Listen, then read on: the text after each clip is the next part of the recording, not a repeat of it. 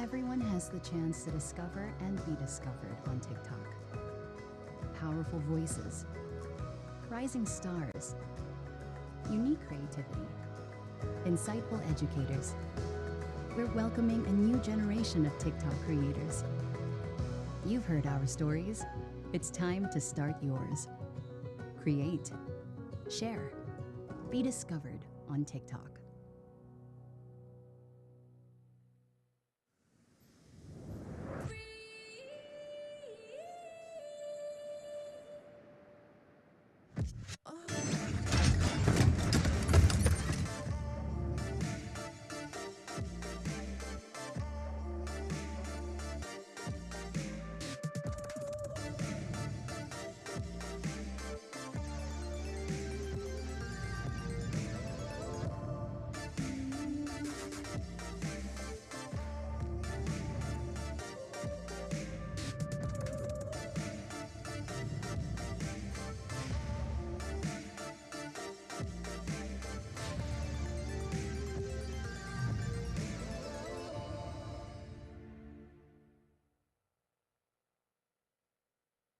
Hi, Muffin. I want this cut.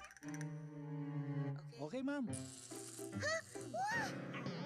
Poor eyesight, poor doggy. Come to EO Executive Optical for state-of-the-art facilities, expert eye care, affordable eyewear. EO, love your eyes.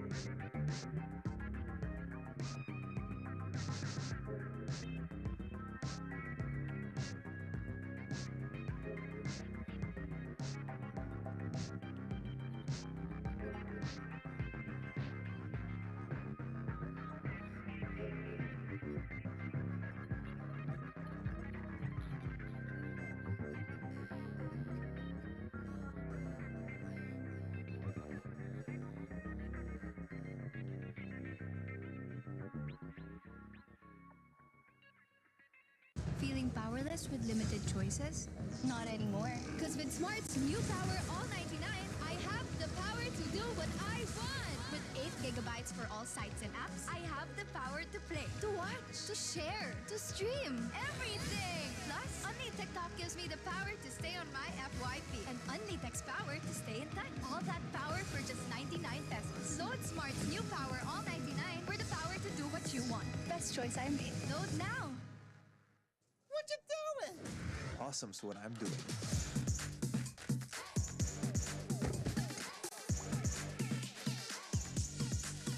Do what makes you awesome. With the Galaxy A series. Get yours now.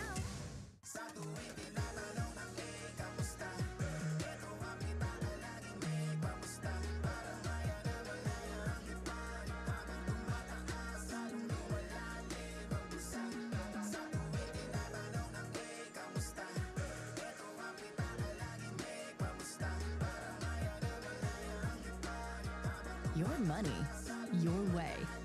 Your all-in-one money app. Maya, it's everything. And the bank.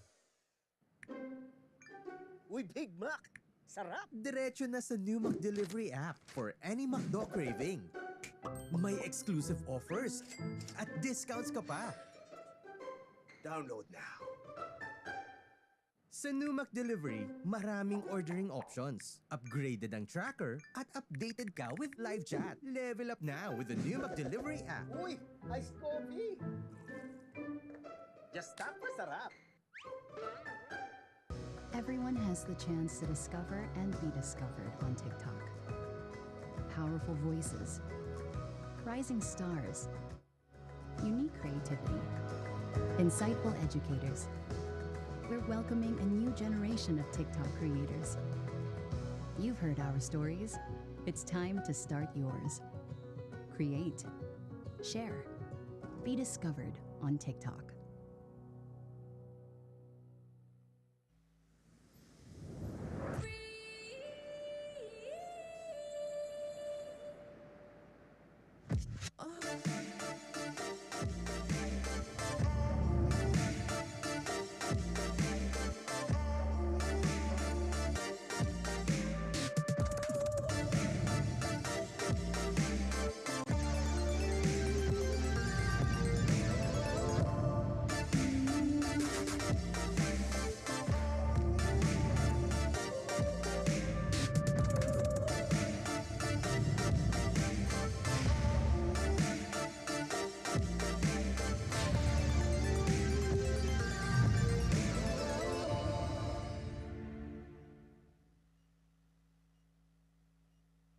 Hi, Muffin. I want this god. Okay, ma'am. Poor eyesight, poor doggy. Come to EO Executive Optical for state-of-the-art facilities, expert eye care, affordable eyewear. EO, love your eyes.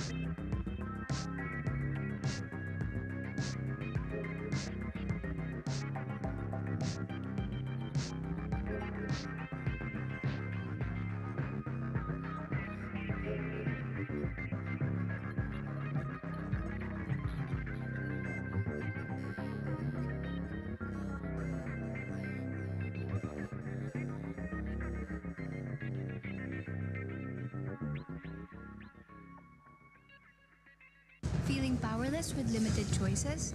Not anymore. Because with Smart's new Power All 99, I have the power to do what I want. With 8 gigabytes for all sites and apps, I have the power to play, to watch, to share, to stream, everything. Plus, Only TikTok gives me the power to stay on my FYP and Only Text power to stay in touch. All that power for just 99 pesos. Load Smart's new Power All 99 for the power to do what you want. Best choice I made. Load now.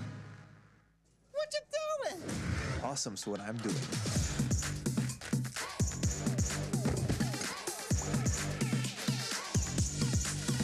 Do what makes you awesome. With the Galaxy A series. Get yours now.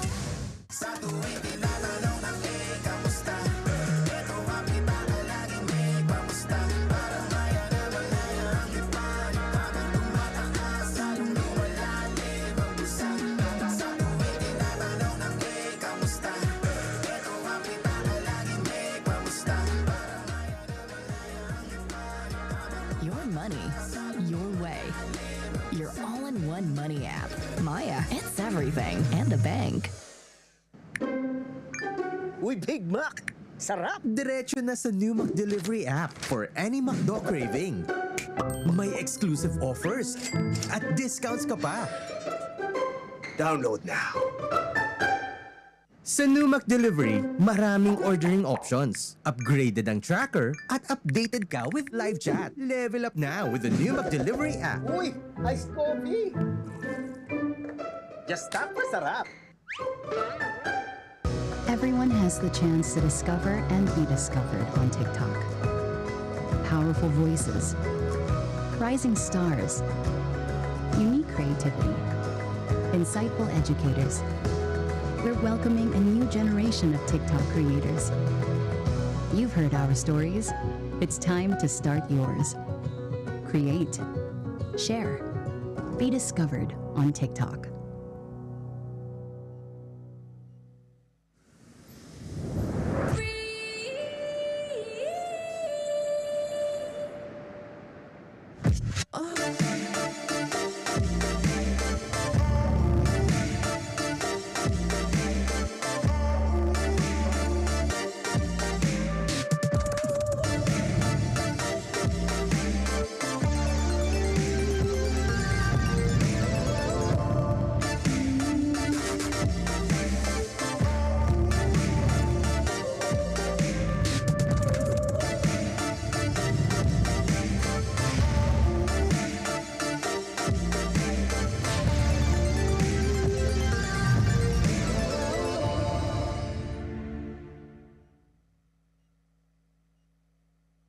Hi, Muffin. I want this cut. Okay, ma'am. Poor eyesight, poor doggy. Come to EO Executive Optical for state-of-the-art facilities, expert eye care, affordable eyewear. EO, love your eyes.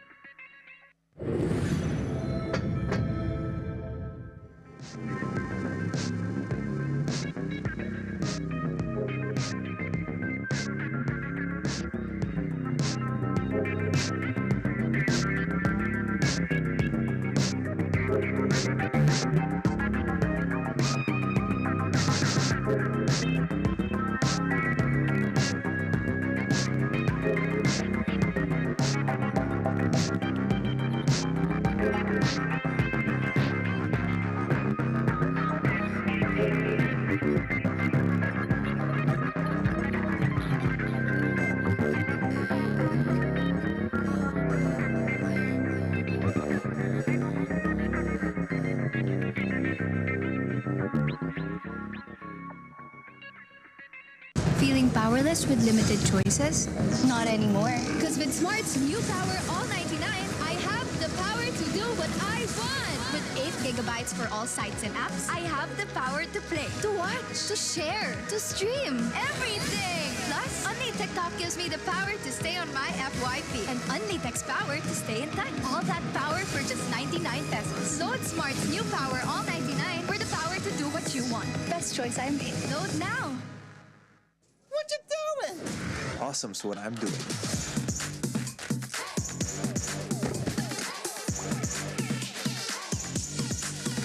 Do what makes you awesome.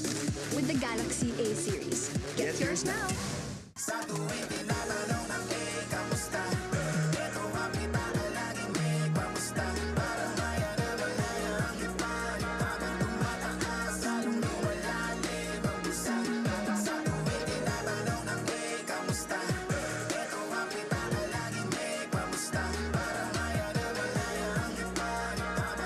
money, your way.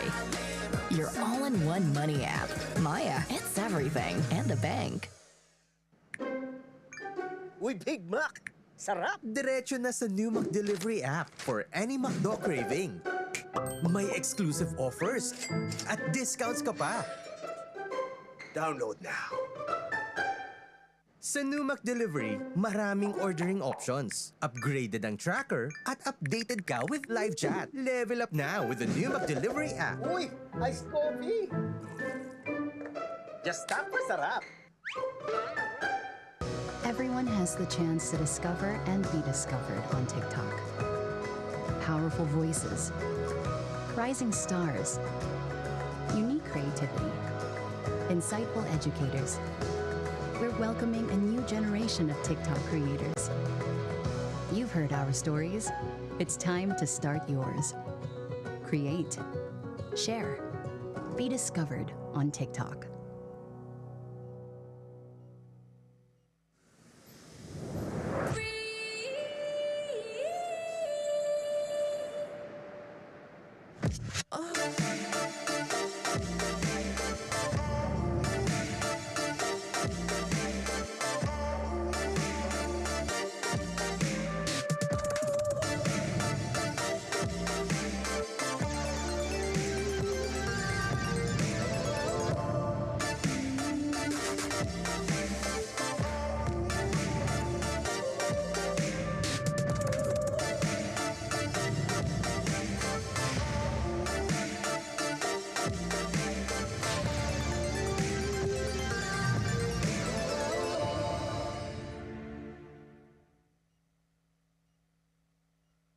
Hi, Muffin! I want this cut. Okay, ma'am. Poor eyesight, poor doggy. Come to EO Executive Optical for state-of-the-art facilities, expert eye care, affordable eyewear. EO, love your eyes.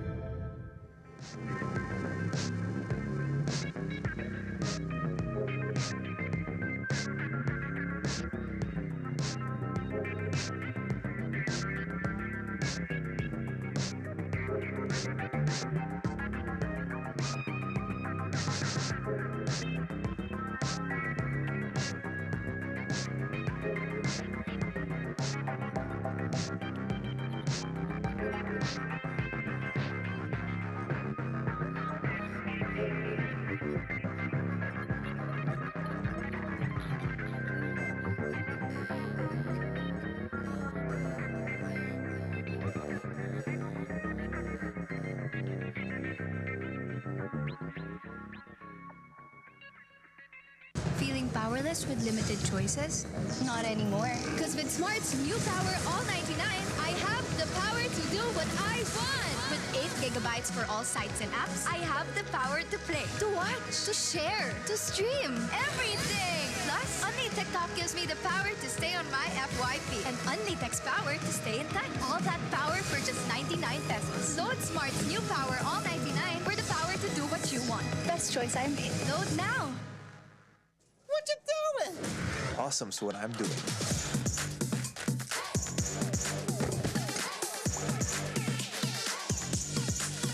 Do what makes you awesome. With the Galaxy A series. Get yours now. Sa tuwing pinalalaw ng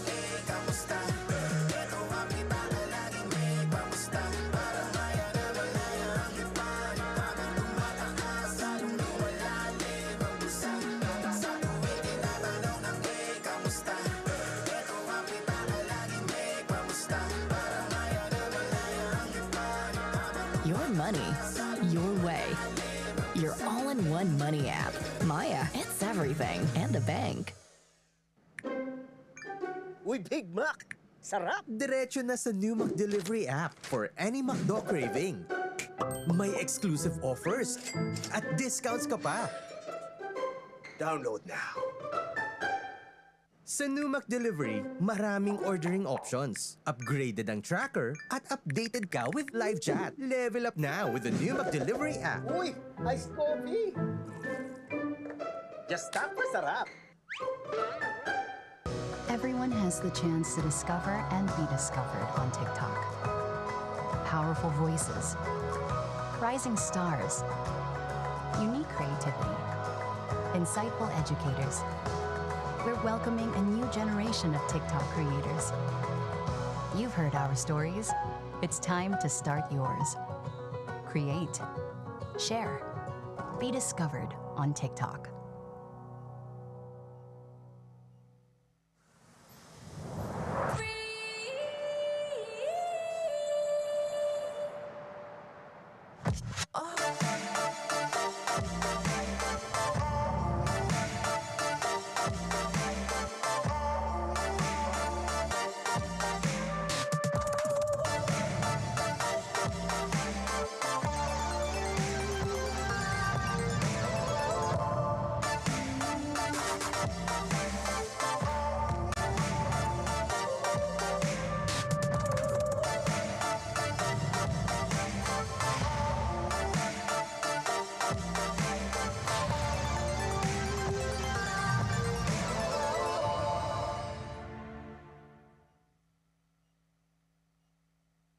Hi, Muffin! I want this gun.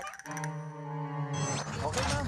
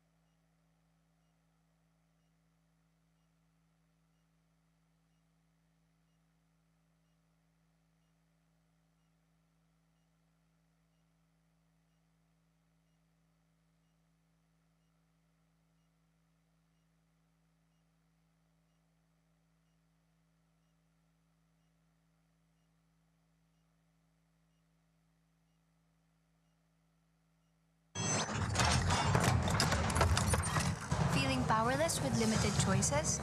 Not anymore. Because with Smart's new Power All 99, I have the power to do what I want. With 8 gigabytes for all sites and apps, I have the power to play, to watch, to share, to stream, everything. Plus, Only TikTok gives me the power to stay on my FYP and Only Text power to stay in touch. All that power for just 99 pesos. Load Smart's new Power All 99 for the power to do what you want. Best choice I made. Load now. What you doing? Awesome's what I'm doing.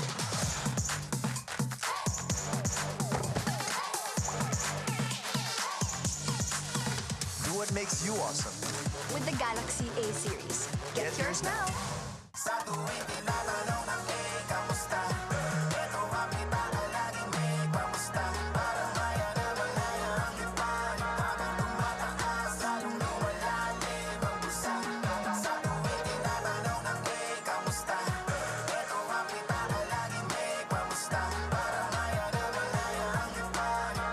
Your money, your way. Your all-in-one money app. Maya, it's everything and a bank. Uy, Big Mac! Sarap! Diretso na sa new McDelivery app for any McDo craving. May exclusive offers at discounts ka pa. Download now. Sa new McDelivery, maraming ordering options. Upgraded ang tracker at updated ka with live chat. Level up now with the new McDelivery app. Uy, iced coffee! Just tap for sarap. Everyone has the chance to discover and be discovered on TikTok. Powerful voices, rising stars, unique creativity, insightful educators. We're welcoming a new generation of TikTok creators. You've heard our stories. It's time to start yours. Create, share, be discovered on TikTok.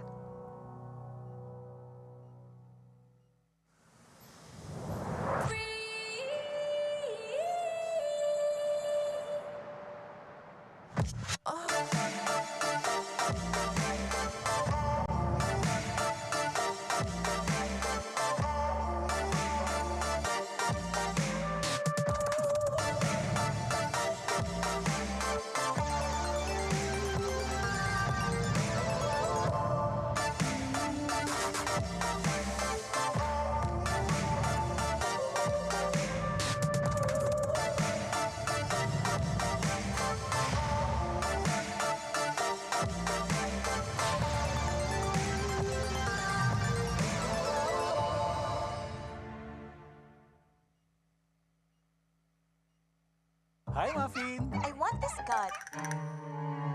Okay, ma'am. Poor eyesight, poor doggy. Come to EO Executive Optical for state-of-the-art facilities, expert eye care, affordable eyewear. EO, love your eyes.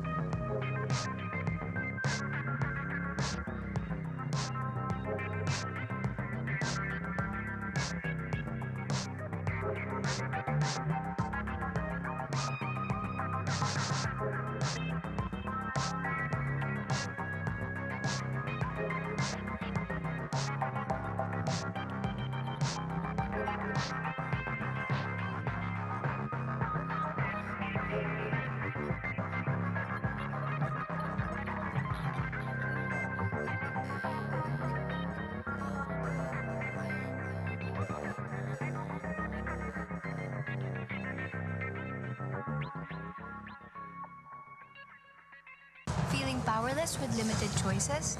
Not anymore. Because with Smart's new Power All 99, I have the power to do what I want. With 8 gigabytes for all sites and apps, I have the power to play, to watch, to share, to stream, everything. Plus, Only TikTok gives me the power to stay on my FYP. And Only Text power to stay in touch. All that power for just 99 pesos. Load Smart's new Power All 99 for the power to do what you want. Best choice I made. Load now. What you doing? Awesome's what I'm doing.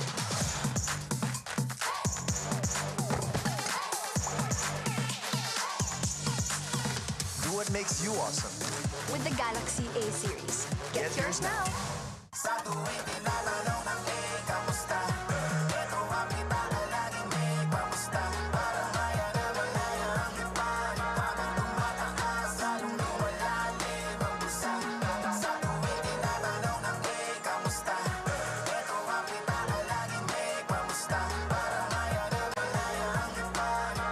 Your money, your way. Your all-in-one money app. Maya, it's everything. And the bank. Uy, Big Mac! Sarap! Diretso na sa new McDelivery app for any McDo craving. May exclusive offers at discounts ka pa. Download now. Sa new Delivery, maraming ordering options. Upgraded ang tracker at updated ka with live chat. Level up now with the new Delivery app. Uy, iced coffee. Just tap for sarap. Everyone has the chance to discover and be discovered on TikTok. Powerful voices, rising stars, unique creativity, insightful educators. We're welcoming a new generation of TikTok creators. You've heard our stories. It's time to start yours. Create, share, be discovered on TikTok.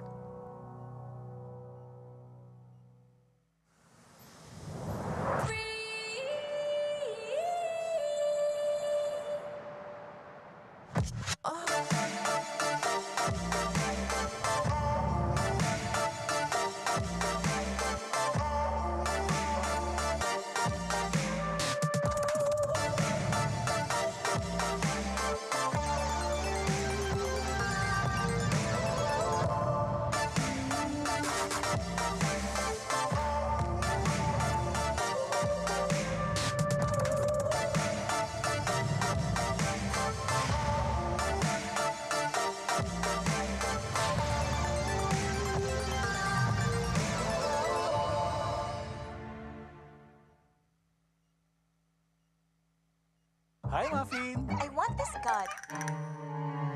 Okay, ma'am. Poor eyesight, poor doggy. Come to EO Executive Optical for state-of-the-art facilities, expert eye care, affordable eyewear. EO, love your eyes.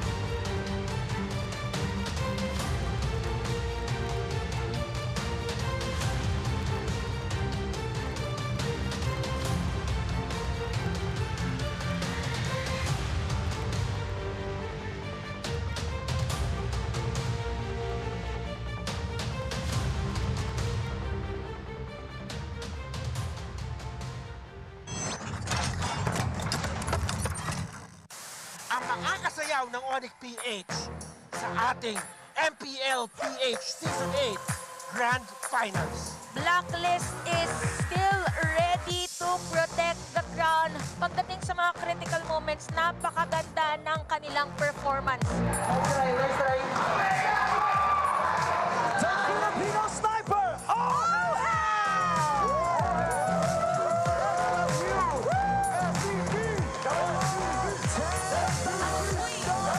Ikaw gumamit ng Beatrix, ang galing, nakasabage ka pa. Sino ang mas magaling na sniper? Ikaw or si Oheb? Siyempre po ako pa rin po yung pinakamuling Beatrix sa lahat. Sa buong Pilipinas. Oh, yeah? Hindi lang po ako kasali ng entry kaya siya yung tinawag na Filipino sniper. Oh, hindi lang siya kasali ng M3 kaya si Oheb daw naging Filipino sniper. But according to Kelra, siya yung pinakamalakas. Ito na yung pinakaabang ng Blacklist. Pero ngayon, nandito na si Renzo to the rescue. Kaso wala yung Blade to the rescue. Ang sakit! Nandito yung pasok, pero makukuha niyo kill on Jeff here. A double kill coming from Kelra. Ngayon, inuubos niya ng mga miyembro at triple kill. Maniac para kay Kelra. Let's see the damage. Ito ang sniper niya. Nakatotok lang. Pero ngayon,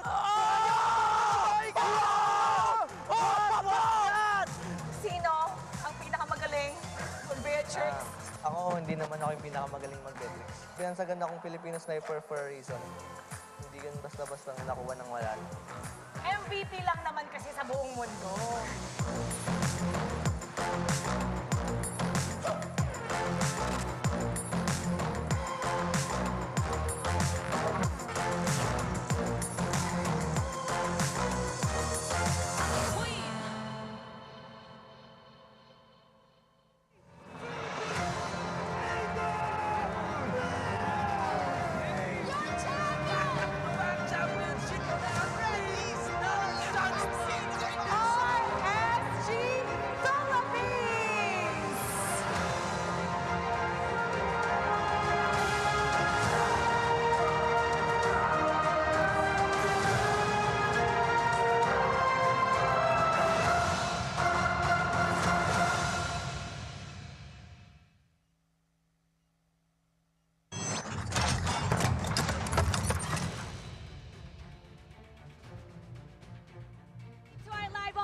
And to everybody watching online.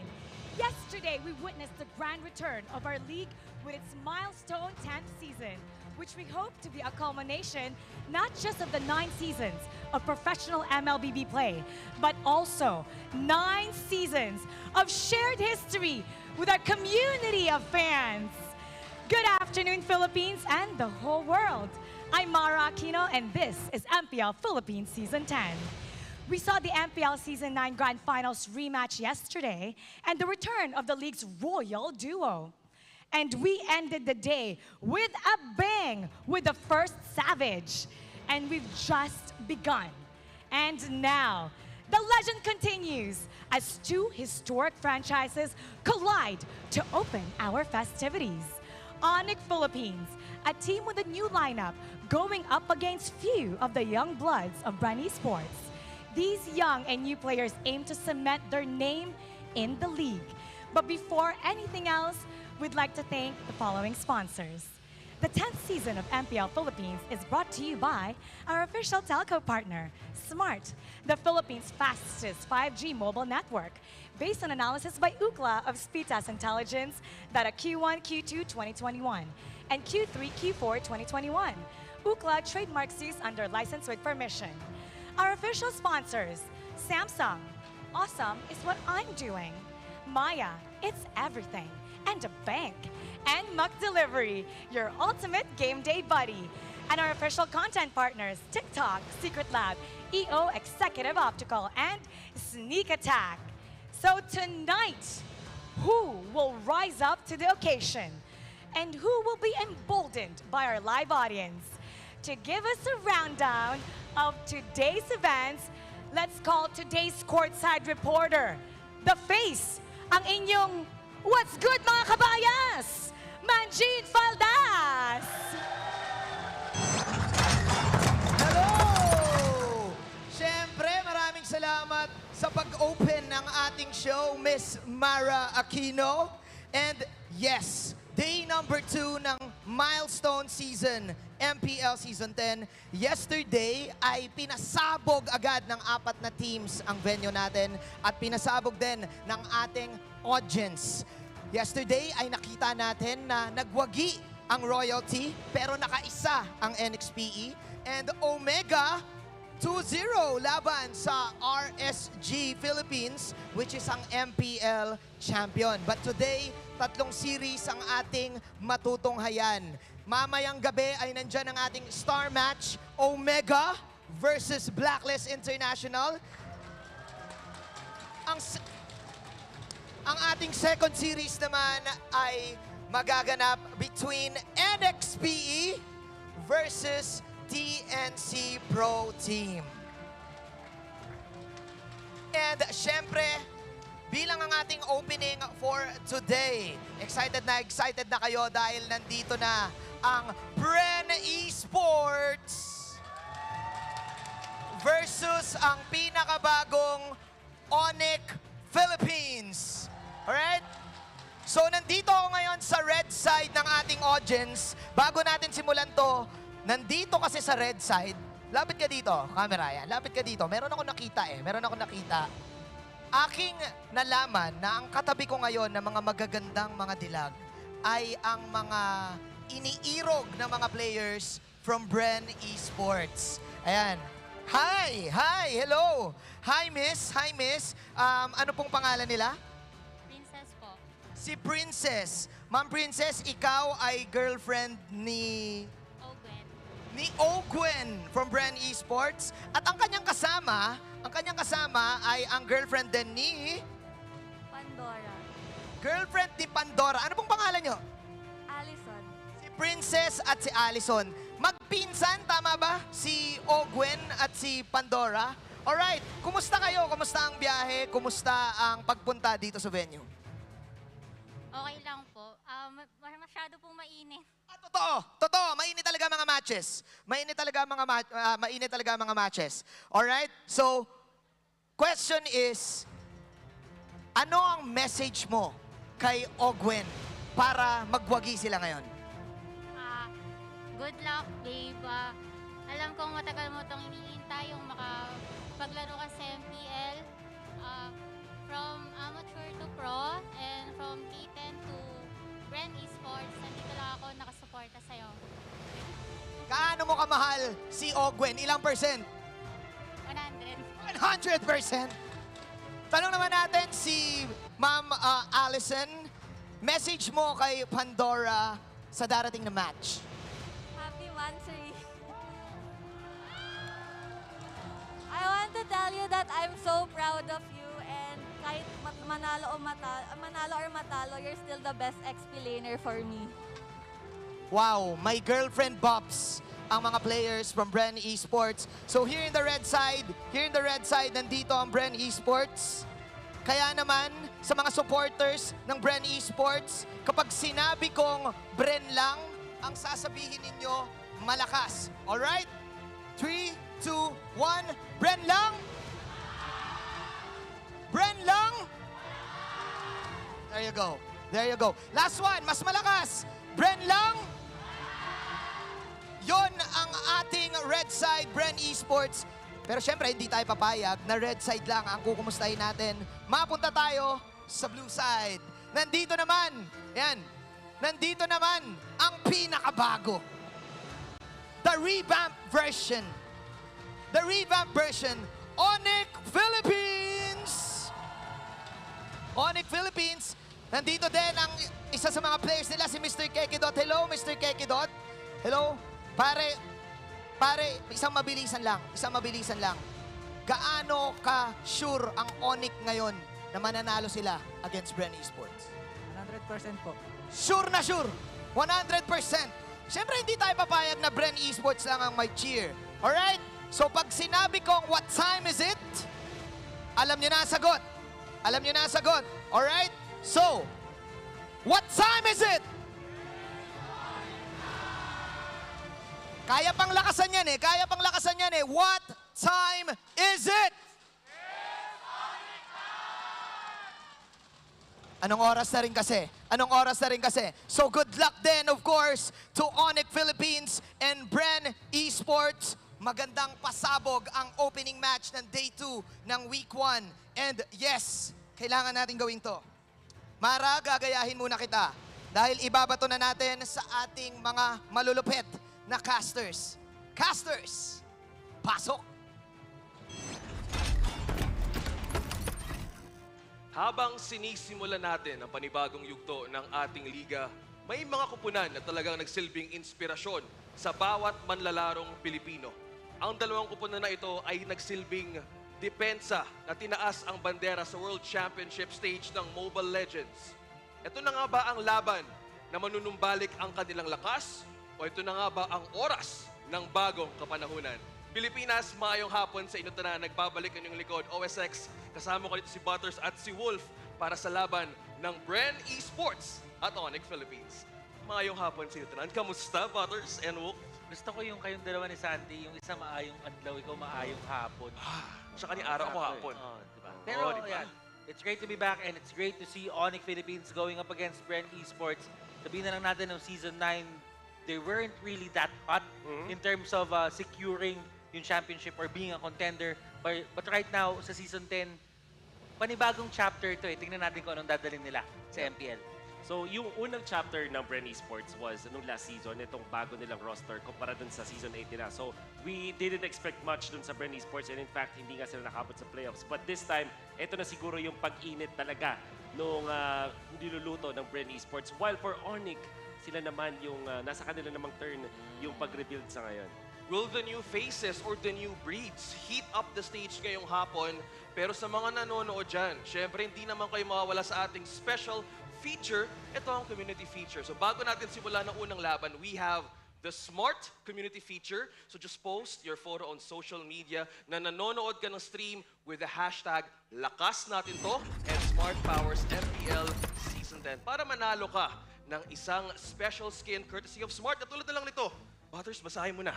Kahit mag-isa sa kwarto, basta may MPL Season 10, PH Season 10. Solid, sabi yan ni Team Patrick Paruan.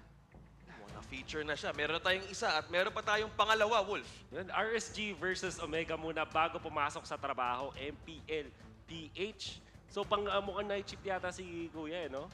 Kasi nag-start tayo ng mga bandang hapon, eh. So, hopefully ay na-inspire ka sa pagtatrabaho with this very inspiring series kahapon. Yes, inspired at mukhang powered up na nga ang ating community feature. At syempre, with Smart's new Power All 99, you have the power to do what you want. With 8 gigabytes for all sites and apps, you can power your play or watch, share and stream everything. You also get only TikTok, only text to all networks, all that power for 7 days, all for 99 pesos. So load now. So meron pa pala tayong isa. Now watching habang nagwo-work. Lakas natin to, Smart Powers MPL Season 10 from Miss Tanya De Leon. Kaso wala si Midnight dito. Wala si Midnight and sayang. Sayang, pero meron pang sayang. May oras din si Midnight, pero Butters meron pa atang isa. Watching the kaabang-abang games. Wow. So MPL Philippines is always dominating and fun to watch. A heart-dropping moves with the best bias caster. Malapit na doon. Punta na tayo doon. Pagka lang, PH International lang. Pagka PH, patas tayo dito. Patas lang tayo dito. Hashtag Smart Powers MPL Season 10. Hashtag Lakas Natin To. Galing kay Jewers J? Jewers. Wow. Double J. Ito, meron pa isa, Wolf. Kay Jamil Christopher. Go Blacklist International. Alam natin kung sino ang 10%. Grabe naman. Hashtag Lakas Natin To and hashtag Smart Powers MPL S10. Ito na. Ito yung init ng mga percent na Kasi nga, nasa Season 10 na tayo. Kaya nga, merong 10%. So hindi mawawala yung numerong yun. Especially ngayon, na napaka-special talaga. So that is our community feature. So yung mga team bahay dyan, meron pa mga pagkakataon na ma-feature kayo sa aming community feature na mananalong special skin courtesy of Smart.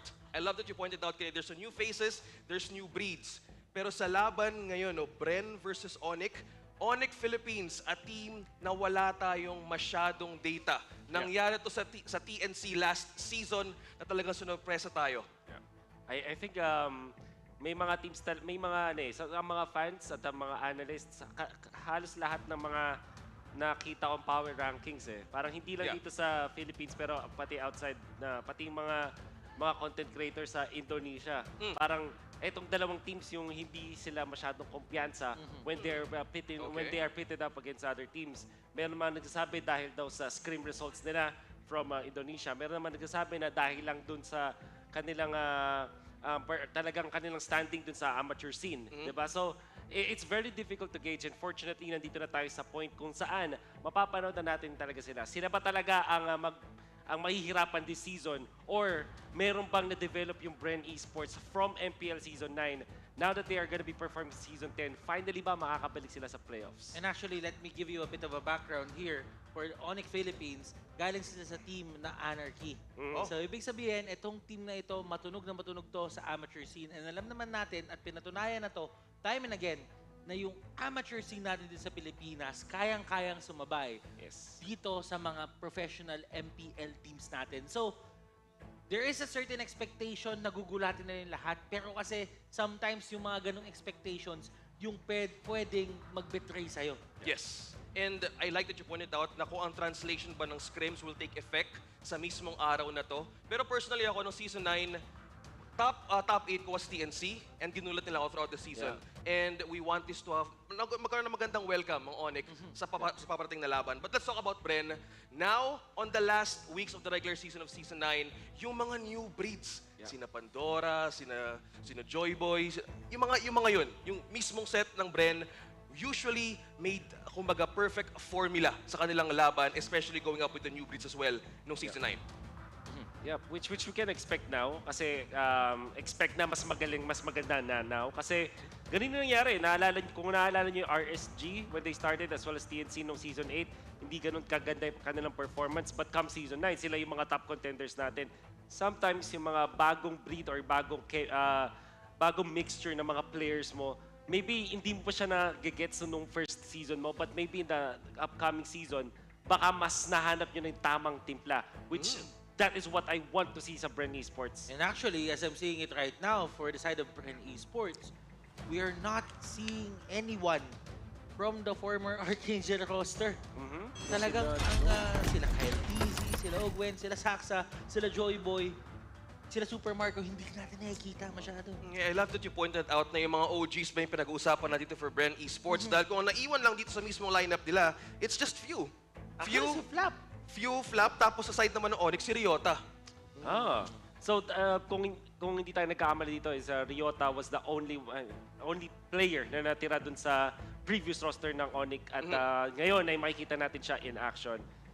Well, tama. Speaking of action, mukhang kailangan na nga ng keys to victory ang ONIC Philippines. Number 1, set the pace.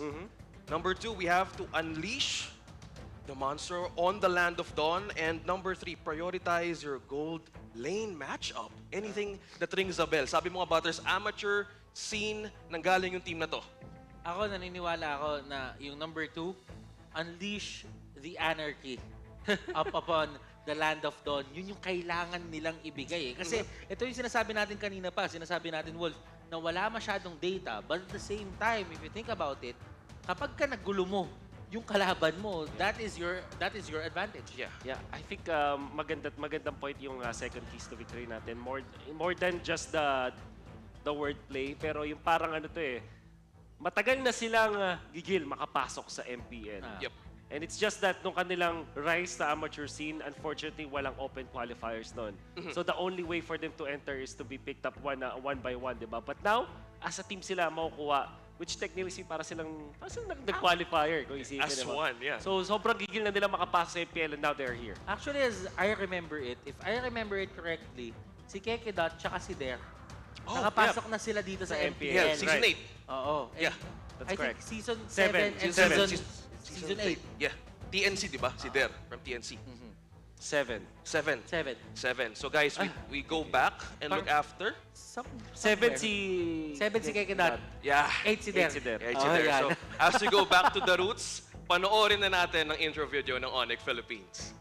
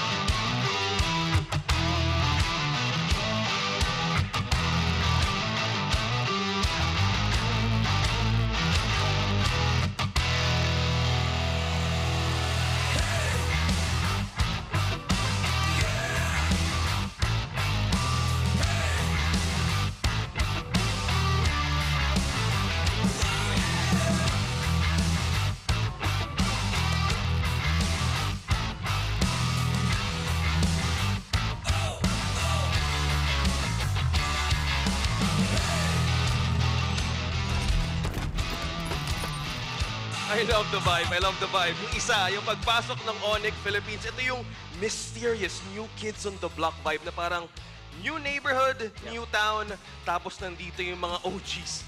Bren Esports na talagang they're still maintaining that creative poses na nagsimula last season. Yeah. And syempre may mga magsi-step up dito. For example, si Fium at napakatagal rin niya sa eksena. In fact, siya yata ang isa sa mga natitirang naglalaro pa rin for 10 straight Actually, may na-miss out yan. Ay, hindi. Wala siya na-miss out. No. Wala siya na. Kasi nakapag-branch siya Season 5. Right. So, siya nag-stay doon along with perhaps Zapno? Si Yeli Hayes. And Yeli Hayes. So, sila yung mga mag-step up dito. Now, for ONIC, si Ryota naman yung natira. And now, he's playing. I'm happy to see him play. Pero hindi ko alam kung siya na yung parang captain dito sa team na to. But definitely the veteran na pwedeng mag-glue dito sa lineup ng ONIC Philippines. Posibleng glue or guiding brother, ika nga. Pero now we're looking at teams na talagang yet to show what they can do. Because kung babasihan natin na on to the matches, no, for Bren Esports, they have this character and playstyle who enables one another, enabling playstyle. For ONIC Philippines, last time we were seeing different strategies, which turns out to be a good surprise sa ating lahat. Pero on this interesting matchup, time and time again, it's ONIC's time under Super Friends, or is it time where few can reclaim Bren's old glory? Well, it's a question that we will answer mamaya-maya if sino nga ba talaga yung contender natin. Yep. And kailangan din tingnan, kailangan i-feature, I feel, between the two teams, yung mga parang bagong pasok. For example, etong sa ONIC Philippines, ang daling sabihin na mayroong mga rookies, di ba? But one player particularly na gusto kong tingnan dito is si Super Friends. We know na isa siya sa mga tinitingala doon sa amateur scene. At siya yung tipong merong signature hero. Kung hindi ako nagkakamali, ang mga na nakwento sa atin is yung Salina na almost automatically banned. When you're facing up against ONIC Philippines or dati nga yung Monster Anarchy, na ang interesting ang kanyang katapat is si Few na ang unang nagpakilala talaga sa Salina bilang isang hero. Well, so either pos 4 or pos 5 si Super Friends. But I love that you pointed out, we're talking about ONIC Philippines. There's proving grounds today because there are a lot of eyes nga sa lineup na to because everyone's love for former ONIC team's roster nag-iba na. Ito na ngayon bagong kapanahunan na pinag-uusapan natin off-season. So, kanina na pag-usapan din natin si Few, one of the remaining active players in MPL that has played since Season 1. Season 1. Alam ko, Butters, nakita ko yung mga post nyo. 10 seasons kayong dalawa ni Wolf. How was it? Kamusta si Few back then? Yung mga panahon na yun, talagang pagalingan yun. Kumbaga, well, hanggang ngayon naman, pagalingan pa rin. Pero iba kasi yung tingin dati sa mga individual plays na nagagawa. Ngayon kasi more on team play na tayo eh. Pero noong mga panahon na yun, nakikilala ka kapag ikaw yung gumagawa ng highlights. Highlight plays, yung mga may init na mga setups. Dito na nakikita na it changes time and time again. And that is a testament that Few, whatever it is na gusto niyang gawin, mapa-individual play man, mapa-team play man, kaya niya mag-adjust at kaya niyang sundan yung alon ng oras. Yes, alon ng oras, adaptation. Dito nga nakikita for Few, but for the side ito na si Ryota, Wolf, happy to see one face na galing sa ONIC Philippines. Yep, definitely. Pero syempre, magiging question din dyan yung chemistry kung talaga bang na-integrate na sa lineup ng ONIC Philippines or former Monster Anarchy team etong si Ryota, di ba? Kasi pwede nga i-gamble kasi totally ng ONIC Philippines na gamitin yung whole 5-man squad ng previous team para na-build up na yung chemistry. Or i-risk pa nila na isama doon si Ryota para merong isang leader or may isang veteran doon sa eksena. Napakalaking question yan. Buti na lang nandyan pa ang idol natin sa lahat na si Coach Blopsy. Isa rin sa mga veterano dyan. Yan yung mga OGs. Mga OGs. Hindi nagpa-bluff yan. Yep. Ito ako, we're happy to see mga naiiwang na mga faces dito side ng ONIC Philippines. Now they're having another pep talk right now. Pero ngayon, syempre, kung gusto niyo makascore ng isang elite skin, comment down the hashtag MacDeliveryGamingBuddy and your favorite McDo food on every MPL Season 10 stream on McDonald's Facebook page. So merong 70 na swerteng lucky commenters will be randomly picked na mabibigyan ng skin. Pa-burger ka naman. Thank you, Butters. Ba't ako? Hindi. Ikaw dito ikaw eh. ang anchor eh. Salamat, Butters. Alam mo ba, hindi mo ba alam ang tamang rule? Ang anchor ang taga-libre. Si Manjin, madalas man libre. Mga cheeseburger, no, nuggets. Ano ka talaga. Makakakuha ka na, busog ka na, may skin ka pa. Actually, may kwento ako. Si Sige. Pandora dati, may pinuntahan tayo isang event. Andun siya nag-i-interview siya. Siya yung nag-i-interview? Parang alam ko to. Inyo, abangan nyo to si Pandora kasi pakiramdam ko Time itong and tao tide ko, wait for maraming no pakulong team is inside there, and outside girl. of the game. Kaya nga, kanina pa nga siya nagpapapogi sa camera.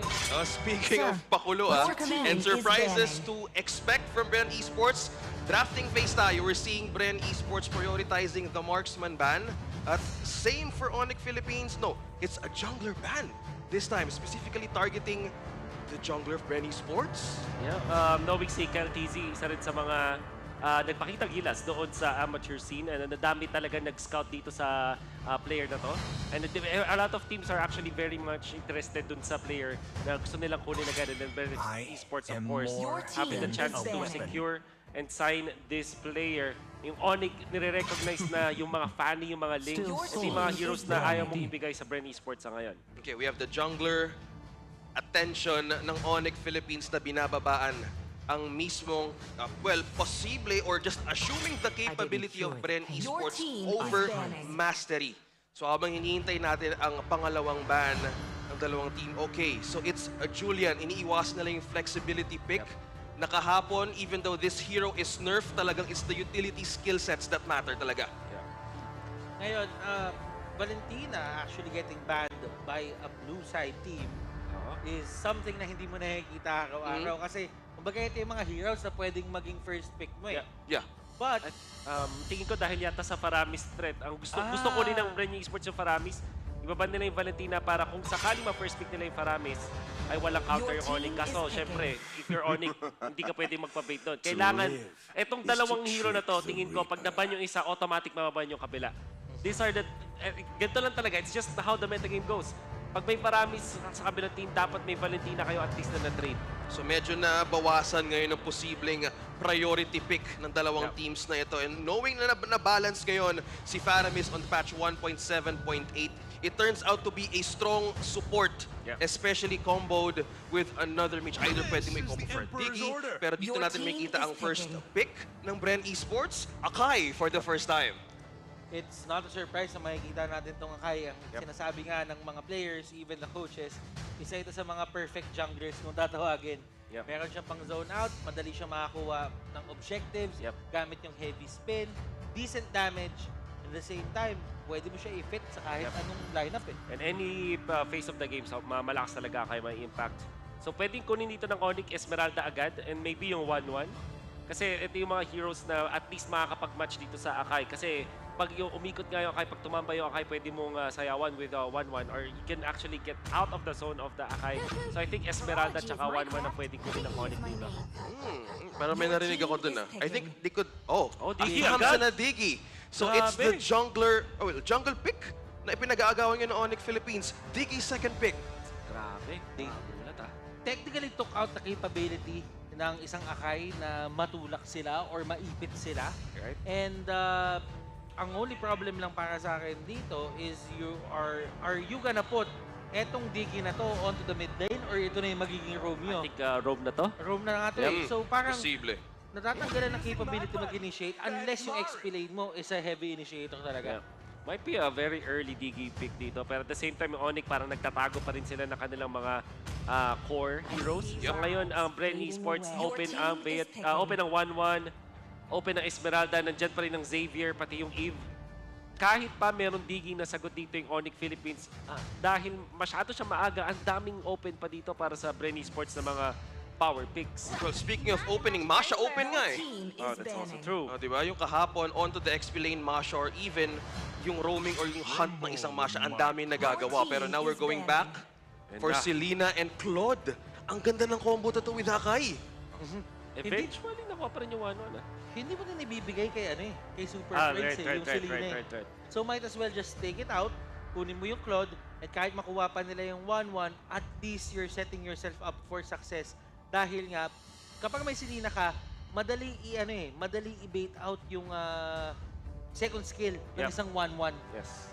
And now, we can see yung Phobius ban na isa sa mga nagde-develop na ngayon na counter doon sa 1-1.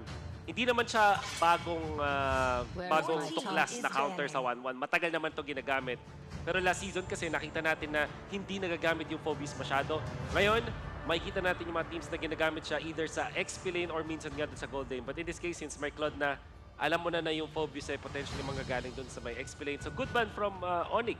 Samantala, yung Bren Esports gonna be banning out the Natalia na nagra-rise din ngayon sa meta kasi pwede siyang piliin bilang jungle or pwede rin siyang roamer. Actually, narinig ko may added advantage daw, incentive daw kapag nakakapatay daw si Natalia ng isang jungle monster. Ng creeps, correct. Basta pag sinabing creeps sa description ng ML, sa jungle yon. Minions yung tawag dun sa lane minions. Okay. So okay now for ONIC Philippines, they banned out Paquito. So posible they're trying to limit down the XP lane na pwedeng tumapat dito side ng ONIC Philippines. What's open? Open pa rin ang Uranus, open pa rin ang Esmeralda. So for pos 4 naman sa side ng ONIC Philippines, ng Bren Esports, open pa rin ang Eve though. Yep. Ang dami pang open. We have Sicilian, may Lilia. At yan na yung Esmeralda ban coming out from Bren Esports. So wala na. We did say na pwedeng kunin din talaga ng ONIC Philippines. Sa ngayon, ang pwedeng itago dito ng ONIC Philippines is yung jungle nila. Parang pwede pa nilang i-flex itong kanilang TAM. So I would expect na ang ONIC ay kukuha ng kanilang position for hero ngayon. So, yeah, pwedeng Savior, no? I consider Savior Kagura. Maganda din yung reach para sa Claude. Yeah, makes sense. Kung Kagura ang fourth pick ng ONIC Philippines. Kasi kailangan nila ng reach from the backline since puro frontline ngayon na pwedeng humarap. Oh, Grok.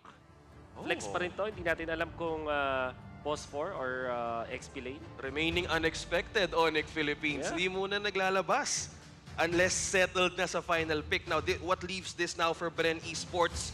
So, open pa rin yung sinabi nating meta heroes. We have the Eve. We have, Sicilian, Kagura. Actually, sa mga nakikita ko dito sa picks ng side ng Bren, for ONIC, para sa akin, ano lang to simpleng sagot sa simpleng tanong. Sinong pipigil sa Claude kapag nag-blazing duet na? I-wild charge mo na lang kapag kinastan mo pa, madali pa hulihin. So, possible na siya na talaga yung maging XP laner dahil nga nakikita ko na yung Digi dito parang set up na sa utak ko na siya na yung roam Yup. And actually, may curveball dito ang Bren. Okay, so XP lane high. Karina is pwede siyang maging jungle, pwede siyang maging mid lane. Yung Akai pwedeng post 5 at jungle. Selena post 4 and 5. So we don't know yet kung ano yung potential dito. But we know na si Lolita kasi is more the roamer side. So baka itong Akai most likely either XP o actually XP na pala. I'm guessing XP na kasi XP na meron ng Lolita dito sa side ng Bren Wonder, what if Lunox bigla ang ONIC? I think yung burst din no? Yung early game burst na pwedeng ibigay sa side ng Bren Esports. Lilia. Oo nga pala, open yung Lilia Lunox. The go Show instead. So ngayon talaga nagkalituhan na, magkalituhan. Ngayon, ang nasa isip ko, or sa pagkabasa ko dito, post for Digi, possibly Cho Roam, or post for na Digi, tapos Rock Roam, tapos XP Cho. Ang hula ko dito, ang dami possibility. Ang hula I think Samus jungle, tapos ilalagay nila sa 4 yung Grok. That would make better sense. Kasi tingin ko, ang kailangan nilang gawin is i-outmatch, i-outspeed yung Karina doon sa jungle role. So information and dedication ngayon sa side of ONIC Philippines ay agapan ang Karina on getting that snowball.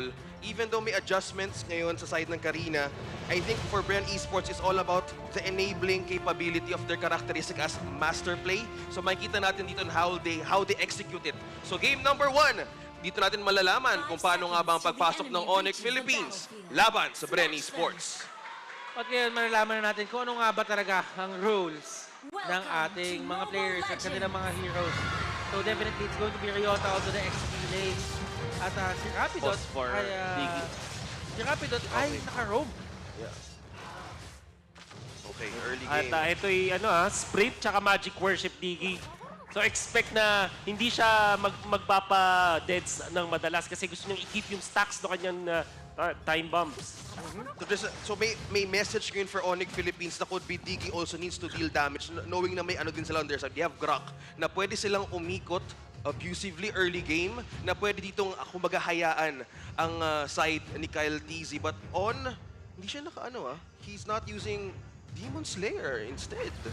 Yeah. Okay. Going na sa jungle kasi gusto niyang i-outspeed yung kanyang katapat na Karina. But Rapidot, siya ang binibigyan dito nila Few, but Few gets the clothesline reverse time and yung bomb, that's going to be first blood for the side of ONIC Philippines. At this point, masakit talaga yung time bombs. Naka-magic worship siya now, naka-magic shoes na rin siya. So pwede niya talagang spam yan. And isang small thing na napansin natin mula sa ONIC Philippines, hinarangan ni Grok gamit yung Guardian's Barrier, yung first wave ng minions. Kaya kung papansinin natin, si Diggy mas madali yung kanyang pagkuha ng mga minions dahil mas malapit sa tore niya yung mga minions kanina. So focus on to the mid lane money strap na pwedeng ibigay kay Super Friends. It's enabling Super Friends now, possibly for ONIC Philippines na talagang nagdo-double time, especially si Grok. But on to the matchup, 1-1 and the Claude. Kamusta naman to on the gold lane? Early game, I would say, parang mas papabor dito sa 1-1 dahil lang dun sa Inspire. Pero kasi merong BMI yung isang Claude, so kung sakaling mag-inspire nga itong si Nets, ay makakatakas siya na madali. Yun nga lang, mas madaling mangbuli kung ikaw yung 1-1. But I think the first turtle fight will happen right now. Yung turtle, bumababa yung buhay. Meron na sipa doon sa KLTZ. Habang si Pandora, iniikot-ikot dito yung members ng side ng ONIC. But ONIC still gets the kill on KLTZ. Habang ang turtle ay mapupunta din sa kanila. Pandora with the delay and reset of the turtle. Mukhang hindi pa nakapwesto na maayos ang ONIC Philippines because now it's always about the laning stage na kailangan nilang paganahin. And Joe, buti na lang meron pa siyang BMI para makatakas. Yep. So kaya siyang i-bully ni Nets kung sakali. Pero actually, si Jom is having a better time. In fact, kasi mas nauna siya mag-clear ng waves. Ito rin naman ay, ng dahilan din naman kasi is nakafocus talaga yung ONIC Philippines sa ibang part ng mapa. Ginagamit nila agad yung... ang ganda ng choice nila eh. Binigyan nila yung Diggy sa Boss 4 para meron agad times journey sa team fight ng Turtle knowing na crowd control dependent ang Bren Esports. Ngayon, habang nakikita ko ito lahat, si Few on his signature Selena. Shades of Season 2. Going back. Ika nila going back at nandito na nga tayo. 10th season and we're back to memory lane. Gusto nyo talaga makita kung sino yung isa sa mga pinakabatak magsilina ng mga unang panahon ng MPL. Ito yun. Ang idol ng mga kids, si Few, binansagan. Yun nga lang ang ONIC dahil dun sa kanilang unang mga pagkapanalo sa mga clash, ang taas ng XP nila ngayon. Kung mapapansin mo, ngayon pala magle-level 4 si Few. Although hindi naman ganun ka-dependent sa level 4 ang isang Selena. But now, si Nets meron na rin siyang Corrosion Scythe. So on to that point, meron na siyang kakayahan to hit every enemy with a slow effect na pwede pang dagdag with the Weakness Finder. For ONIC Philippines here, they're still not trying to engage 4 minutes in. Actually, ngayon ko lang napansin, Wolfo, wala palang burst capability. Mga members ito na side ng Bren. I mean, nandiyan si Selena. Don't get me wrong, kaya mag-ano kaya mag-arrow, yung Abyssal Trap, yung Garot, and everything. Pero kung iisipin mo sila Sensui, kailangan nila dito yung talagang yung magpapalambot sa kanila eh. Yep. At this point in the game, masasabi na natin na late game na lang talaga ang target ng Bren Esports kung saan nandun na yung damage nitong Claude. Early game, dahil dun sa mga ginawa ng ONIC Philippines na kakaibang mga plays, lumamang talaga sila. And what a play coming out from Ogwen. Ginamit nila yung bush, nag-dominant blast. Kapag nandun ka sa bush at nag-dominant blast ka, hindi lumalabas yung marka eh. Nararamdaman mo lang slowed ka. Pero habang nangyayari yung lahat, it's time for Bren to actually go for this. ONIC, Sensui, nakuha niya yung turtle. Pandora, on the other hand, gumamit lang siya ng Hurricane Dance rather, or Heavy Spin rather, para ma-push back lahat ng members ng ONIC at nagkalito-lito na. Unfortunately, malaking threat talaga itong si Super Friends gamit ng kanyang ultimate.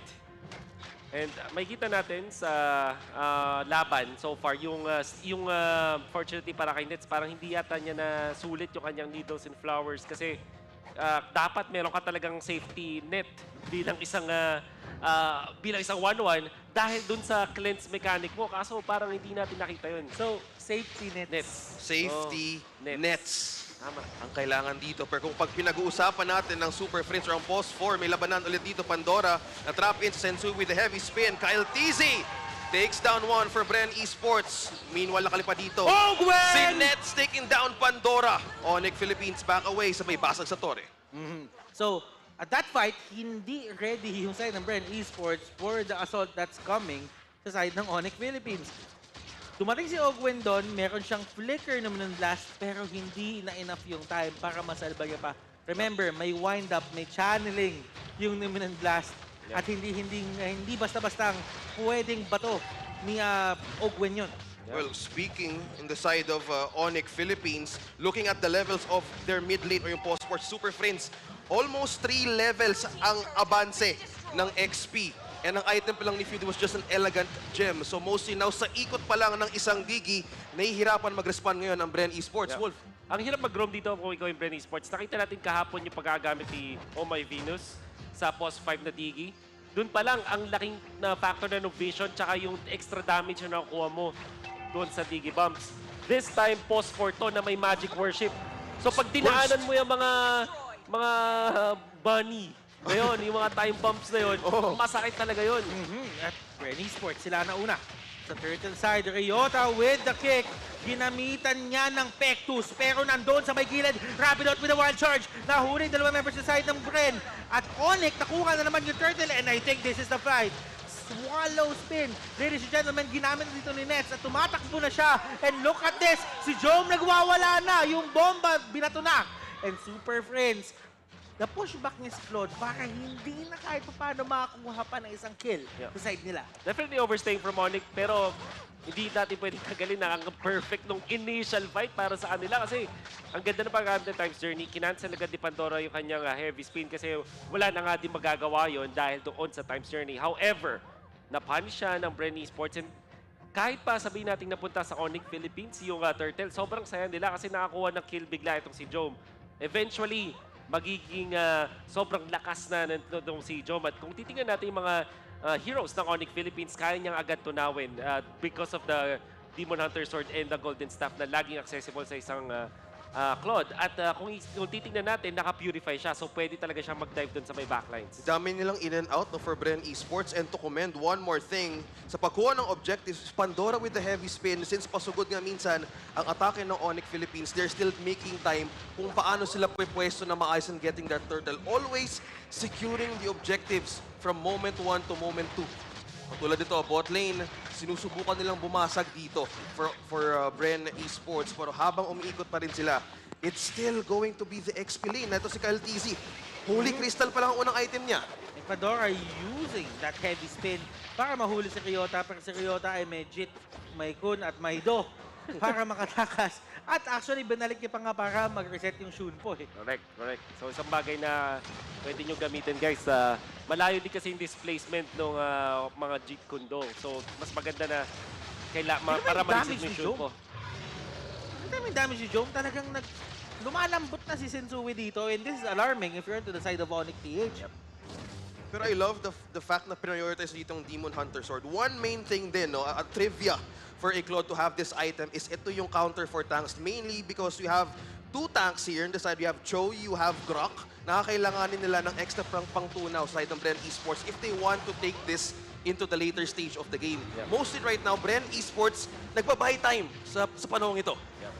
This is the problem kapag yung thumbs mo na dapat ay merong vengeance ay ginawa mo sa jungle role. I mean, syempre, ang decision dito ng ONIC, kaya nila ginawang Tamos Jungle is para i-outspeed itong si Karina. But this time, medyo mamimiss mo eh. Yung vengeance dun sa Tams na pinangsasagot sa mga Claude. Well, Guardian Helmet ngayon for Sensui. Trying to cope up with the damage na nakuha nilang inside ng Bren Esports. Pero ito pwestuhan, mas malakas yung control ng ONIC Philippines right now across the map. Yep. Mainly because of the Digi. Ang laki talagang factor nitong mga time bumps. Well, actually, Bren Esports, meron din silang abyssal traps. Pero kung iisipin mo, mas umaabante dito yung side ng ONIC Philippines. Kaya hindi din panatag si Few na umikot talaga sa mapa or dun sa side ng ONIC Philippines. Third item ni Nets ay Wind of Nature. Sana namang safety net. Dahil Safety ang net. sagot niya dito kay John, kung sakaling mag-1v sila, sabayang bigkas. Lalamang siya. Most specifically dahil meron din siyang Inspire. Ang kailangan lang niyang i-watch out yung BMI para hindi makancel yung kanyang ultimate. BMI, tapos meron pa siyang physical damage immunity. So this turns out na mukhang pepesto ulit dito. Lord's Lane. That's going to be a Lord going to the side of ONIC Philippines once again. Habang nangyayari yung lahat ay si Pandora naman, nagamit na yung kanyang heavy spin. So this might be an opening na pwede gamitin ng side ng ONIC na mag-push. Yep. Malinis nga yung pagkaka-execute ng ONIC Philippines. Well, sa kanila naman din talaga yung advantage ng Lord area. Ang laging tanong dyan is, paano mo gagamitin yung Lord? Sa mga ganitong mga moments, pwede ka maghintay ng second Lord para meron siya nung talon. But this time, ang goal mo kung ikaw ay ONIC Philippines at gusto mong matapos yung laban is to remove all of the outer turrets and hopefully ma-force mo yung mga yung holy defense ng mga inhibitor turrets. That's what you want. Yun na yung extreme value. Di ka nag-hope na matapos yung laban with this first Lord. And syempre, sa Bren Esports, ang gusto nila mangyari is to prevent that to happen. But mukhang hindi nila mapipigilan yung dalawang torre nilang mapatumba. Kakayanin ba ng prevention ngayon? Prevention measures ng side ng Bren Esports on Kyle Kizzy as his second item. Meron na rin siyang Holy Crystal and the second one, meron na rin siyang what do you call that? Hindi ko nakita kanina. Ano ba yung dumagdag na item niya doon? Mukhang may away na magaganap OSX. Mamaya natin isipin yan. That is going to be all the outer turrets down. Katulad nga ng sinabi ni Wolf. Pero in terms of the holy defense na naganap, definitely ay hindi matutuloy ng ONIC Philippines yun. Hindi din nakaset up ng ganong kaganda yung kanilang minion waves. Kaya naman hindi nila madidire-diretso. And ito na, OSX, ito na yung hinihingi mo. Oras ko na to. Kanina mo pa hinihingi ito. It's my time. Arcane Boots, Queen's Wings, and Calamity Reaper. Makes sense dahil ang one thing na specialize of Blood Wings is you have magic power plus 200% magic power shield. Mainly to counter the magic damage of Super Friends right now. Ang aga nung Blood Wings, no? Wala pa siya masyado magic power. And that's going to be Ogwen. Sinipa ni Ryota papasok. Nagamit na yung flicker. No more Nomenon Blast. ONIC Philippines, paano nila i-handle to? Will they go straight for the jugular? Will they go straight for the execute? Tatapusin na ba nila ito? Ryota nandito sa may area and Pandora with a heavy spin. Kiniikutan niya lahat, sinisira niya information at si Joe mababa na yung buhay. KLTC, hindi pinapasok sa sariling base! At sa mismong base, hindi ka pwede bumalik. ONIC Philippines controlling the map successfully. Taking one sa Bren Esports. Ganda ng troubleshooting ng ONIC Philippines sa nangyari, pati na rin dun sa draft. Kung papansinin natin, ang main damage dealers ng Bren Esports will be Karina, pati na rin itong Claude. Yung Claude, meron siyang Purify para kung sakali ay matanggal niya yung stun. Kaso, kapag tinamaan na siya ng wild charge at na-knock up siya, makakancel talaga yung kanyang Blazing Duet. So that's the counter ng ONIC Philippines. At additionally, etong si Super Friends, hinihintay talaga niya na mag-commit si Pandora with that ultimate, the heavy spin. Tapos tsaka niya lang nagagamitin yung kanyang times journey para talaga ma-nullify yung Bren Esports. And unfortunately, umakancel ni Ryota. Ryota, sinusubukan na ulit si Few, concussive blast. Balik ulit si Jom. Successful escape. Prepare na kung sino dalawa. Jom! Oh! Nahuli si Jom dito. Wala na siyang BMI and this is bad for the side of Bren. Makakalabas ba siya? Super Friends. Ginamit na yung times journey. And look at that! Nakakuha pa ng isang kill! Oh my goodness! Ladies and gentlemen, Wind of Nature. Bilit niyo yan. Sulit na sulit.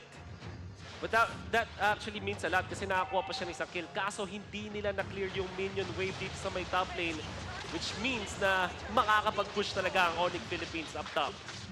Now, etong pangyayaring to, yung pagtanggal kay Joe Napakalaking dagok neto sa side ng Bren. Kailangan nila mag-hold for 9 more seconds para makabalik siya. Pandora utilizing the heavy spin para hindi sila makapasok. And Pandora, what a play coming out from him. Jome is now alive. And Jome can do the defense. Sa kanya nanggagaling lahat ng damage dito ng Bren. Mostly rather. Pero ngayon ay balik na naman tayo sa stalemate. Yung patihan. Pero namate ata! Pandora, nasipa na naman ni Kayota. Pinapakita sa atin ni Kayota kung bakit siya tira sa ONIC Philippines. And Jome trying to deal damage as much as possible. The Contra Inferno is there from Sensui. Meron ba siyang immortality? At si Jome, galit na. BMI out. At makakatakas ba siya? Reverse time to seal the deal. And Jome, shaken and bacon. Wind of danger sa dalawa. And that is going to be next. Getting the upper hand doon sa may laban na yun. Ogwen Few. Sila na lang ang natitira. And Ogwen, ano pa bang pwede mong gawin? Well, this became number 1 for the side of the Philippines. And this is going to be it. Nets dealing the final blow. And that is going to be ONIC Philippines securing game number 1. The debut game is successful for the side of ONIC. Welcome to MPL Philippines Season 10. ONIC Philippines taking game number 1. Haba! Well done coming out from Ryota for sure with that last pick-off. Nakita natin yung TikTok play. Pero hindi natin pwedeng i-disregard yung naging impact ng mga rookies mula sa ONIC Philippines. Particularly Sensui, meron siyang isang mini play na ginawa na natuwa talaga ako with that jump through the wall after yung hurricane dance. Which in a way is napakalaking pag-nullify dun sa impact sana ni Pandora bilang isang expilator. Kasi imagine mo, wala na silang digi nun. And without the digi, dapat may ipit agad sila ng isang heavy scene. Pero isang mini move lang, kumbaga isang crossover lang na ginawa dun ni Sensui, they completely nullified the effect of the Akai. Eventually, dahil dun sa play na yon, pag pinagsama-sama yung mga maliliit na plays nila, like some of their outplays, katulad nung sipa nga ni Ryota, and of course yung positioning from the 1-1, and the DG eventually poking them through. Nakataka sila dun sa zone at nakapag-push pa sila na extend nila yung reservation nila doon sa base ng Bren Esports, kumbaga. The micro mechanics. Mukhang mastery ang pinapakita ngayon ng ONIC Philippines against Bren Esports. Actually, I would say na kung meron isang nag-stand out talaga doon, it's definitely Ryota kung paano niya nakuha yung mga sipa niya sa members ng Bren. At to be honest, para sa akin, pwede pa nga tumagal talaga yung larong yun. Pero dahil doon sa mga ultimates na nagawa, yung mga Wave the Dragon, dun nagkaroon ng pagkakaiba sa laro. We can see now some of the items, pati na rin yung mga record ng mga players natin. From that, one of focus your eyes on Kyle TZ, na nagulat tayo, bigla siyang nag-blood wings agad as his second item. Which is interesting kasi parang hindi pa siya ganun ka-potent, lalong-lalo na wala ka pang ibang magic damage item for you. And siguro ang idea niya dito is to stay longer dun sa mga team fights. Unfortunately, kung ganun lang din yung gusto mong mangyari, dapat nag-tank build na lang din siya from the start, like the jungle emblem and then the tank build Karina. And ONIC Philippines really took advantage of that kasi nung nakita nila na hindi pa enough yung damage ng isang Karina, dire-diretso yung pag-subsob ng ONIC Philippines. There was only one time na naka-survive yung Bren Esports dun sa isang team fight after the third turtle, kung hindi ako nagkakamali, kung saan nakuha yun na yun ng ONIC Philippines, meron na pick up si Sensui dahil dun sa pagpasok ni Jome as the Claude. But apart from that, kita-kita natin yung lack of damage mula sa side ng Bren Esports sa mga team fights. And to add to that, para sa akin, draft din talaga nagpapanalo dito sa ONIC Philippines. They went for the 1-1 at finlex nila yung thumbs dun sa kanilang first pick. At kitang-kita natin kung gaano kalaking counter itong Digi doon sa isang Akai. At hindi na nagdalawang isip ang ONIC Philippines na i-first pick yung Digi kasi pwede pala nilang i-flex sa position 4. So if you're seeing yung draft pattern dito ng ONIC Philippines from their coaches, lalong-lalo nandiyan si Blafsy. I don't know kung kanino idea siya, kung kay Blafsy pa doon sa isa nilang coach, di ba? Kung yung itong pagiging creative. But definitely well done coming out from ONIC Philippines na nag-flex ng kanilang mga picks para mahanap yung tamang timpla. Yung thumbs na ginamit nila na binalik nila sa jungle, it makes a lot of sense kasi ito na yung hero na kayang mag-farm ng mas mabilis kumpara doon sa isang Karina. And then you have the show from the X-Play na alam ni Ryota na hindi siya matatalo sa matchup versus Akai. Just in the lane ng matchup. At yung last pick din na Cho in combination with the Grok makes it parang parang kung ikaw yung Claude, ang hirap talaga ng buhay mo eh. Gusto mong magkaroon ng sprint na lang para at least makalaban ka. Kaso na-force ka magkaroon ng Purify para at least hindi ka makakontrol ng isang Grok or ng isang Cho. So it was a really well-rounded draft ng ONIC Philippines na directly kina-counter yung sa Bren Esports. Ryota onto the place and looking at just the items. Blade Armor, Cursed Helmet, Dominance Ice, mainly to sustain damage and outplay the damage of Job na talagang nirespeto nila early game. And looking and falling up to the point, ang main mindset talaga ni Ryota is always about maintaining the outplaying capability set. Welcome back, Ryota. Oo. Ang sakit at ang try nyo tong Digi build na to na paprayo mo yung Enchanted Talisman, yung tinatawag na libro. Tapos kuha ka ng isang, ginawa nyo dito is the Glowing Wand instead. But basically yung magic damage. And try not to die. Kasi ang thing with Digi is nagsiscale yung damage mismo ng Digi Time Bombs. So, once na mag-poke ka na mag-poke, to the point na hindi nakakayanin ng mga roamers na tangkehin yung mga time bombs na yon. At nakita natin yung immense control ng ONIC Philippines with objectives. Ang ganda kasi nung kanilang vision tsaka yung kanilang mga pokes with their composition. Speaking of Digi pa ulit, no? Yung Divine Glaive, yung dagdag na dito, is 35% magic penetration, ha? Yung Spellbreaker, you get 0.1% penetration sa kada enemy magic defense. Lahat naka-defensive items na. Yung last countermeasures. And MVP, here you go. Super free. Here you go. I would say na siya talaga yung pinaka-X factor.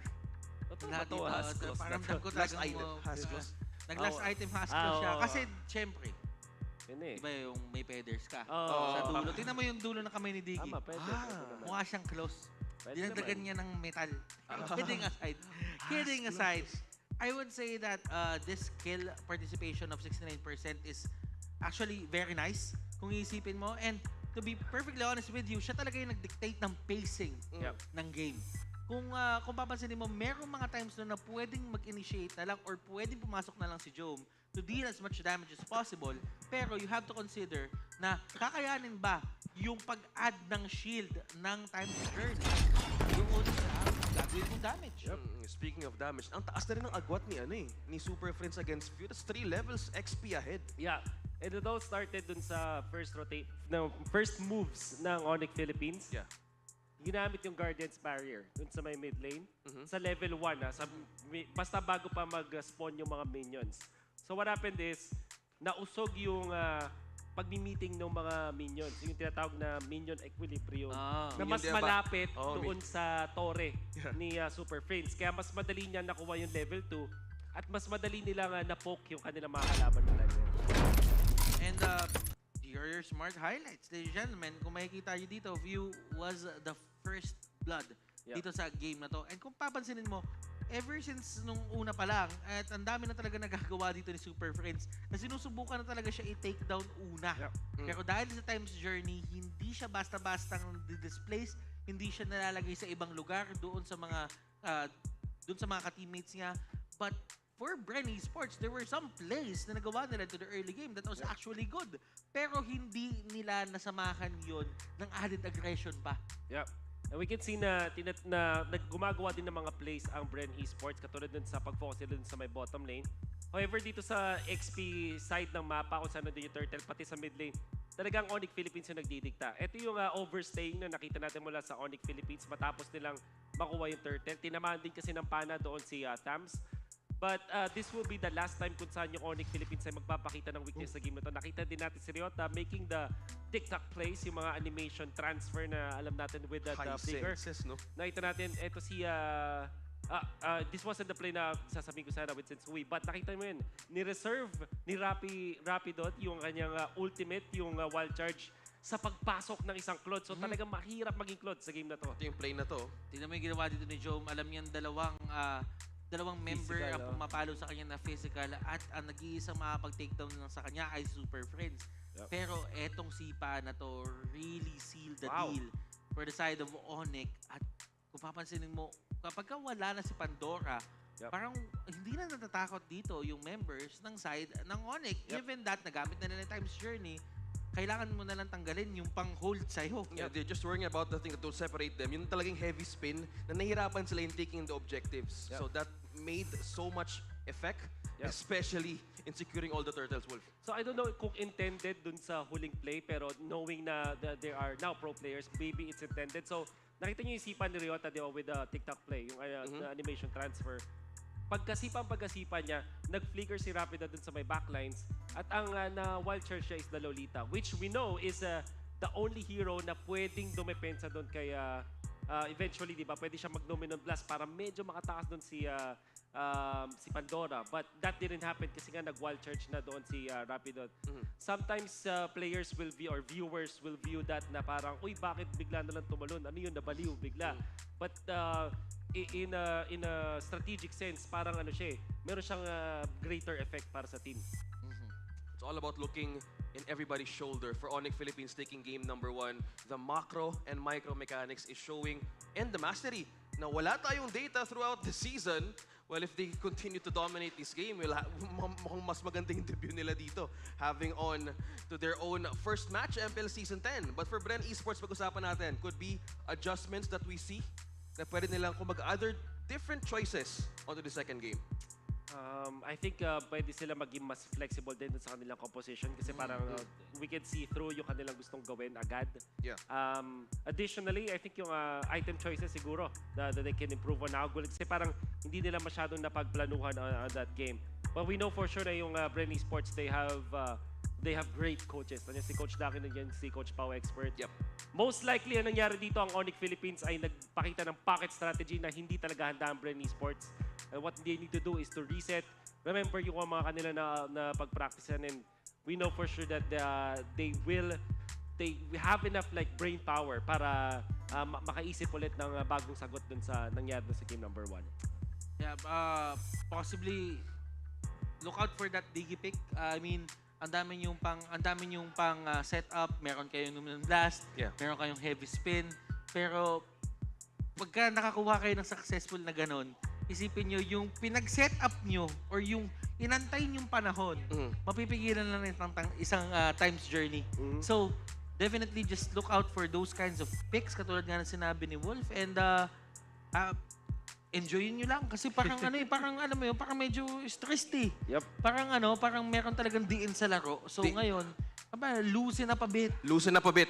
Alam mo yun? Maganda yung pinoint out mo, feeling ko mag-audience call tayo eh. Kailangan ng konting dagdag buff ata mula sa audience Sige, ikaw sa Bren Esports, ako sa ONIC Philippines. Sige, simulan mo. Ikaw. So, pag Bren Esports. Bren ka. Bren ako, Bren na lang ako. Sige. Sige, mga Bren Esports fans dyan, na mismo kasama namin ngayon. Bigyan natin ng konting buff ang Bren Esports. Pag sinabi kong Bren, alam na rin sasagot nyo ha. Bren lang! Isa pa nga, Bren lang! Yon, mukhang buhay na buhay pa rin. Siyempre, hindi naman papatalo yung ONIC fans na nandyan. Kapag sinabi kong what time is it, alam niyo yung sasagot nyo. What time is it? Isa pa. What time is it? Buhay pa rin naman. Buhay pa rin. Ayan na, may reset na tayo. May audience buff na rin tayo. So baka mamaya hindi can either compose to a different state. Kung mag-asay mga butters, shake it off a bit nga. Shake it off a bit. Alam mo, ganun talaga. Sometimes kapag mapasok ka sa bagong league or bagong tournament or bagong season, pagka umupo ka dyan, medyo may kaba pa eh. Even the champions know na kapag ka unang salang mo after a long time, may onting nerves pa. May onting kailangan mo jitters, no? Jitters, ibang feeling. And given that, meron na tayong audience ngayon from day number 1. Eh, syempre, kakaibang feeling to eh. Sama-sama eh. No? Sama-sama. Kasi last season, nagkaroon tayo ng audience, like playoffs lang, di ba? Oo, dati kapag sumigaw ako ng nag-audience check ako, what time is it? Ang sumasagot lang si Will, Sonic time! Sumasagot lang si Oheb. Ganun na malakas! Tayo-tayo lang. Tayo-tayo lang nung kasi. Itong masayang part yung sama-sama tayo dito. Pero habang pinapanood natin ang bawat laban ngayon ng Bren Esports and ONIC Philippines sa mga team bahay dyan. Kung gusto niyo makascore ng free elite skin, comment down the hashtag MacDeliveryGamingBuddy and your favorite McDo food on every MPL Season 10 stream sa McDonald's Facebook page. So 70 lucky commenters will be randomly picked. So kuha na kayo ng cheeseburger nyo dahil merong free elite skin na may bibigay mamaya. So drafting phase, game number 2. We might see some adjustments for Bren Esports, or will ONIC Philippines continue to dominate with their strategy? ONIC, they will be in the blue side, if I'm not mistaken, kasi kanina nasa red sila. At Bren yung nasa doon sa may red side. Alam mo, merong emphasis ngayon, Wolf, sa pagkuha ng red side. Even the top teams know this. Ano nga ba meron sa red side ngayon? Yung last pick talaga, sobrang laking factor nun. At sa metagame kasi ngayon, walang... yung mga OP heroes ay meron silang counterpart palagi. So, mas maganda na kapag ipapa-first pick mo yung isang OP hero, dalawa yung pwedeng maging kapalit. So, yun yung advantages ng red side eh. So, 2 picks dun sa first pick, tapos yung last pick talaga.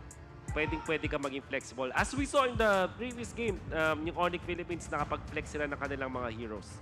I call it surprise last pick. Surprise last on pick na pwedeng ibigay on the other side because it still remains unpredictable pa rin eh. Pero looking at the banter for ONIC Philippines, they're targeting down the jungler of Bren Esports, Ling and Fanny. For this time, si Bren Esports naman ang mismo na nagban ng Akai.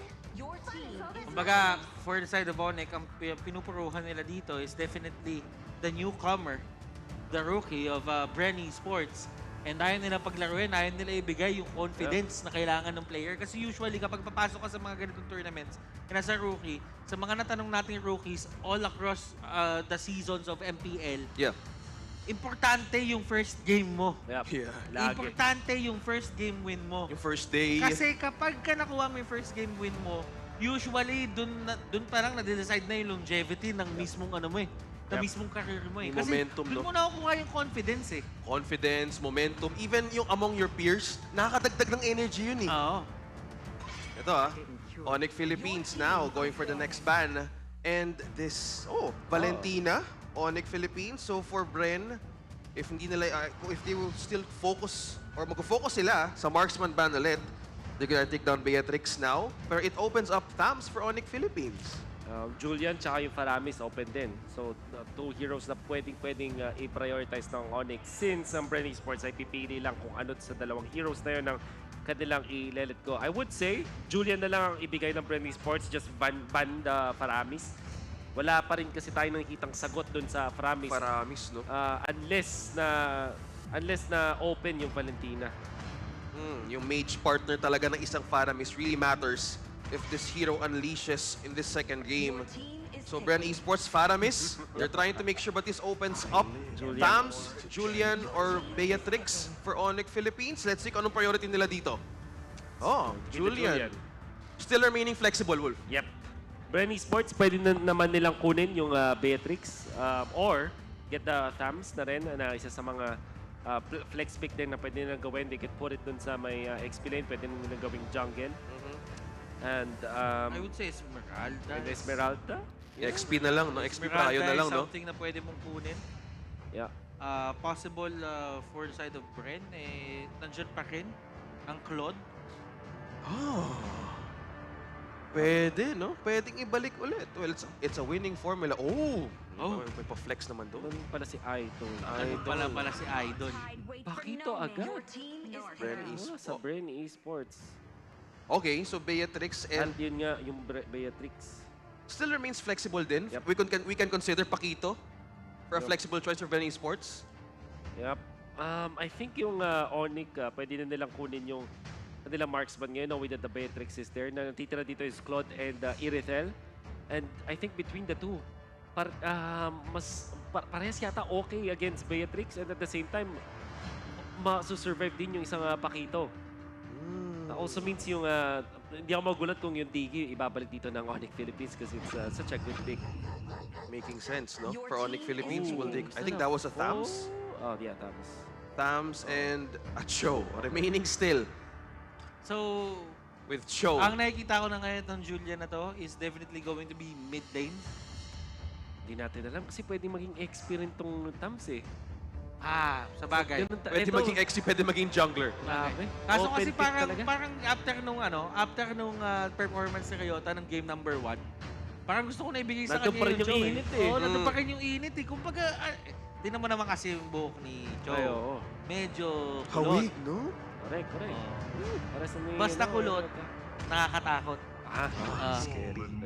Oh, I like this a lot. Phobius agad. Iniisip ko nang pwedeng kunin to ng side ng ONIC Philippines, pero yung Brent kinuha na din nila. Ang dami rin kasing mga potential na mga dash dito coming out from ONIC Philippines. And so far, wala pang Phobius killer ang ONIC. So gagawin dito ng Brent, baba nila yung Esmeralda o kaya yung tipong mga Lunox. And it is indeed the Esmeralda ban mula sa Bren Esports. Salita na sa Esmeralda. The night sky tells So, all. sinabi mo kasi. Oo, narinig.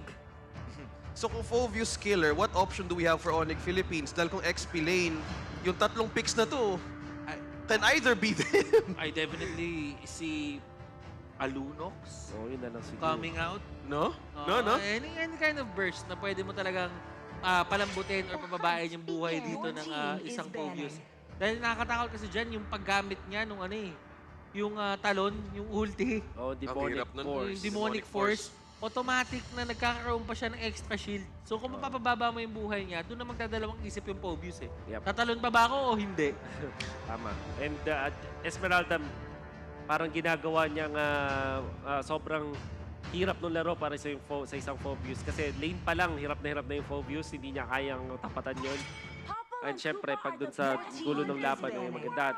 I like this ban, yung Ruby, kasi pwedeng i-combo ito ng Bren Esports to add additional displacement, which also means na meron na namang ekstrang talon na itong si Phobius. Kasi yung hatak nga ni Ruby, counted siya as a dash. So pwede siyang gamitin ni Phobius for that.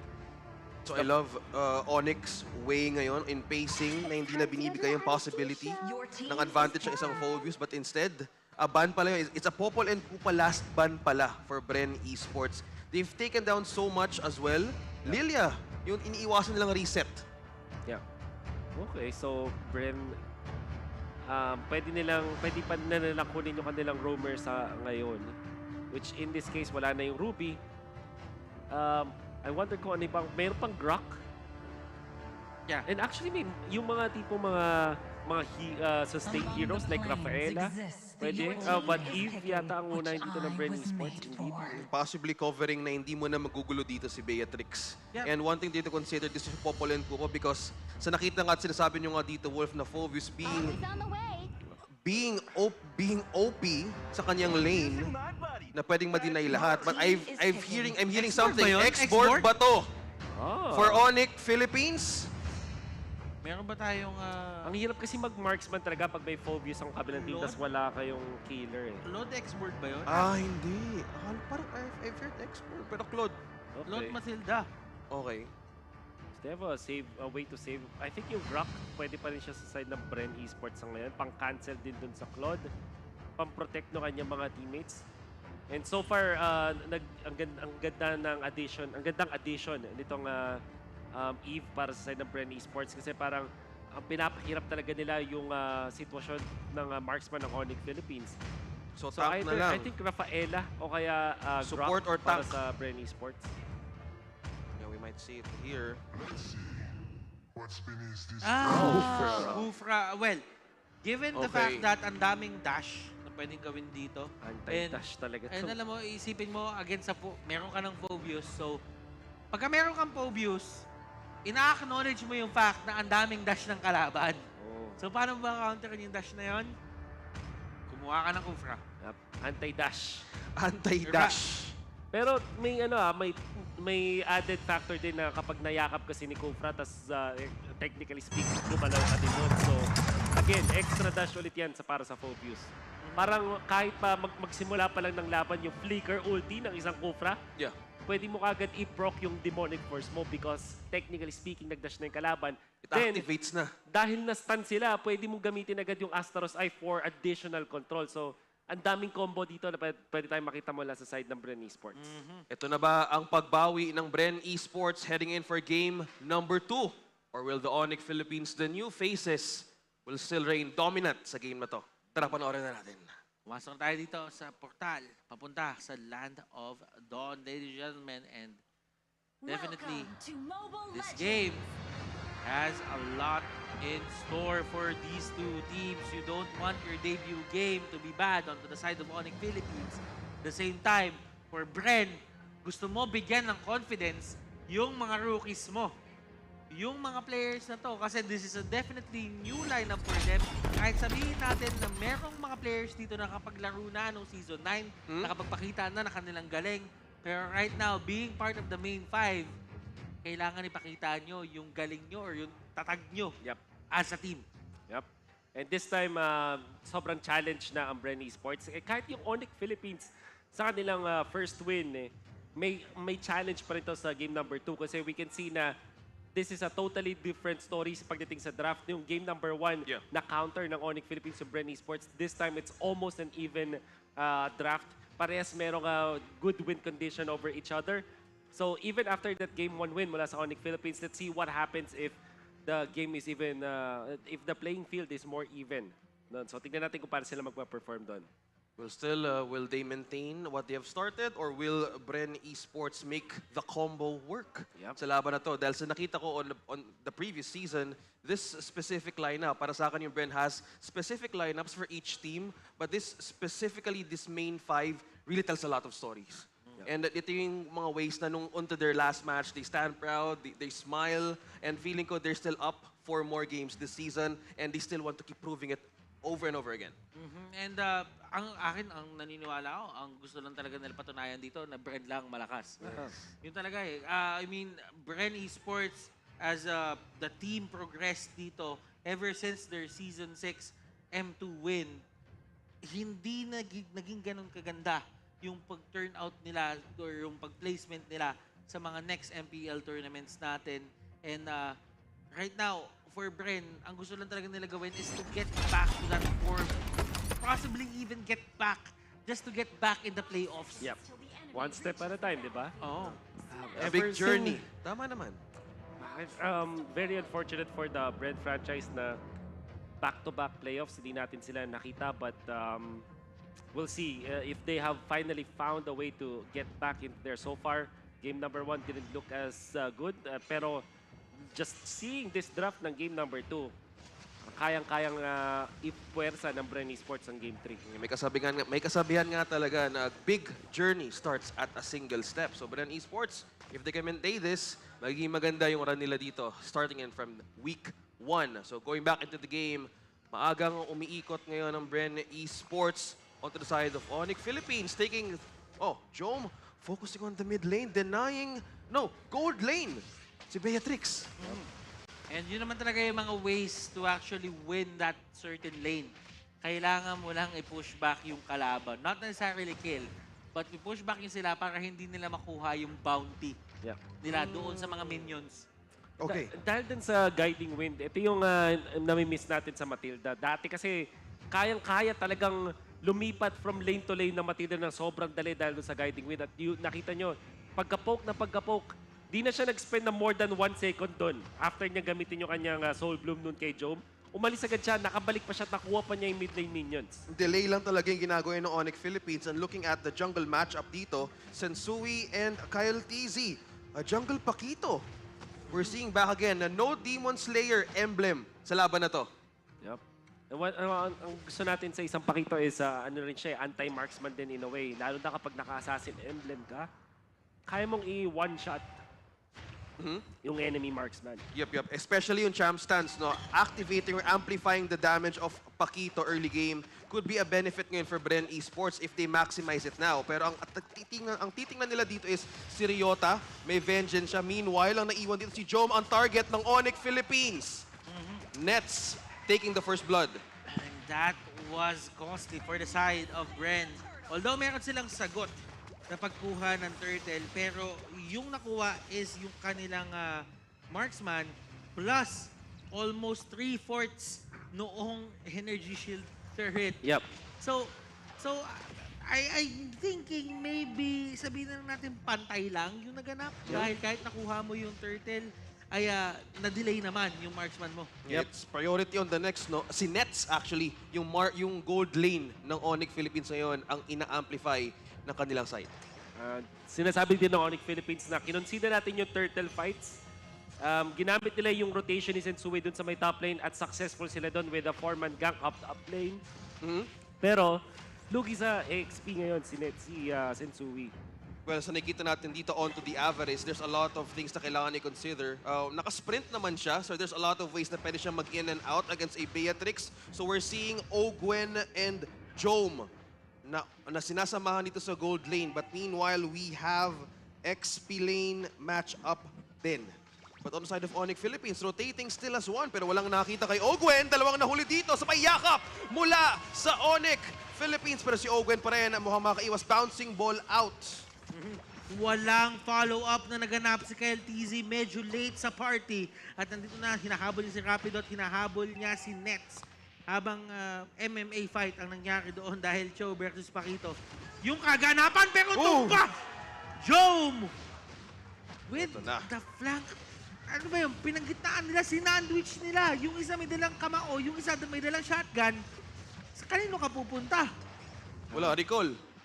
Yun na kailangan mo gawin. Iwasan ang early game ganks sa side ngayon ng Bren Esports. Going to the advantage, ang nagiging problema nila dito, Pandora remains independently farming sa XP lane. So apat dito ang freely na umiikot sa side ng Bren Esports to counter out the rotation of ONIC Philippines na nabibigyan ngayon ng magandang pwesto sa turtle na to.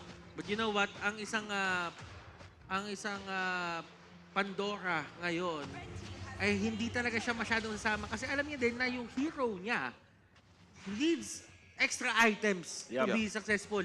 Hindi siya ganun kakunat, pero kung makukuha niya yung damage items niya, possible na tatalon niya na lang tong mga members ng side ng ONIC Philippines. Mid-game talaga yung ang focus eh. Kasi maghintay ka mo ng mag-init yung Clock of Destiny mo at maabot mo yung second item which might be Dominance Ice or another defensive item. In this case, para sa ONIC Philippines, katulad ng sinabi natin nung una, di ba? Si Sensui, dahil dun sa pag-ikot niya dun sa may top lane, completely na-consider nila lahat ng turtle fights. Kasi hindi mo makuha yung first turtle at lugi ka na sa EXP kumpara sa isang Pakito. Champ stance na gamit na ultimate. Super Fins, kinoconnect si Kyle. Pandora out, pero Super Fins ngayon meron na rin Enchanted Talisman. Activating the Mana Spring. That's a 15% regen max mana that we could expect Super Friends right now to rotate freely na pwede isupplement ang lanes nila. Habang si KLTZ siya ang naatasan. Nakontrolin ang gitna. Habang nangyari yung lahat, merong rotation na magaganap at lilipat dito yung side ng Bren. Gusto nila i-pressure naman yung top lane. Gusto nila i-pressure etong Claude. At look at this, Ogwen. Nakahuli na siya ng isang magandang Tyrant's Revenge, Tyrant's Rage kanina. Si Rapido to. Pero ngayon ay magmimintis siya. Well, wala naman siyang information eh. Speaking of pagmimintis, si Rapido is mostly getting on to that death bush as we call it nga sa RG. Yung bush na yan specifically sa gitna controls a lot of information. ONIC right now is getting a lot of chances na kung saan papunta ang Bren Esports. Pero looking onto the items, Sensui meron na siya ngayon reducing the magic defense item. This is the Genius Wand na pwedeng pangtapat sa Bren Esports. Being the jungler, may advantage siya ngayon dahil mostly nga may mga shields at makukunat nga dito ang napili. You have a Kufra, you have a Pandora. Now you also need to maintain an advantage of having that magic damage aside dito. Pero mukhang Pandora ang magiging target pero may natrap dito dalawa mula sa ONIC Philippines. Talon na nga si Pandora. ONIC Philippines, Super Friends back away to the top lane. And that's going to be another turtle on the side of Bren Esports. And it seems to me that ONIC hindi nila gusto talaga lumaban ngayon or possible na baka napipwersa silang mag-react sa ginagawa ng Bren. Yeah. Yung kanilang opposition hindi pa talaga malakas sa ngayon. At lalong-lalo na babalikan natin yung first move nila. Sinabi nila ay gold lane talaga yung target namin. So maghihintay kami ng farm. Kaso, yan na. TZ. Nagpapakilala na. Kyle TZ nagpapa-acknowledge sa side ng Bren Esports. Habang nagfa-farm pa rin siya, he's looking for information na pwede ibigay sa Bren Esports. But now, mukhang ONIC Philippines is still trying to be on track sa laning at defenses. Meanwhile, on the side, si Ryota nag-iisa sa bottom lane. Bren Esports, apat na pwede bumasag sa Torre. At walang magagawa dito yung side ng ONIC kung hindi ibigay yan. Pero si Nets at si Rapidot nandito na. They will try to take down Ogwen pero I don't think na siya yung dapat na target ng Wave the Dragon. Gwen, tingnan natin kung itutuloy niya yung talon. Guiding wind. Itutuloy niya yung stretching pero wala nang tatamaan. So we're seeing a slow-paced game right now for Bren Esports and ONIC Philippines, being cautious on taking each step. Because right now, Sensui on to the matchup of Sensui versus Kyle TZ. Although, one level gap XP, but this is, we have the Malefic Roar and also the Hunter Strike. Pampabilis dito sa isang pakito and also this physical penetration that they have.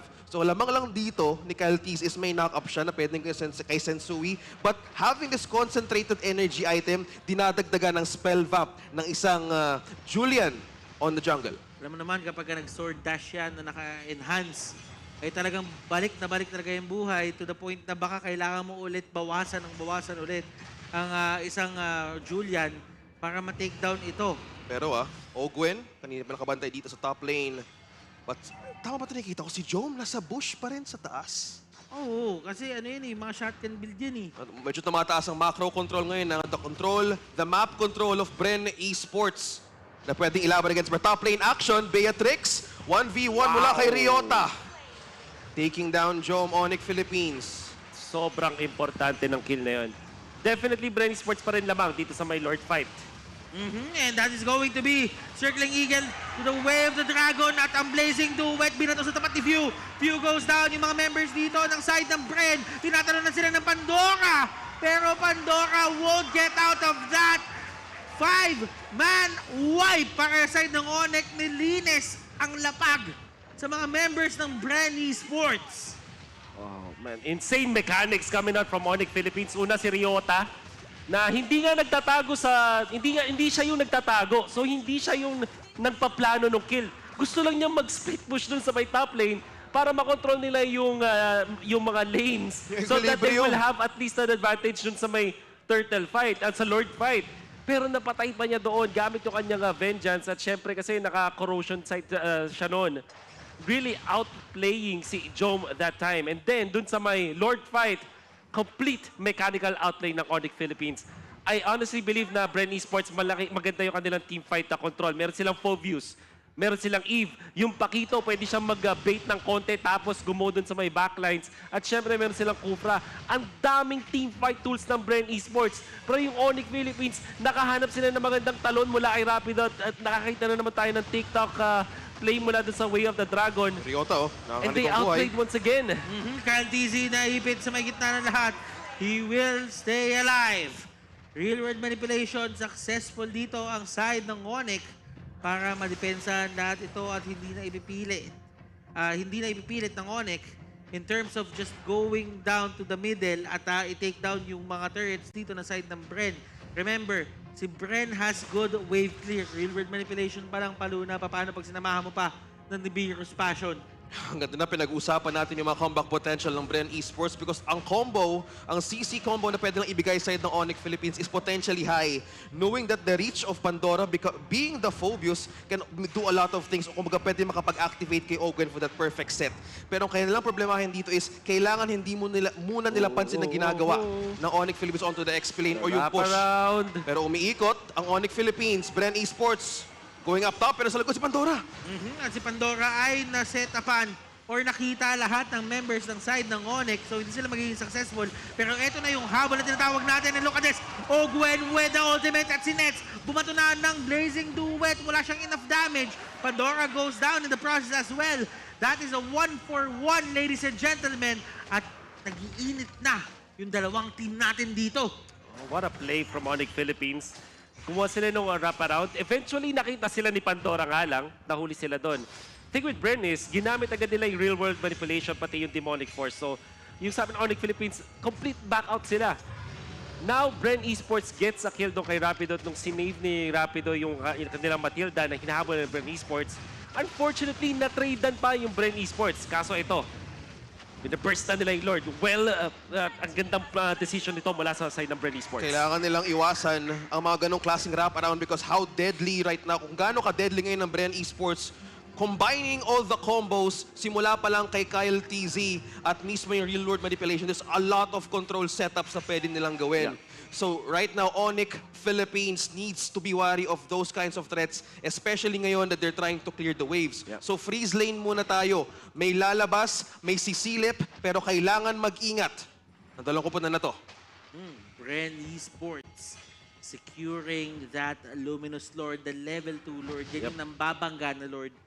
And they could use this to their advantage para maunahan sa pag-take ng inhibitor turrets ang side ng ONIC Philippines. And we can say then na just based on the composition, kamuntikan si Rapido doon. Kung magkaroon ng banggaan ng 5v5, power spike to ng Bren Esports. And ito yung kailangan nilang gawin. They have to stick up as 5. Puwersahin yung ONIC Philippines na makipag-engage sa kanila. And we'll see kung paano na i-approach to ng Bren Esports. Speaking of engagement, nag-conceal na dito. Oh, and Ogwen, pumasok siya at mapaparusahan nga ba? There's the way of the dragon. Medyo paling yung pwesto nung pagkakasipa niya, pero hindi nagmamatter yun side ng Bren. Gusto pa talaga nila lumaban.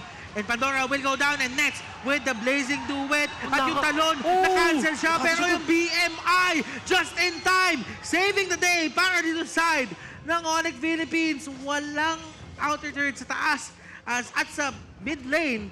But right now, for Bren, they are happy with the damage na gawa nila. Actually, wala na ring inhibitor turret sa baba ang side ng ONIC.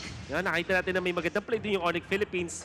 Pero na-distract tayo dun sa fact na yung Bren Esports, ang ganda ng kanilang execution with their Lord push. Una, finrace nila yung mid lane, pinahabang nila yung top lane, tapos finas push nila yung bottom lane. Eventually, ONIC Philippines, hindi nila kinaya yung pagsabay-sabay ng mga minions at yung off-timing, lalo na dahil nandun sa top lane yung Lord. So, nalito sila sa kanilang dedepensan. Eventually, Bren Esports masterfully pushed the lane.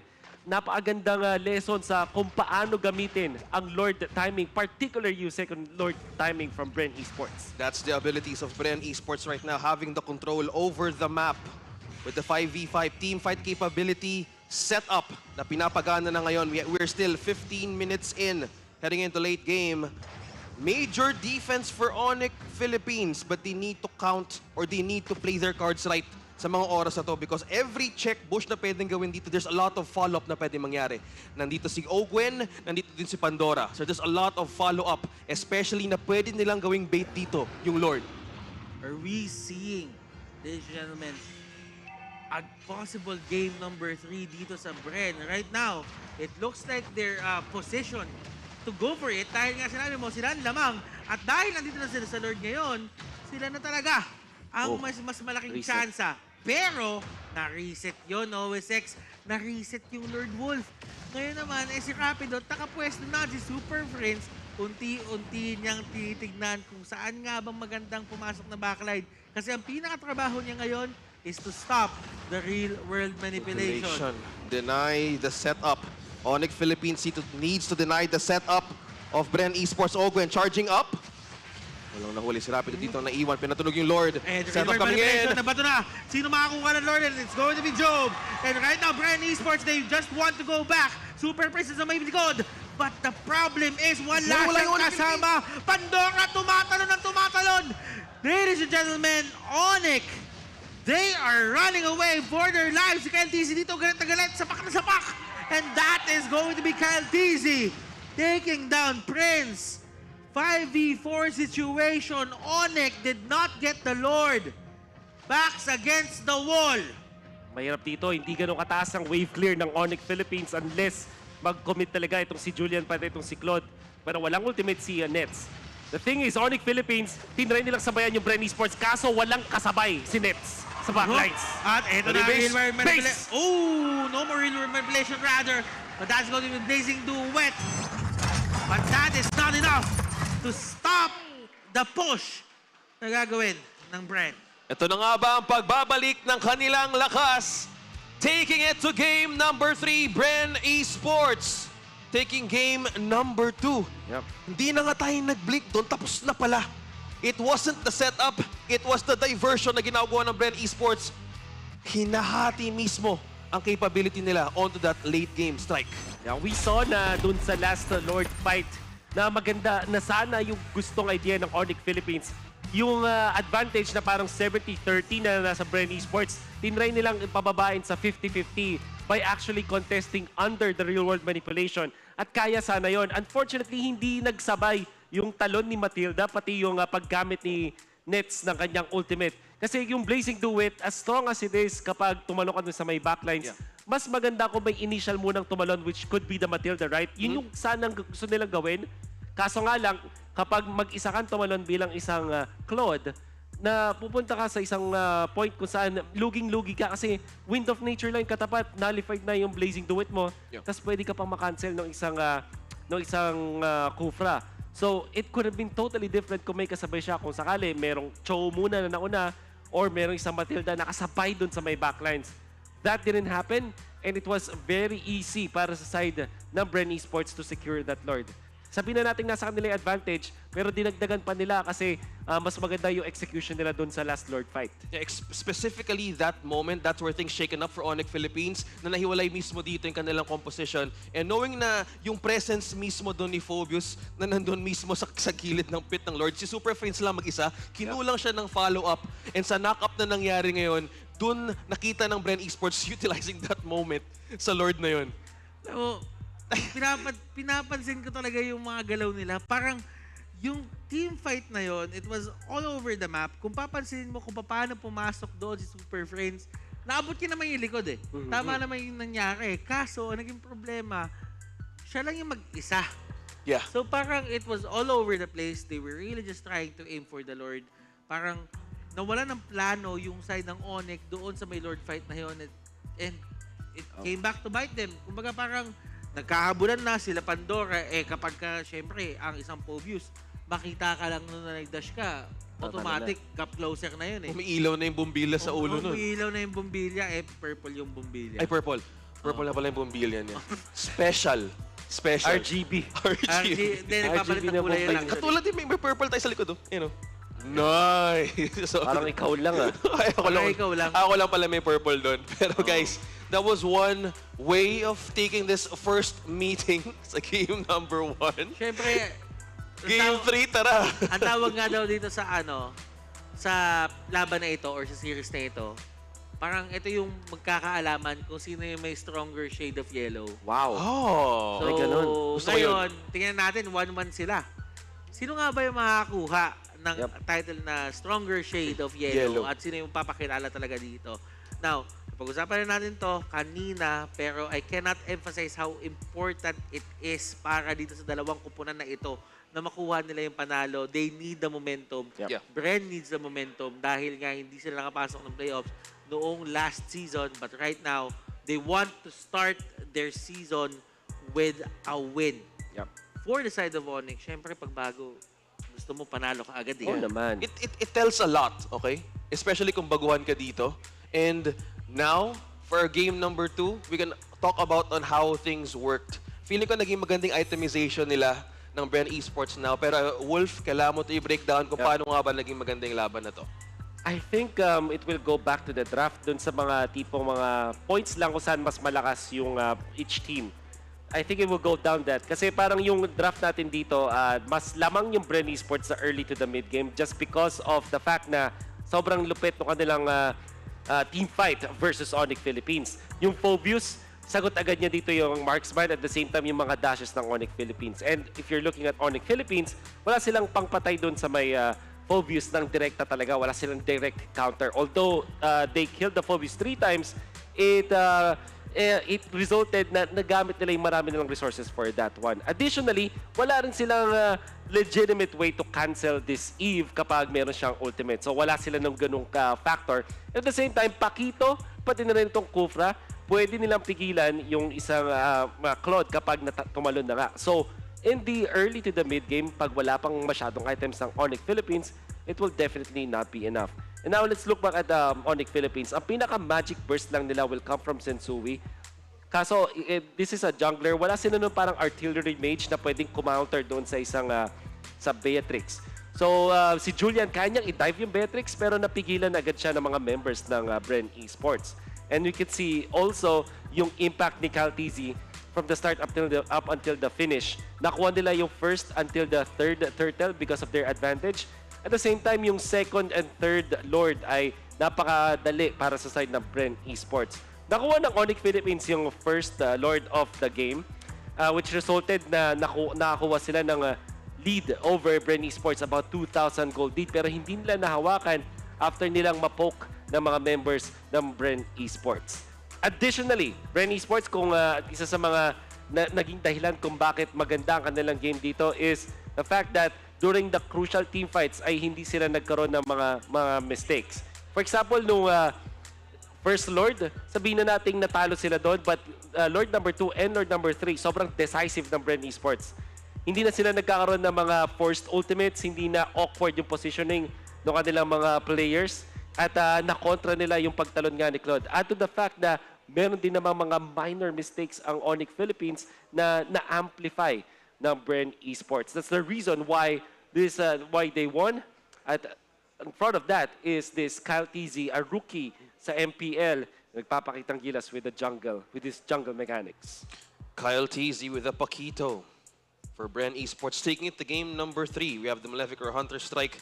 Purely damage, physical damage penetration. Samahan mo pa ng spell vamp onto that last item. Gives so much capability to activate the champ stand sa isang Paquito. So nakita natin, as we look back, mamaya sa ating highlights, baliktad nga yung score eh. Tama ba? Mas lamang pa ngayon ONIC Philippines sa kills. If I were to see the post-match stats, and ito, balikan na lang natin sa game highlights, ladies and gentlemen. And as we look at the plays, kung paano nga ba nabawi dito ng Bren Esports. At kung papansinin nyo, early into the game, gusto talaga nila si Jome yung target for the side of ONIC Philippines. And you would notice na gusto talaga nilang palamangin agad dito si Nets. Now, ang pinaka naging problema lang nila is hindi nag-translate agad yon sa isang turret, at kahit papano ay nagkaroon dito si Jome na pagkakataon na kumuha ng isang kill, at sila pa yung mas naunang umikot in terms of getting the turrets all over the map. Ngayon, kung papansinin mo, it seemed to me like ito si Sensui, hindi siya yung parang Sams kanina na parang sobrang bilis mag-clear tapos laging nandun sa may area. Kasi kung papansinin mo, yung emblem niya din dito is the Mystery Shop. So technically, mas mabilis pa rin sa kanya gumalaw dito si Kyle TZ. Yeah. And one thing, the active decision kasi ng ONIC Philippines na i-forgo yung first 3 turtles dahil dun sa fact na binigay nila yung first turtle. Pag binigay mo na kasi yung first turtle, automatic di mo na makuha yung second. Yeah. And sobrang hirap nung third. And that's the reason why it didn't happen. Ito nga lang sa ONIC Philippines, after nilang makuha ng isang kill, nakakuha agad ng Lord yung Bren Esports. At yeah, tuloy-tuloy nang nakakuha yung Bren Esports. By the way, perfect usage of the Lord 2 push from Bren Esports. Yeah, ito na yung match kanina na we were expecting na pwede mabawi ng ONIC Philippines, and going back, from a moment for Kyle TZ na mawalan siya dito ng passive, no? There's a lot of chance na hinihintay na si Ogwen to make that perfect set because there's 2 heroes or players sa Bren Esports that is saving that final ultimate. Even to this last push, talagang ginamit na nila dito in winning that match. Di na nga nag-matter yung set eh. Yeah. It's just, nakalock na lang sa base. Ang hirap din eh. Parang na-distract sila din dun sa team fight. Tapos, alam naman natin yung Beatrix kasi kapag minute 15 onwards, kapag nakuha na niya yung lock item, automatic 3 atake ng shotgun na lang yung base mismo. So, isang atake, isang reload, and then another attack. Kapag meron ka pang flicker, sure, makukuha mo yung positioning mo doon sa base building. So, sure na din yun. This is one thing na kailangan tandaan kapag ikaw may kalaban ng isang Beatrix. Kapag pinupush na kayo sa dulo, huwag mong isipin masyado yung mga kakampi. Isipin mo kung nasan yung Beatrix at huwag mong hayaang makapag-flicker siya ng freely doon sa base ninyo. One thing na nangyari din kahapon. Yep. Huwag yung hayaan mag-push. Kasi automatic gagawin lang nun, actually, 2 palo doon sa unang reload, tapos dash. May reload na siya agad nun. Tapos yung extra bullets. Bibigay niya na lang yung pangatlo. So parang, oo nga no, parang kung iisipin mo, hindi mo pwede basta-basta din habayaan yung Beatrix sa mga huling pagkakataon kasi ang pinipreheat niya, hindi hero. Ang susubukan niya i-preheat, yung base na mismo. Yung base, yung torre, yung objectives. Diba usually maririnig mo, pre, yung marksman pumipreheat sa hero. Patayin nyo. Kunin nyo yung marksman sa likod, Yung abutin marksman nyo. sa likod, abutin nyo. Please. Paano yung command doon? Yung marksman nasa harap, pigilan nyo, pre. Please. ang initiative. Ang kailangan nyo talagang communication ng time na yun. Asan yung Beatrix? You really need to find it. Yun nga lang kahit nga yung sinasabi na nila, Bea na lang, ganun. Kailangan mo talagang pigilan yung Beatrix na mag-flicker. Kasi Season 9 pa lang, nakita na natin yun na ganun yung diskarte ng mga teams. With the shotgun, 3 hits na lang yun or 4 yata kung sakali. Or 3. If I'm not mistaken, 3 lang talaga pag ganun nakalakas yung Beatrix. We could say, on the adjustment of ONIC Philippines, we could actually see kung pwede mag-switch up kung sino makagamit ng Beatrix kung nanakawan nga nila. Either they deny it or they pick it first. Because sa nakikita natin dito, going on to the match, mas nagiging maigpit ang contention onto their first debut. So dito natin malalaman kung ano nga bang ibibigay nila sa atin onto game number 3. So we could expect steals, bans, but now, Butters, mukhang meron ata tayong kailangan ding i-activate sa lugar na to. Actually, guys, sa lahat ng mga nanonood dyan, mga kasama natin dito, yung mga audience, guys, okay pa ba kayo? Uy. Isa pa, kailangan mag-audience call ata ulit Parang kailangan nata audience call Kanina gumana sa Bren Esports okay, sa lahat ng nasa venue ngayon ng MPL-PH Season 10, okay pa ba kayo? Alive and kicking. Nandito pa rin. Siguro tayo, roll call tayo ng ng mga fans. Si Wolf naman. Bakit? Ay, hindi ka pwede. Sige. Dapat analyst, dapat walang ganun. Okay. Sige. Ayaw nga pala. Tama, para neutral. Neutral objectives. Sige, tawagin na natin. Simulan natin sa Bren Esports. Bren lang! Isa pa. Kaya tayo na game number 3 Bren lang! There you go. ONIC PH! What time is it? Hindi ready. Alam kong mayroon pang ibibigay. Isa pa. ONIC Philippines, what time is it? Ayan na. Umiinit na. Pero look at the faces of these two teams ngayon still calm and composed. May konting meron tayong diehard fan ng Bren Esports na narinig natin from our background noise. But at the same time, for ONIC Philippines, re-strategize, reset. Si Ryota, it's the first time I'm seeing Ryota once again because nung Season 9, hindi siya ganun nakakalaro ng most of the times. But now, look at this, the smiles on the face of Bren Esports. Dito pumapasok yung psychology. Pero before we talk about that, bago mag-psychology, dun muna tayo sa food delivery. Gusto ko yan. Gusto ko ng burger. Kung gusto mo makascore ng free elite skin, comment down the hashtag #MacDeliveryGamingBuddy and your favorite McDo food on every MPL Season 10 stream on McDonald's Facebook page. McDonald's Philippines Facebook page dapat yan So meron tayong 70 lucky commenters na mananalo ng isang malupit na elite skin. Naabangan ko yung mga elite skin ng mga tanko. Hindi pa lumalabas Pero sa Starlight September lalabas na. Pero ngayon, pag-usapan muna natin yung atmosphere ng ating mga players ngayon, kung paano sila titignan. Bren Esports nag-lighten up yung mood nila. Nakangiti na sila ngayon. Well, for the side of ONIC, definitely nagkaroon ng konting bigat. Makita natin sa Bren Esports na Game 1, they shooked it off kasi parang ang naramdaman lang nila doon talaga ay na pocket strategy tayo. So pwede tayo mawawi. Now, ONIC Philippines will maintain yung kanilang blue side, yung kanilang side in this game. So pwede natin i-expect na ganun pa rin ang magiging choices. Fanny, Link, tapos Valentina ban. But if I were ONIC Philippines, baka wag ko na lang iban yung Valentina para dalawa yung ma-open. Kasi kung susundan natin yung trend, yung Bren Esports, ang second ban nila ay it's going to be Akai. Possibly, So it's either fair trade na lang. I actually want to ask Wolf, red side wins games ba? Parang so far sa stats ngayon, parang so far against sa series, yes.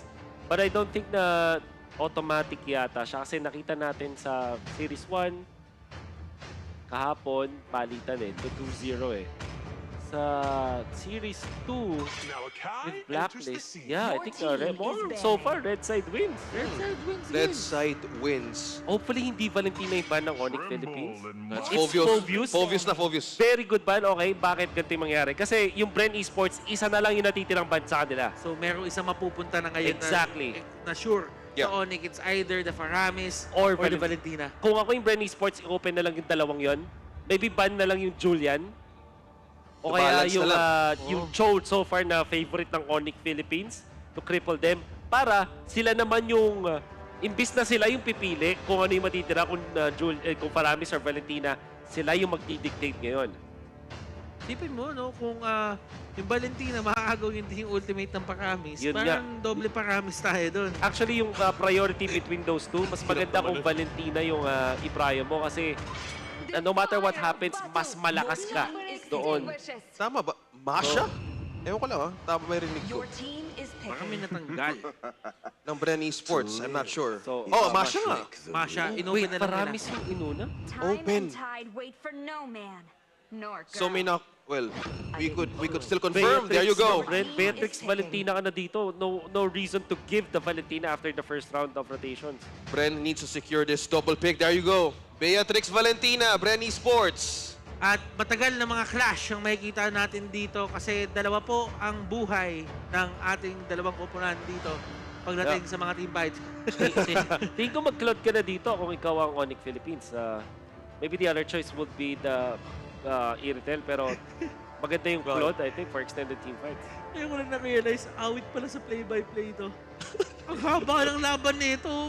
Paramis. Valentina. Nakawan. Sige, 2 beses na team fight sa isang clash. Samahan na lang kita. Ha? Hindi, okay lang. Subukan ko lang. Sige. Kakalabitin na lang kita kapag kailangan. Dalawang Paramis, pre. Dalawang Paramis, pre.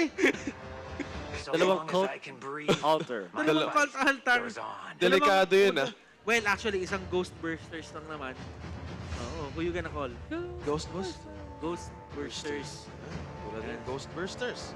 Oo. At nakikita natin ngayon sa ating screen na kinuha pa rin Julian Paquito. How about Esmeralda para sa Bren Esports? Or siguro gusto na lang i-flex pa rin itong Valentina, maybe keep it open. Kuha na sila ng kanilang jungler na pwedeng isang Tamos para ma-outspeed kahit itong Paquito or itong Julian. Pero Esmeralda pa nga rin ang kanilang kunin. Flex pick pa rin for ONIC Philippines though. Paquito, Julian, no? Exactly. Still can't read now the cards of ONIC Philippines. Bren, you can ban yung Claude immediately. Claude tsaka Iritel. Deny marksman, no? Yung movement speed kasi ang taas na pwedeng ma-reach. Specifically for Beatrix na nasa backline palagi. Sprint na pwede i-combo sa isang Iritel na meron pa ditong Faramis. It's deadly. So they either pick their poison or kaya talaga nila tapatan to. Okay. Yung Claude tsaka Iritel ang panito na ginagawa dito ata ng side ng ONIC yung mabibilis yung mga cooldown para kapag nag-extend yung laban, mas marami silang mababatang skill. Pwede. Si Paramis, nagagamit pa nila. Isipin mo, si Sword Side tsaka si Chain, si Julian, ang bilis ng cooldown yan eh. Plus, yung Paquito, pag-cooldown lang yan, yung 3 skill mo, may pang-proc ka na dun sa may championship stance, automatic may pang-burst down ka na naman ng isang member dito sa side of Bren. While for the side naman dito ng Bren Esports, ang kinukuha naman nila is yung consistent na damage. Sustained damage. Actually, sustained damage. If tama ka dun, Wolf. Na parang all parts of the game, hindi sila mawawalan ng damage. It's the Grok ban para sa ONIC. Siguro yung kanilang next ban na lang dito yung lockdown na hinahanap nila from backlines. And I think they're really eyeing for the Claude this time. Siguro yung Cho nga yung pwedeng next ban dito ng ONIC Philippines. Kind of tells me, Bren, huwag nyo nang ibigay talaga yung Claude dito sa ONIC kasi nakakatakot talaga yung Claude Faramis. Sobrang kunat ng Claude kung sakali mangyari yun. Sobrang sustainable at halos hindi mapigilan. Tapos meron ka pa nung hatak mula dun sa Faramis, which also means na pwede mong ma-displace yung Beatrix para maging mas open siya dun sa Claude. Claude na may 2 buhay. How deadly. Okay. Natalia. Okay. Early game, they're trying to deny early game potential na pwedeng ma-burst down ng Bren Esports. The Natalia, nasabi mo nga Wolf, it's kino-consider siya as one of the last picks. Na pwede to disrupt early game being a Natalia. So for ONIC Philippines, anong dapat iwasan nila dito or kailangan nilang i-level up for Bren Esports? Cho o kaya Lolita ang kanila pwedeng iban dito versus Bren Esports. Most importantly yung Lolita na pwedeng magandang teamfight tool para sa side ng Bren Esports. At the same time, kung sakaling kukuha pa yung ONIC ng isa pang marksman to match with this Beatrix would be a difficult task. So Cho or Lolita ang pwedeng iban dito ng ONIC Philippines, I think. My pleasure. Yung tank. Your team Na pwedeng maging Karina instead. Possibility. Okay. Well, wala pa naman jungler dito yung side ng Bren. So what's open ngayon for Bren Esports if ever kukuha nila ng jungle? Kung i-reveal nila ngayon what? Ano bang? Oh, well, Akai. May Tams. Tams is open. Tams, Diroth. Right. Pwedeng gamitin or... What if yung mga tipong mga Balmond? Oh, Matilda. Mga back siya. Hindi mo na nire-reveal. Okay. Post-fight. I don't think back siya is... A great option, no? They need something independent na makasustain din ng damage kasi knowing na may dalawang buhay dito, ang ONIC Philippines, mainly because of the Faramis. So, ONIC Philippines, pwede na kunin yung Claude. Up for the taking na. That's correct. Claude, tsaka what if mag-defensive sila? Like, yung mga tipong mga tiki ulit para maprotektahan yung Claude nila. Oh, Atlas! Oh yeah, Atlas of course. Hindi pa natin we almost forgot about that. Pero, that's on the side of ONIC, no? Ang nangyari dito is nabigyan pa ng isang bala yung side ng Bren Esports onto the Valentina. Correct. And actually, kung iisipin mo, kapag nakuha ni Valentina yung ulti ni Atlas sa Fatal Links, Valentina is technically a better Atlas at that point. Yes, exactly. Actually, it limits down a lot of ultimates sa side ng ONIC Philippines. Pero ang open ngayon for Bren Esports, anong available na jungle now for Kyle TZ? Diyan pa yung Tamus, katulad sinabi natin. Meron ding potential nung kanilang yung Balmond. Solid din sa isang sustained team fight. Sometimes teams also pick up yung Hellcurt. Na in this case, nga lang, baka mahirapan dahil dun sa... Oh, Barracks, of course. Para may kunat din. At may Matilda rin kasi sila. So, hindi na ganun ka problemado itong si Barracks sa kanyang mobility. Alam mo, the flying dinosaur combo. Meron akong isang bagay na iniisip ngayon. Hindi ako fan, parang hindi ako fan ng Barracks kapag may Julian. Dahil sa knock-up. Knock-ups, yung size. Diba ba ito sa'yo? There's a lot of control eh. Yep.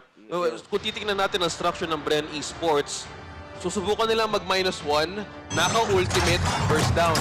Kaso may humaharap din sa ONIC Philippines. The Julian, and they also have one more thing to look after. Dito, yung Faramis. Where instead, well, they went for the Clint. So, where they're doing a textbook counter for the Beatrix, for the laning, mainly for the early game. Yeah, we could consider. And in an interesting turn of events, para sa ONIC Philippines, mas ginusto nila yung Clint. In a way, maintindihan mo kung bakit. Para meron silang mas malayong range of attack instead na mag-settle sila sa Claude o kaya i-retail na medyo up close and personal at mas late game pa ang diskarte. Kukontrolin nila yung early game sa ngayon gamit yung kanilang mga rotations with this Paquito. At and also in a very interesting manner, tinuruan ni Ryota si Sensui. Nilish para dito sa ating purple buff. Ladies and gentlemen, game number 3. Dito nga magdidikta kung manunumbalik na nga ba ang lakas ng Bren Esports.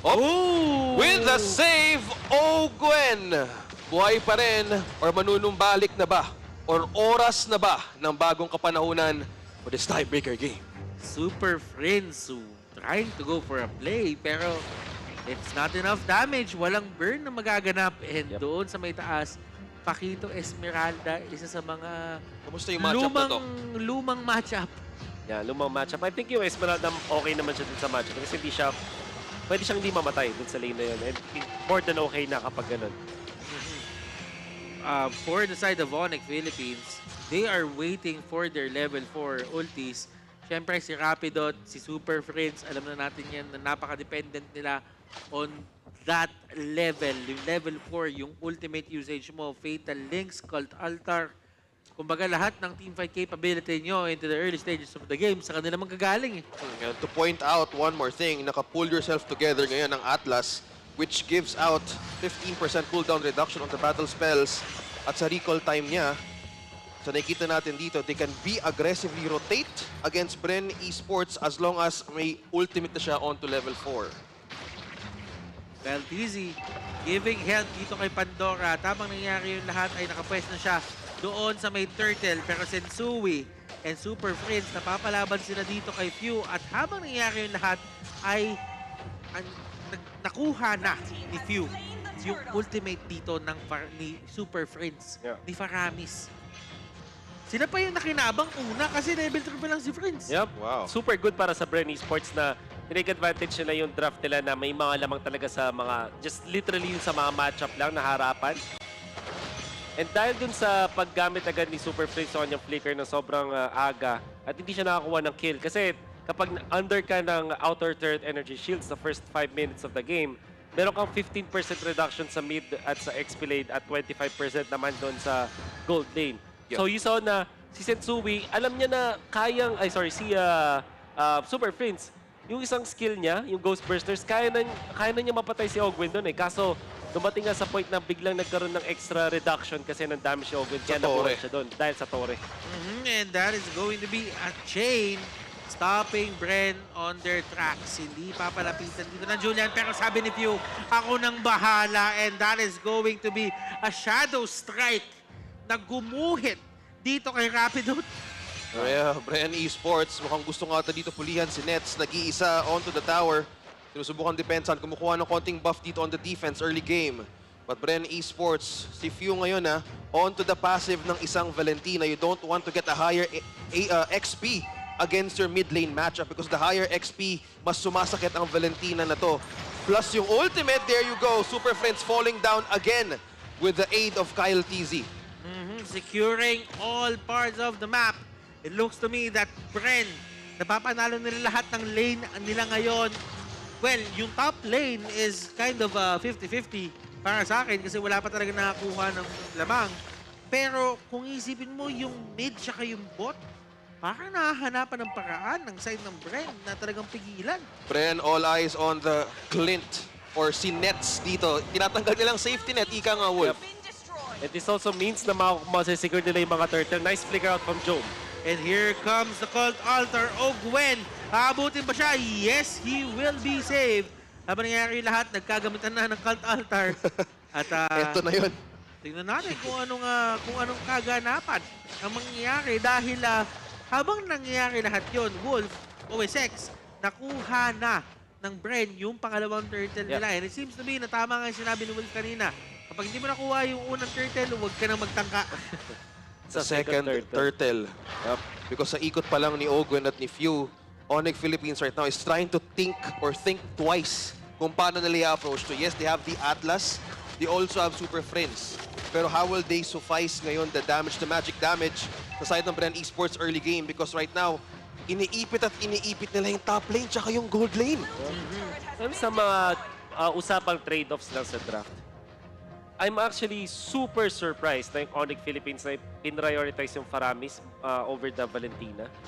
Para sa akin kasi mas magandang i-prioritize yung Valentina kasi mas open siya. Flexible Yeah. Mas flexible. Right? And kung sakaling kunin ng kabila yung Faramis, nakuha mo pa rin yung Faramis. Ganun din. Ay ngayon, meron pa silang Atlas. So technically, parang nakuha din yung Atlas. Ultimate will miss for Rapidut. Pero ngayon, this sets up Bren Esports on open window. Si Kyle TZ ngayon. Jom naka-sniper. Nakuha ni Few yung uppercut dito ni Ryota, pero it won't really matter as Kyle TZ is the one na nandun sa may front line. Si Sensui dito gumamit na ng sword. Habang nangyayari yung lahat, si Jom sinusubukan abutin ni Ryota at si Pandora naman ay kiniklear lang yung minions. This is definitely the first turret going to the side of Bren Esports, and right now Bren is on point. Speaking aggression mula sa Bren Esports, man. So, tama ka dyan. On point nga sila. Lalo na sa pag-contest nila ng purple buff ni Sensui. This time, finally, may invade nila sa third rotation ng purple buff. Pero nahihirapan pa rin mag-farm dito si Sensui. One thing to look after dito, being Sensui, boy pa rin. And going back to the point that Sensui right now, medyo nalilimit siya mainly on the problem na dito natin nakikita si Kyle TZ. This is a level 10 Barats over the jungle of ONIC Philippines sa pakunatan and pick off. They can out-sustain damage with a big guy na pwedeng ibigay ni Kyle TZ. Being aggressive ngayon ng Bren Esports top lane. Sinusubukan nilang ipitin dito ang pagbawi, especially objectives na wala ngayon na mid lane turret. This opens up a lot of avenues sa Bren Esports na pwedeng tangkain or for pick-offs right now na ONIC Philippines pwedeng mataranta. But this is all happening. Definitely the leader of the show na pinapakita ngayon ng Bren definitely is Few kung paano niya isi-set up yung laban dito. Nasa kanya ang bola kung paano lalaban ang Bren Esports. The Hall of Famer, the leader, ladies and gentlemen, possible Hall of Famer, Few, ladies and gentlemen, getting that fatal links. Ngayon, pagkapalit ni Pandora, we might actually see a full-blown team fight, especially na meron siyang flicker. Nice find mula sa ONIC. Hindi nila kinailangan gumamit ng flicker kay Rapidot. Just na-conceal enough na para makakuha ng pick-off doon kay Pandora. Still very early, so ang bilis ng respawn dito ni Pandora. At kinoncede na rin ng ONIC Philippines yung control doon sa may top lane. Wala nang outer turrets dun sa top lane ng ONIC Philippines. At dahil dyan, lalaki pa ang lead ng Bren Esports sa ngayon. Around 5,000 at this point. At pipilit nila yung top lane. Pero dahil dun sa Holy Defense Wolf, ay hindi matutuloy yun ng side ng Bren. I just want one thing to point out for Few here. He's 2 levels away. Mas advancing ngayon ng XP ang Valentina onto Super Friends. But to think, meron siyang Enchanted Talisman. You have the Genius Wand, Only Mana, we have the Spring Mana, and also we have the Magic or Defense Magic Reduction side ng ONIC Philippines. Pero wala pang depensa ngayon ng ONIC Philippines, ni Athena Shield pa. Well, definitely, dahil sa passive ng isang Valentina, talagang mauuna at mauuna siya in terms of the levels against doon sa katapat niya, which is si Super Friends. Pero kasi, pinaka-nakakatakot talaga ngayon, OSX, is yung possible na magawa ni Ogwen at ni Few. Kapag nagsama na yung Guiding Wind, yung Circling Eagle, pati yung IMU. Ang bilis naman ng dinosaur na yon, Kyle TZ. Flying Dinosaur with the aid of Ogwen. Ito na ba yung duo na sinasabi mo, Butters? Nakakatakot na nga yung dinosaur. Paano pa yung lumilipad na dinosaur? Bilis tumakbo. Mahirap yan. O yan, nakain na yung boksingero. Si Ultimate yung Ultimate. Nakita natin yung Lord. Nandun sa may taas, pinakita talaga. And may close-up pa. Pero walang na-takedown sa side ng ONIC. That's Scout Arthur, Nagamit na dito yung ulti ng Faramis. Super Friends. Pero ngayon si Few kinuha niyang ultimate ni Rapidot na for setups. May flicker din dito si Valentina. Surprise setups could happen for Bren Esports habang nagpupush yung Lord sa taas. Anong possibility of comeback dito for ONIC Philippines? Butters and Wolf. I mean, one well-timed Cult Altar.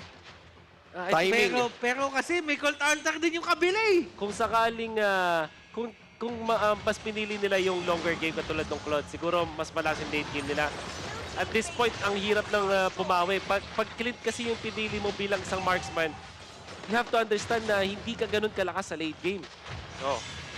Kung late game ang problema ngayon ng ONIC Philippines, they need to check on who to target sa side ng Bren Esports because Jom right now may Blade of Heptasis na kung hindi siya nakakatama ng any attacks from the side of ONIC Philippines, this is an assassin special item na kung wala siya kinukuha damage for a certain time, mas sumasakit. So yung sniper at ang shotgun ng isang Beatrix right now amplifies by the minute. Sasamahan mo pa dito ng isang Dominance Ice and Blade of Despair just to counter down the healing sa side ng ONIC Philippines. Ogwen though, Dominance Ice, blue first press plate, nakikita mo naman yung movement speed nila. Pero si Few ang isang bagay, ang isang player na gusto ko tignan dito. Enchanted Talisman, Genius Wand, tapos Winter Truncheon. Winter Truncheon agad. Para sa risk. Pero kasi pwede niya kasing pang-outplay yun sa mga fatal links. Yes. That's why he prioritized this. Utility na talaga ang priority ngayon ni Few. So we could say for ONIC Philippines, timing sa ultimate ni Super Friends at setup ni Rapidot. Ako, Wolf, may tanong ako sa'yo. Itong mga jungle na Julian ba, usually ba dapat pakuhaan pa sila ng defense items? Kasi usually makikita mo, kuha sila ng mga Genius One, yung Twin Blade, yung Shadow Blade, tapos itong si Holy Crystal. Holy Crystal ata ito eh. Susunod niya. I think when you are faced up against yung mga heavy marksman, mga Claude, mga Beatrix, na yun yung win condition ng kabilang team. Yeah, Holy Crystal mas maganda mag-damage build ka na lang. Kunwari, ikaw ay Karina or Julian. Pag walang Claude sa kalaban and you think na kailangan nyo ng tank sa early stages, doon ka mag-tank build na Karina o kaya ng Julian. Pero, walang in-between. Kapag pinili mo na yung tank build ka na all the way. Kapag pinili mo na yung damage all the way ka na lang. Siguro pinaka-defense mo na lang yung Winter Truncheon. There is no middle ground. Pero kapag ka-Lord, syempre, walang middle ground. Kailangan isa lang makakuha and it will definitely go to the side of Bren Esports, ONIC Philippines. Paano nila pipigilan yung next push given that exposed na yung kanilang top lane?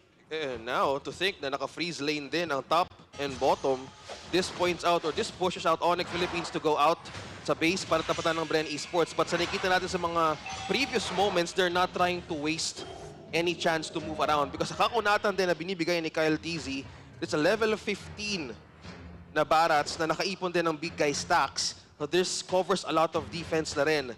But on the side of ONIC Philippines, wala pa rin tayo nakikitang magic defense onto their side. Dominance eyes only. All lanes pushing to the side of ONIC Philippines. How do you stop this? How do you defend something na hindi na talaga pumapabor sa inyo?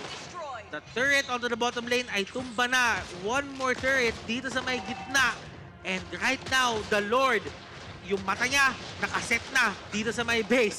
Sinusubukan ng ONIC Philippines dito na i-take down yung Lord. They will be successful, but at the price of 200 turrets. And right now, it's going to be a fatal legs. Wow! ONIC Philippines, they tear it up! Ladies and gentlemen, ito na ata ang pagbabalik. Ito na ata yung comeback. Shantizi dito with the immortality. And he will go down as well. Apat na members sa side ng Bren Esports ang tumumba. The rapid set by Rapidut. Hindi pa rin napigilan. Dedepensa ang ONIC Philippines at magpupush sa base ng Bren Esports. Caughting them off guard. Ngayon magpupush ngayon sa base. Papunta sa Esmeralda lagi si Pandora na lang nag-iisa dito. Nagmamadali dito yung members ng ONIC Philippines. They know that this is their window for a comeback. This is going to be a miracle set. Ladies and gentlemen, Few is alive, Ogun is alive, Jom is alive. And they have to run back. Kailangan nila tumakbo, ladies and gentlemen, and ONIC Philippines. A sliver of hope, a window, a light. Nailawan sila ng pag-asa. Rapido ang pag-asa ng ONIC Philippines. At nakombotin nila yung kanilang ultimates. We said, di ba, watch out for Jom. Nag-set up na siya, ginamit na niya yung kanyang shotgun. Unfortunately, ONIC Philippines are way prepared for that. Well played mula dun sa kanilang heroes, particularly dito sa Atlas. Pero makikita din natin na malaki yung ginampanan ni Super Prince with the Cult Altar. Eventually, si Ryota din yung kanilang knock-up. At pag pinag-combine yung tatlong sources ng knock-up ng ONIC Philippines, including yung kay Ryota, na chain stun yung Bren Esports after that. Galtizi goes down. ONIC Philippines, paano nyo nahanap yung mga pick-off na to? Hindi nga possible na dapat nagagawa nyo ito ngayon. Sobrang out of position ni Galtizi. Wala doon si Matilda para iligtas siya. It's ONIC time na ba? Approaching 16 minutes. Ryota with the sa likod. Pero naiwan ditong isa. Nets with double kill. Owen is down for Bren Esports. Pandora Few. The double P combination. Sila na lang ang buhay dito sa side ng Bren Esports. Goodness gracious, ONIC Philippines from the brink of defeat right now to controlling the third lord ng larong ito. Super well played from Ryota. Standing his ground. Tiniming niya yung champ stance niya gamit yung knockout strike para mapigilan yung jump ng Matilda at itong Beatrix. I think Bren Esports are not using yung proper combos nila kasi parang ginamit niya nila yung Matilda Barats, di ba? Tapos doon sa last na positioning nila, Barats was alone. Matilda yung sinama doon sa Beatrix at Beatrix, Matilda yung sumugod sa isang XP-laner. I think there's a lapse of judgment sa position na yun. Ako, Wolf, naniniwala ako sa'yo. Yung communication nila ngayon might be all over the place. But they have defense. Defense, pero Ryota kanina, will he make it still again? The place of Ryota. Ito na nga ba ang pagbasag ng ONIC Philippines sa base nila? Pew! Nakuha niya yung ultimate dito ng Clint. Surprise siya dito, ladies and gentlemen. And that's going to be with the tension being used. Gwen Pandora, Job. Sila na lang ang pinapatay dito ng members sa side ng ONIC. And they will escape. Ryota trying to deal the finishing blow. Ladies and gentlemen, wala pa mga minions. Sila. Ito na yung minions. And the minions are here. Will this be enough for the side of ONIC Philippines na matapos sa itong laro? Ryota and the others. Pandora, last man standing. Gwen Immortality Bomb. Pandora, kakayanin ba? Hindi kaya today. ONIC Philippines, what time is it? What time is it? What time is it? Ito na ang oras. Ang oras ng bagong kapanahunan. Ang bagong mukha ng ONIC Philippines winning the tiebreaker game sa unang laban against Bren Esports. Wolf, reverse, well, comeback. Sabi natin doon na wala nang pag-asa yung ONIC Philippines. It would be a hard thing to do. Tall order. But at the very last moment, sila pananalo. Dahil sa Fatal Links, dahil sa knockout strike, at syempre yung enhanced chains. Ang pinakita ng ONIC Philippines sa isang classic way paano mag-comeback sa isang MOBA game. I-overload nyo ng stun. Kinround control ng sobra-sobra at unfortunately for Bren Esports, masyado silang magkakadikit sa moment na yun. After that comeback play, mula kay Rapido at kay Ryota, eventually sa isang Lord fight, nagkaroon ng mga mistakes ang Bren Esports na na-expose ng mga members ng ONIC. And you can see na in-all-in nila doon si Kyle TZ. Knowing na walang Matilda para makapagligtas sa kanya, ginamit ni Kyle TZ yung kanyang Daytona's Welcome around the Lord area while he is alone at dahil 5 yung kalaban niya doon.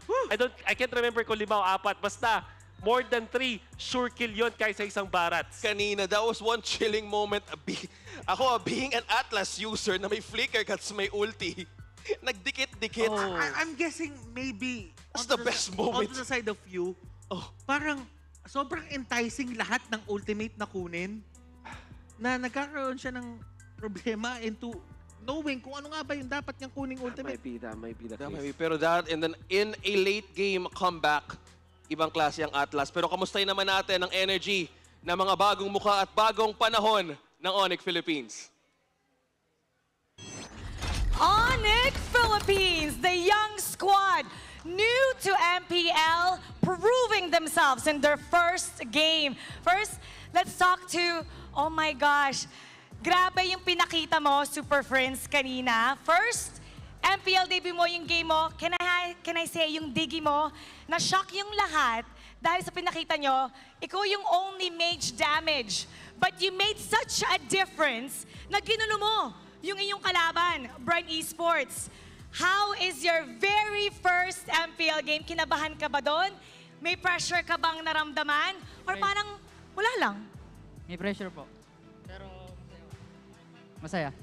Masaya. Okay, ano yung pinagkaiba ngayon? Kasi look, naglaro kaya sa amateur and now, kasama mo dito sa MPL now at meron tayong live audience. How is this experience for you? At ikaw pa yung naging MVP doon? Nakaka-pressure po eh, pero laban lang. Nakaka-pressure, pero laban lang daw. Pakita naman natin yung suporta kay Super Friends. Alright, now this is for Ryota. Ryota, alam naman natin, yung bagong ONIC Philippines, sila matagal nang nagsasama sa amateur scene. Around about 2 years. Pero, ikaw yung pinaka-veterano dito sa MPL.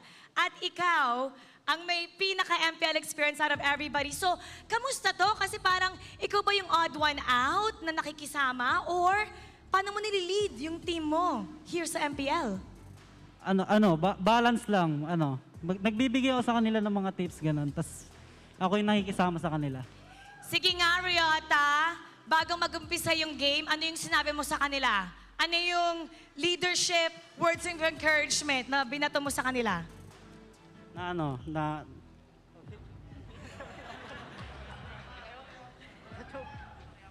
magpo-focus lang kami sa gagawin namin. Kapag nagkakamali kami, reset lang. Ayan, the leader, the veteran, Ryota. Give him a round of applause. Thank you so much, ONIC Philippines. A lot is expected from you, but you delivered in your MPL debut here today. Congratulations. Let's give him a round of applause. What an amazing show of game from ONIC Philippines. And now, silipin natin kung ano nga ba ang sasabihin ng ating mga casters. Let's break it down for you. Casters, pasok! Maraming salamat, Mara Aquino, na kahit kami doon, na-stun kami sa mga pangyayari. Yeah. And one of the best moments that you could have being that miracle set na pwedeng ibigay ng Tangmo is one hell of securing that late game possibility of winning the team fight. But now, ONIC Philippines, welcome to MPL Philippines Season 10. At mukhang na talaga no? Parang naging honest sila dun sa fact na ang taas daw ng pressure. Kahit nga tayong mga casters pagpasok ng bagong season, yung pressure ramdam natin, what more na sila yung naglalaro, sila yung pwedeng mag-champion sa pinakadulo nitong lahat. And you could feel the pressure, pero kasi iba talaga kapag nakaupo ka na ata dun eh. Yeah. And lalo na sa mga tense moments like that, you can imagine how difficult it must be and how high pressure it must be. So, well played, ONIC Philippines. And syempre, Bren Esports, I think they should regain their composure after that. I still feel na kayang-kaya nilang ipanalo yung game na yun, but they fell short in the end. Hindi pa natin pwede talagang i-describe kung gaano kalakas itong dalawang teams after that series, I would say. Now, we do have our post-game. We have now post-game stats. The stats of 13 and 4. So this sums up the Faramis. Actually surprised na in the end it went na 13-4 in favor of ONIC Philippines.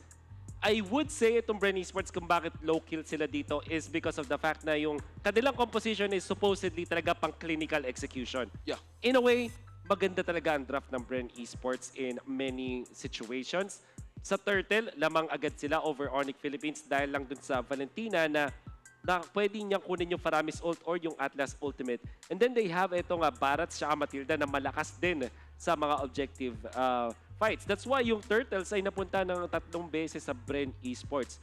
Para naman sa ONIC Philippines, the way that they won this game is just one Lord dun sa pinakahuling Lord ng laban kung saan ang Bren Esports ay nagkaroon ng mga untimed na positioning kung saan na-expose agad yan ng ONIC Philippines. Katulad nga na pagkapitas kay Kyle TZ, pati na rin doon kay Joe, as well as this Matilda mula kay Ogwen. So, nakita natin na yung mga pickups na yun was super duper crucial para sa ONIC Philippines. And now we go back doon sa fatal links that really saved the day para sa side ng ONIC Philippines.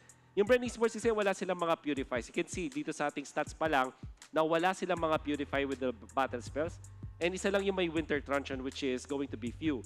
And Jom, hindi niya kayang protektahan yung sarili niya. And Ogwen, of course, can only protect one at a time. So, hindi na protektahan ng Bren Esports yung mga crucial members nila.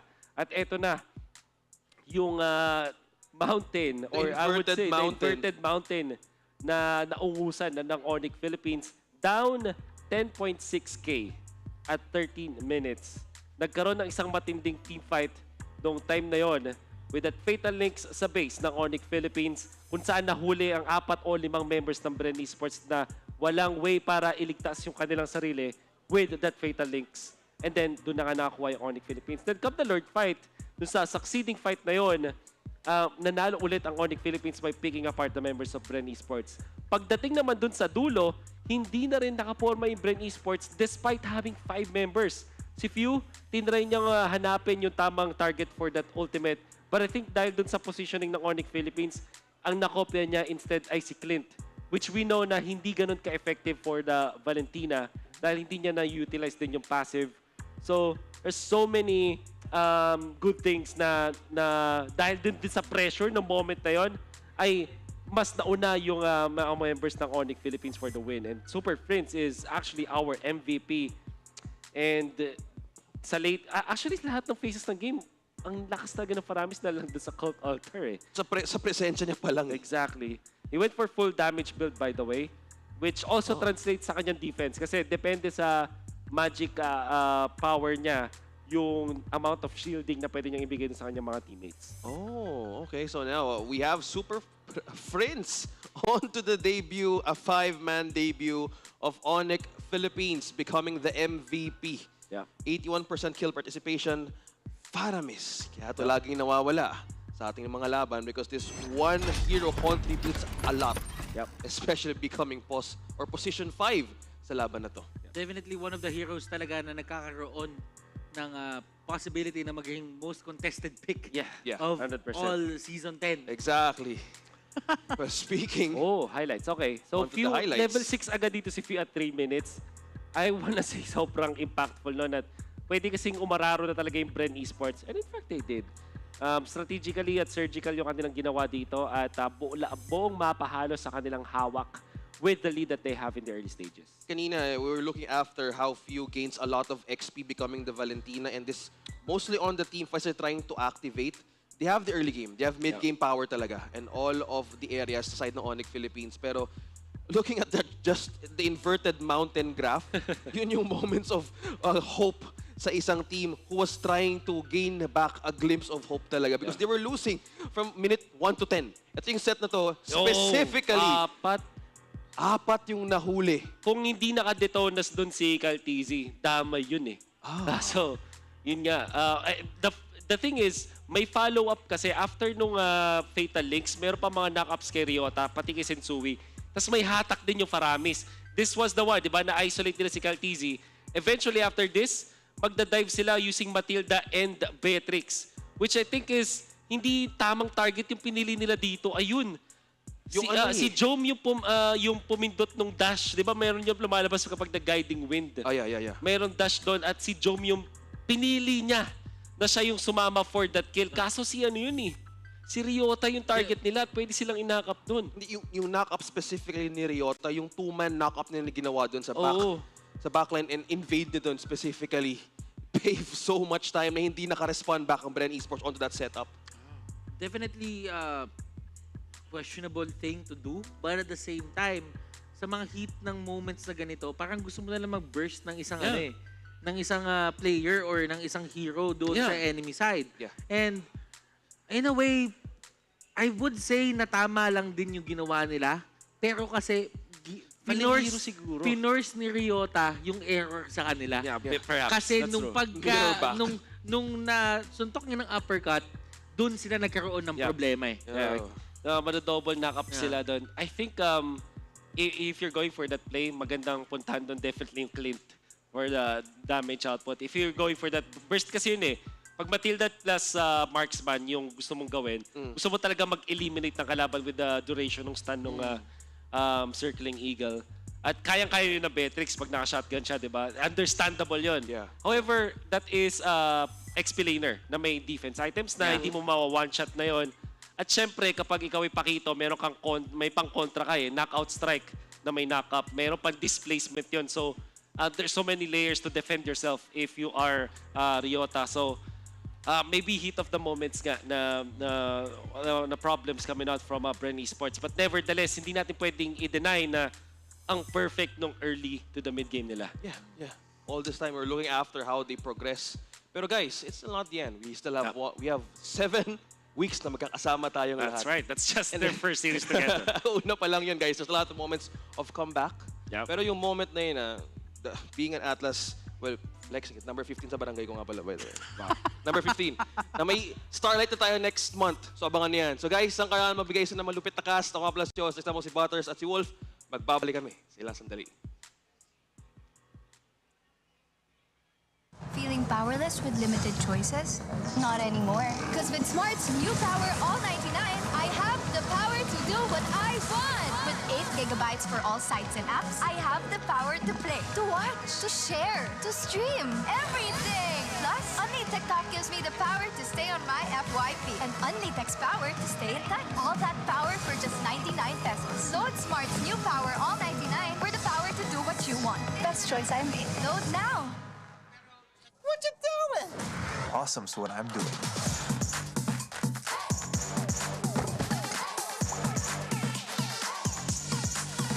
Do what makes you awesome. With the Galaxy A series. Get yours now.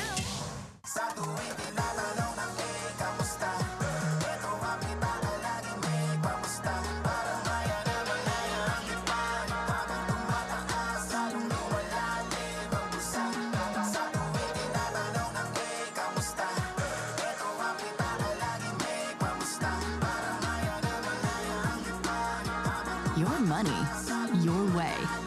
Your all-in-one money app. Maya, it's everything. And a bank. Uy, Big Mac! Sarap! Diretso na sa new McDelivery app for any McDo craving. May exclusive offers at discounts ka pa. Download now. Sa new McDelivery, maraming ordering options. Upgraded ang tracker at updated ka with live chat. Level up now with the new McDelivery app. Uy! Iced coffee! Just tap for sarap! Everyone has the chance to discover and be discovered on TikTok. Powerful voices, rising stars, unique creativity, insightful educators. We're welcoming a new generation of TikTok creators. You've heard our stories. It's time to start yours. Create, share, be discovered on TikTok.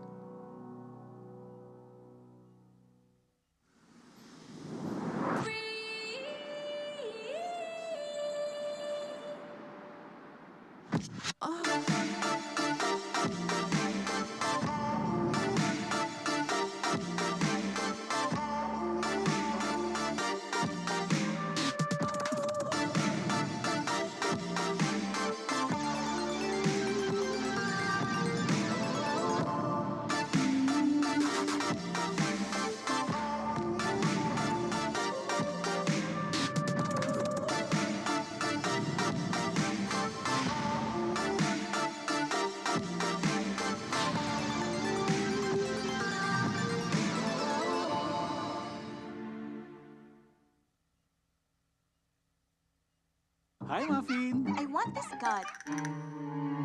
Okay, Mom. Poor eyesight, poor doggy. Come to EO Executive Optical for state-of-the-art facilities, expert eye care, affordable eyewear. EO, love your eyes.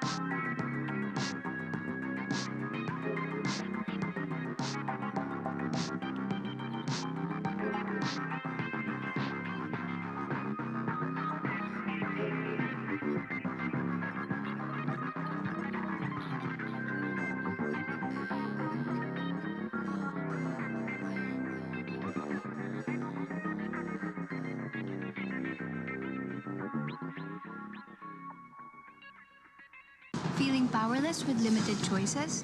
Not anymore. Because with Smart's new Power All 99, I have the power to do what I want. With 8 gigabytes for all sites and apps. I have the power to play, to watch, to share, to stream, everything! Plus, Only TikTok gives me the power to stay on my FYP and Only Text power to stay in touch. All that power for just 99 pesos. Load Smart's new Power All 99 for the power to do what you want. Best choice I made. Load now! What you doing? Awesome's what I'm doing.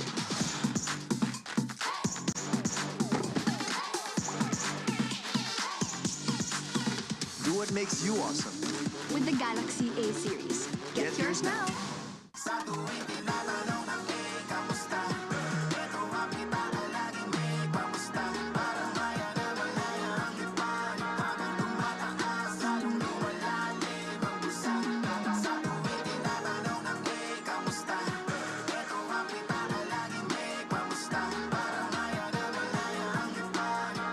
Your money, your way. Your all-in-one money app. Maya, it's everything. And a bank. Uy, Big Mac! Sarap! Diretso na sa new McDelivery app for any McDo craving. May exclusive offers at discounts ka pa. Download now. Sa new McDelivery, maraming ordering options. Upgraded ang tracker at updated ka with live chat. Level up now with the new McDelivery app. Uy! Iced coffee! Just tap for sarap! Everyone has the chance to discover and be discovered on TikTok. Powerful voices, rising stars, unique creativity, insightful educators. We're welcoming a new generation of TikTok creators. You've heard our stories. It's time to start yours. Create, share, be discovered on TikTok.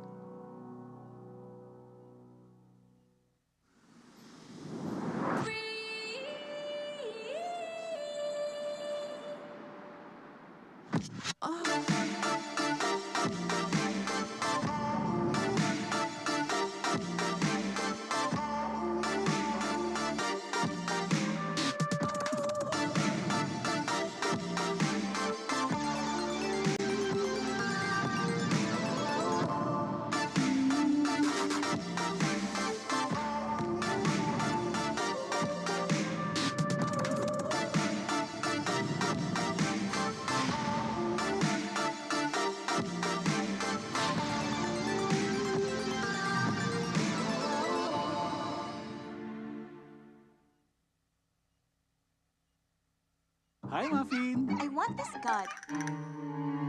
Okay, ma'am. Poor eyesight, poor doggy. Come to EO Executive Optical for state-of-the-art facilities, expert eye care, affordable eyewear. EO, love your eyes.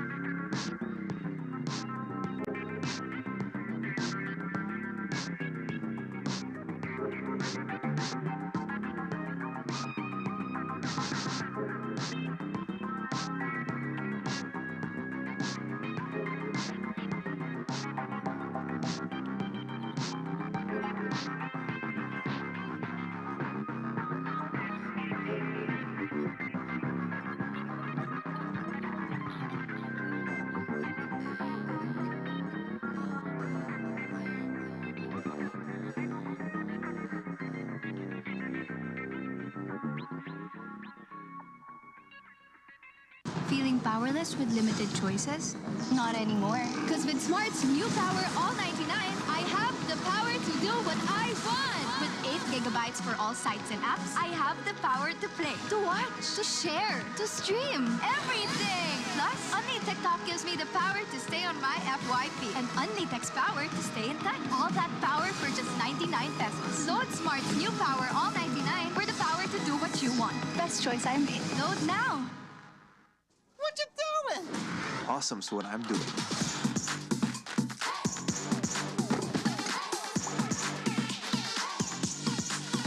Do what makes you awesome. With the Galaxy A series. Get yours now.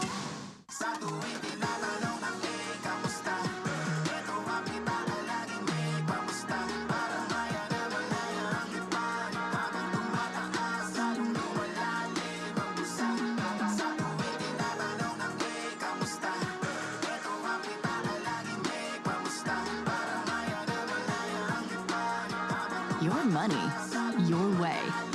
Your all-in-one money app. Maya, it's everything. And a bank. Uy, Big Mac! Sarap! Diretso na sa new McDelivery app for any McDo craving. May exclusive offers at discounts ka pa. Download now. Sa new McDelivery, maraming ordering options. Upgraded ang tracker at updated ka with live chat. Level up now with the new McDelivery app. Uy, iced coffee. Just tap for sarap. Everyone has the chance to discover and be discovered on TikTok.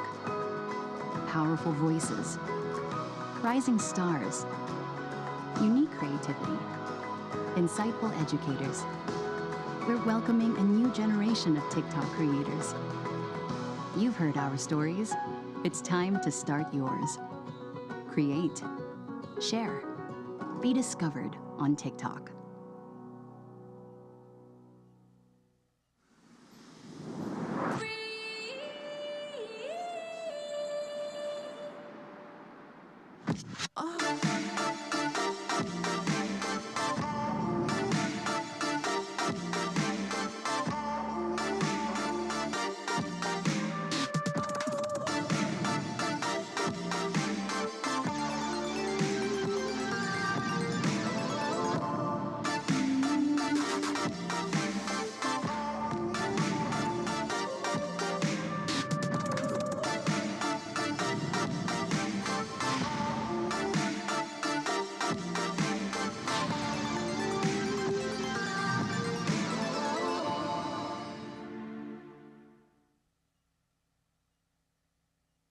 Hi, Muffin. I want this gun. Okay, ma'am. Poor eyesight, poor doggy. Come to EO Executive Optical for state-of-the-art facilities, expert eye care, affordable eyewear. EO, love your eyes.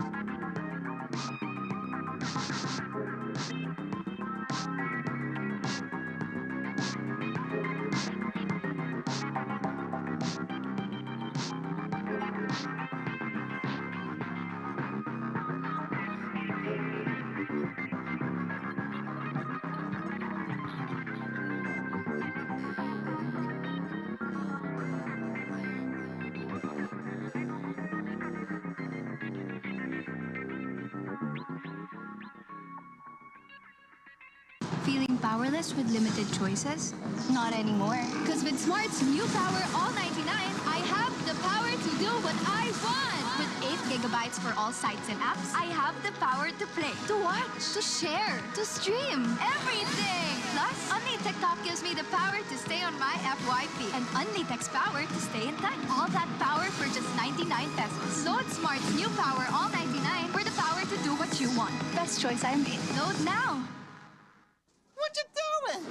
Awesome's what I'm doing.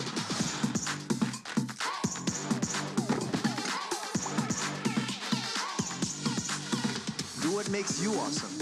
With the Galaxy A series. Get yours now.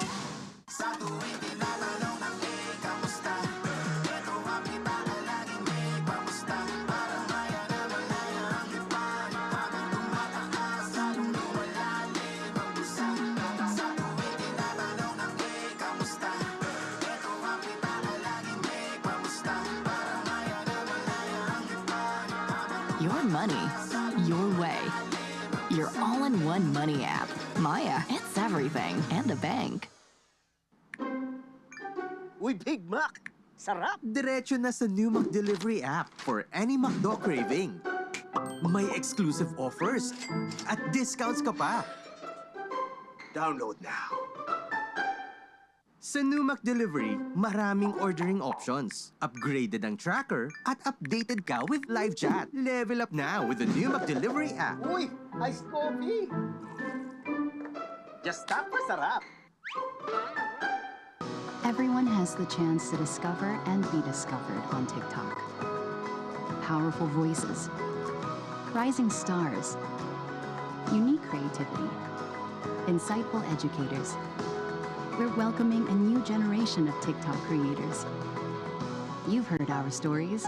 It's time to start yours. Create, share, be discovered on TikTok.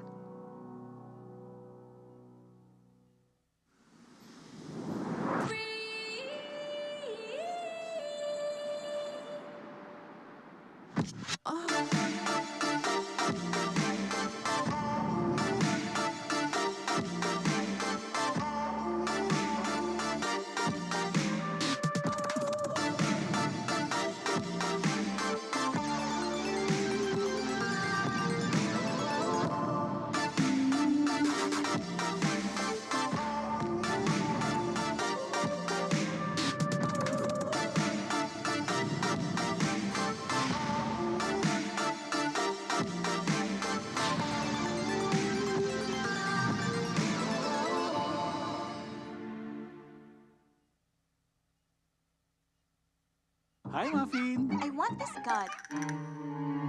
Okay, ma'am. Poor eyesight, poor doggy. Come to EO Executive Optical for state-of-the-art facilities, expert eye care, affordable eyewear. EO, love your eyes.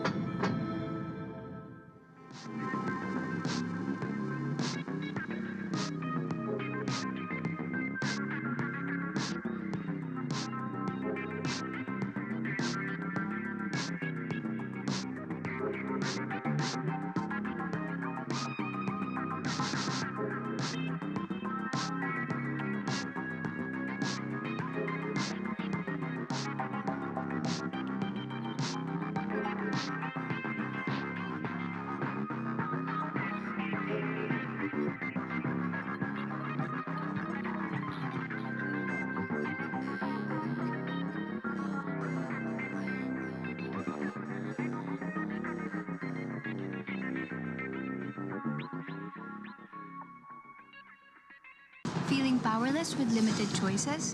Not anymore. Because with Smart's new Power All 99, I have the power to do what I want. With 8 gigabytes for all sites and apps, I have the power to play, to watch, to share, to stream, everything. Plus, Only TikTok gives me the power to stay on my FYP and Only Text power to stay in touch. All that power for just 99 pesos. Load Smart's new Power All 99 for the power to do what you want. Best choice I made. Load now. What you doing? Awesome's what I'm doing.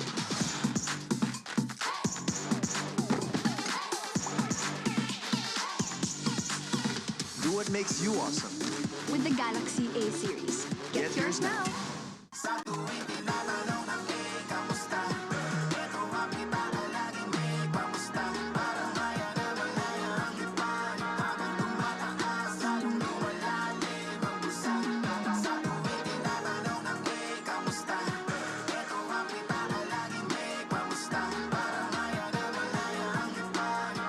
Your money, your way. Your all-in-one money app. Maya, it's everything and a bank.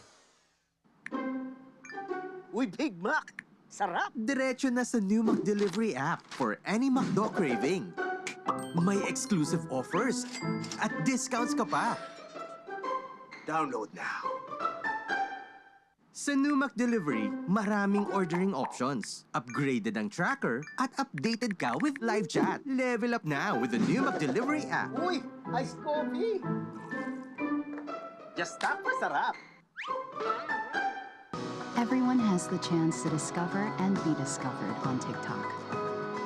Powerful voices, rising stars, unique creativity, insightful educators. We're welcoming a new generation of TikTok creators. You've heard our stories. It's time to start yours. Create, share, be discovered on TikTok.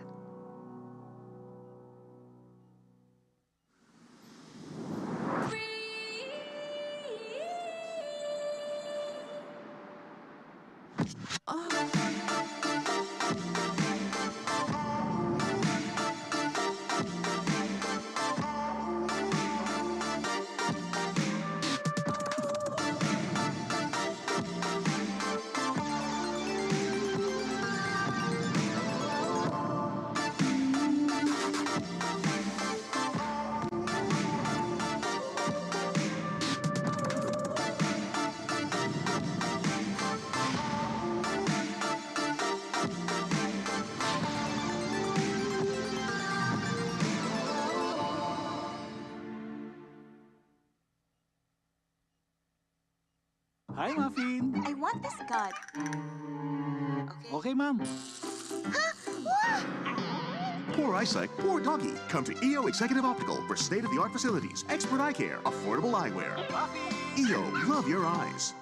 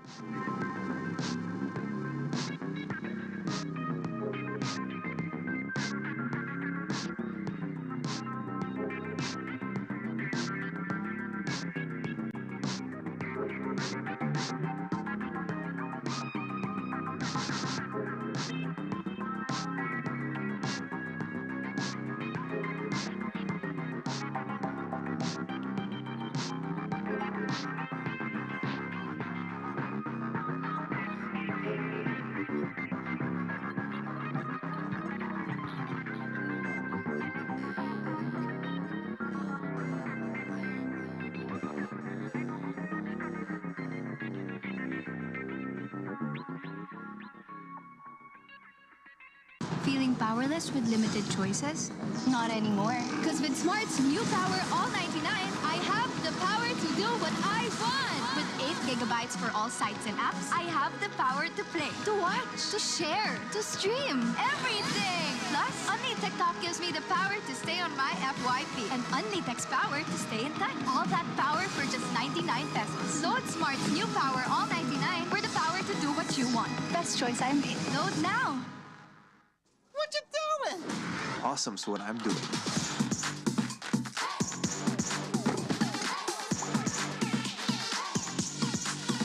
Do what makes you awesome. With the Galaxy A series. Get yours now.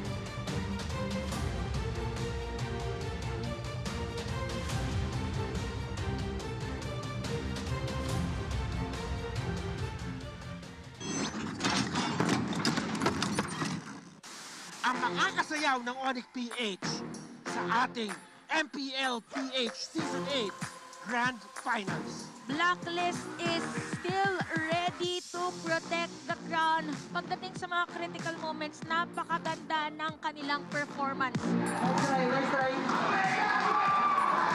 The Filipino sniper!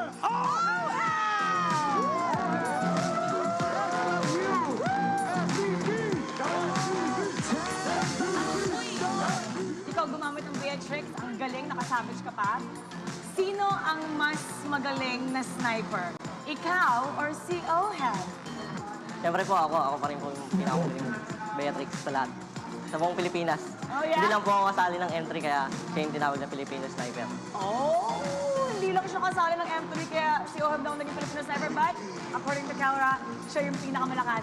Ito na yung pinakaabang ng Blacklist. Pero ngayon, nandito na si Renzo to the rescue. Kaso nga yung Blaze to win the Renzo. Ang sakit! Nandito yung pasok, pero makukuha niyo kill on Jeff at double kill coming from Kelra. Ngayon, inuubos niya ng mga miyembro in the triple kill. Maniac para kay Kelra. Let's see the damage. Ginamit ko sa sniper niya. Nakatotok lang. Pero ngayon, Sino ang pinakamagaling mag-VH tricks? Ako, hindi naman ako yung pinakamagaling mag-Beatrix. Pinansagan akong Filipino sniper for a reason. Hindi ganun basta-basta nakuha ng wala. MVP lang naman kasi sa buong mundo.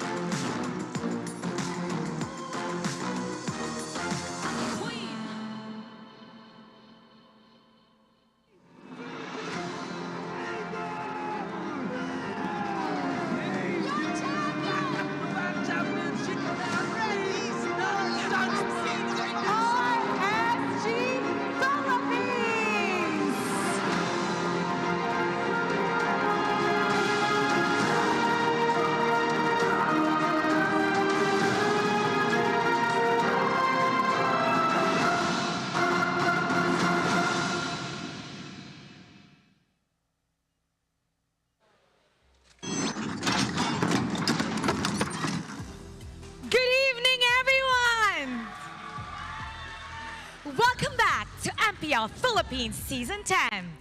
This time, we're going to expect an interesting matchup between TNC Pro going up against Nexplay Evos. Isa din sa inaabangan sa laban na to ay ang tapatan ng dalawang jungler, ang lakas ni H2O at ang gilas ni SD ZYZ. We're all excited to see the outcome of this matchup, so stay tuned. But first, we would like to thank our sponsors. The 10th season of MPL Philippines is brought to you by our official telco partner, Smart, the Philippines' fastest 5G mobile network. Based on analysis by Ookla of Speedtest Intelligence, data Q1, Q2 2021, and Q3, Q4 2021.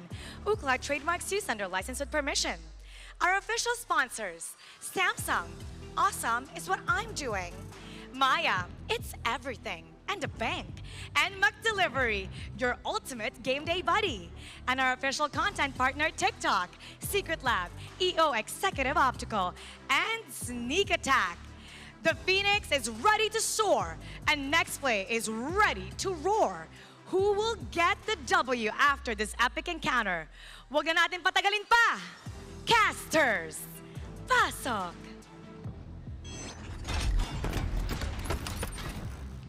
Taas ng lipad o bilis ng takbo? Sino kaya ang mauna patungo sa tuktok? Talim ng pangil o haba ng kuko? Abangan natin itong yugto. Maayong adlaw sa inyo tanan, kami ang inyong makakasama. O nga pala si Sandin, here with me is Butters and Midnight para sa seryeng ito. We have here Nexplay versus TNC. Alam mo, itong dalawang teams na ito, syempre, dati nung Season 9, lahat ng ingay ginawa ng NXP at yung TNC, low-key. Pero ngayon, papansinin mo, pareho na silang nasa low-key side. Oo, medyo tahimik din talaga yung NXPE. Wala tayong masyadong narinig sa kanila. Actually, ang narinig lang natin yung yung mga videos, yung mga reveal, yung kanilang 15 seconds na sold out kagad na jersey. Yan lang yung mga ingay na narinig natin sa NXPE. And so far, mukhang ito yung pagbabagong hinahanap natin. Naging recipe na to. Nakita natin kahapon yung performance nila versus Blacklist International to be able to get a score versus the reigning champs of Southeast Asia. Malaking bagay na to. Sobrang bigat nung win nila na yon. Kahit na natalo sila sa seryeng yon, pwede nating sabihin na boost din yun sa confidence nila in this upcoming match. Definitely na surpresa nila yung Blacklist International, pero kinulang sila nung game number 3 to just carry away or get on with the win. And alam mo, dun sa mga nakita natin, parang meron silang bagong timpla ngayon na unpredictable, explosive. Talagang kakaiba yung timpla ngayon ng NXP. And ngayon, makikita natin sa ating head-to-head, ito ang mga maglalaro in this series. Mukhang same pa rin ang gagamitin na lineup ng NXP and the usual lineup of TNC. Walang pinagbago dito sa roster nitong team na to. And again, sobrang tahimik nila na talagang wala silang dinagdag o tinanggal doon sa roster. Yeah, that's the thing that I liked about TNC. No? Most people would say na parang bakit hindi nagbago ang TNC? Why would you fix something that is not broken, di ba? And ang kinagandaan dito, it's following a same storyline. Sinet to ng RSG, wala masyado magbago, although pumasok si Light and that allowed for RSG to be able to be on top of MPL Season 9. Pero for TNC Pro Team, first chapter pa lang, di ba? First chapter pa lang, ang ganda na ng resulta nila. So yung very next chapter, why would you fix it? Di ba? Hindi naman nila kailangan ng something na need palitan or kailangan dagdagan. Actually, ang pagbabago lang na nangyari sa kanila is meron silang bagong coach. Nandiyan na si 413. And I feel like yung ginawa ng TNC rito, it just adds flavor kung ano man yung natimpla nilang ingredients, no? Kumbaga, kung ano man yung mix and match ng TNC, dinagdagan mo lang ng pampalasa. And yun nga, for TNC, ganun nangyari. Pero let's talk about NXPE. Marami tayong na-observe doon sa kanilang last match yesterday. Pero sa tingin nyo, ano yung mga kailangang i-expect ngayong araw na to laban sa TNC? Definitely, itong keys to victory for both sides. No? Let's start with NXP first. I think kailangan mo talaga i-disrupt yung combo ni Escalera pati na rin ni Bentings. These two players are one of the most disruptive duos in the league, I would say. And I feel like yun yung kailangan maging focus para ma-open up yung jungle for H2, which allows the enabling of the main assassin of NXPE. You also have to draft for skirmishes. Kasi ito talaga yung kailangan mong basagin sa TNC, yung textbook play na ginagawa nila. Kailangan mo haluan ng konting chaos, and I feel like that's gonna result into more rotations for NXPE, which will lead to an eventual victory. Pero again, nakadepende pa yun sa execution. Now for TNC, banggit ko na kanina, play textbook TNC, but a bit of more aggression and surprise kasi ang kalaban mo dito talagang chaotic team. NXPE is a very chaotic team. Kailangan lang nila mahanap yung fundamentals. Yun naman yung kailangan din galawin ng TNC. You need to be more aggressive versus these kinds of teams. And of course, disrupt and pressure the jungle early on. Keys to victory to ng TNC, pero for the most part, ito yung lagi nilang ginagawa. Again, yung mga disruptive plays ni Benting sa ni Kelra, talagang ito yung kailangan nilang ilatag versus NXPE. Kailangan makontrol nila yung jungle. And of course, let Bentings do his things, di ba? Kaya marami siyang Bent tips dito. For sure, may mga hindi pa siya nailalabas, no, na pwede niyang gawin against NXPE. So yun yung parang nagiging advantage Itong parang leadership din talaga ni Bentings on this team. But against NXPE, na merong mga bago nga, nasabi natin pwedeng panggulat dito sa serye na to. Ano pa ba yung mga hindi na mention dun sa keys to victory na gusto nyo pang i-add? Bad tips. I would say that for NXPE, probably just be aggressive, face TNC head-on. Kasi minsan kapag nawawala yung pagiging aggressive nila, dun sila nagkakaroon ng problema As we've seen nung game number 1 nila. But now, we have to look at the intro video na NXP. Tingnan natin kung ano nga ba meron sa kanila.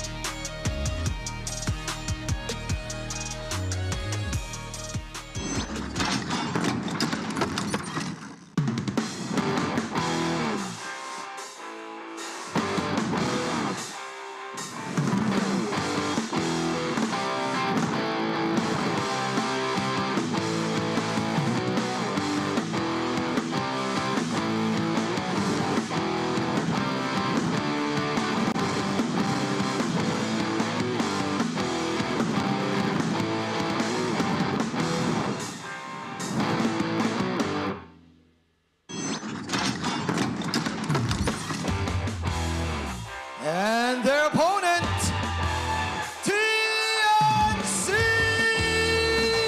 Pro Team!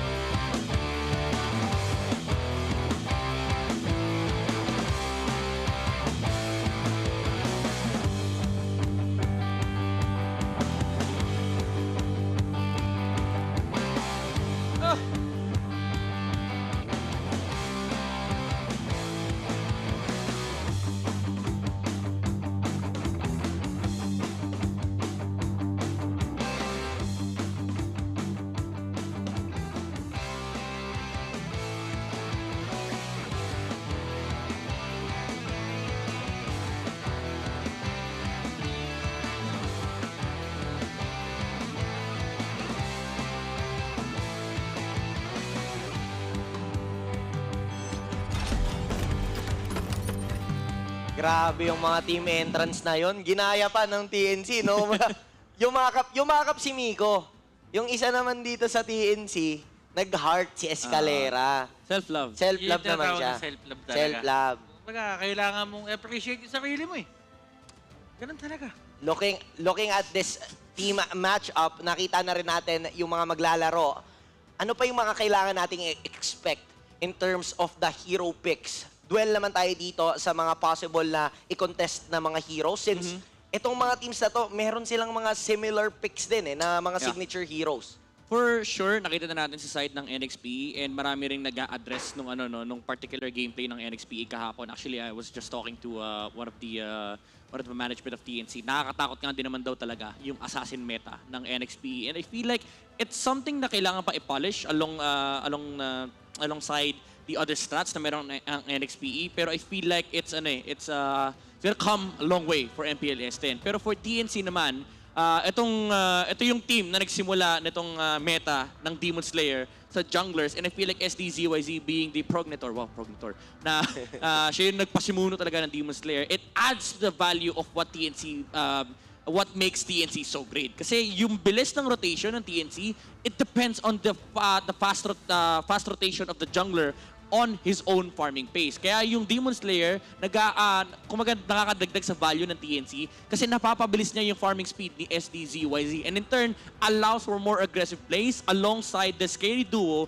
of Kelra and Bentings. So yun yung kailangan tignan ng NXPE dito, yung magamit ng TNC, yung logic behind SDZYZ. Of course, TNC, nakita natin last season na gustong-gusto talaga nila mag-championship pero hindi pa sila sinisikatan ng araw. Nag-fell short ang TNC. Now, NXPE naman, sila din yung nakaharang sa first week momentum ng TNC. Now, H2O, actually very clear dito yung difference between the two, no? Although very similar sila pagdating sa decision ng mga pagdating sa hero pools, pero yung emblem choices dito magkakaroon ng variables and differences. Oh, so yung killing spree or yung Demon Slayer yung pwede nating tingnan doon.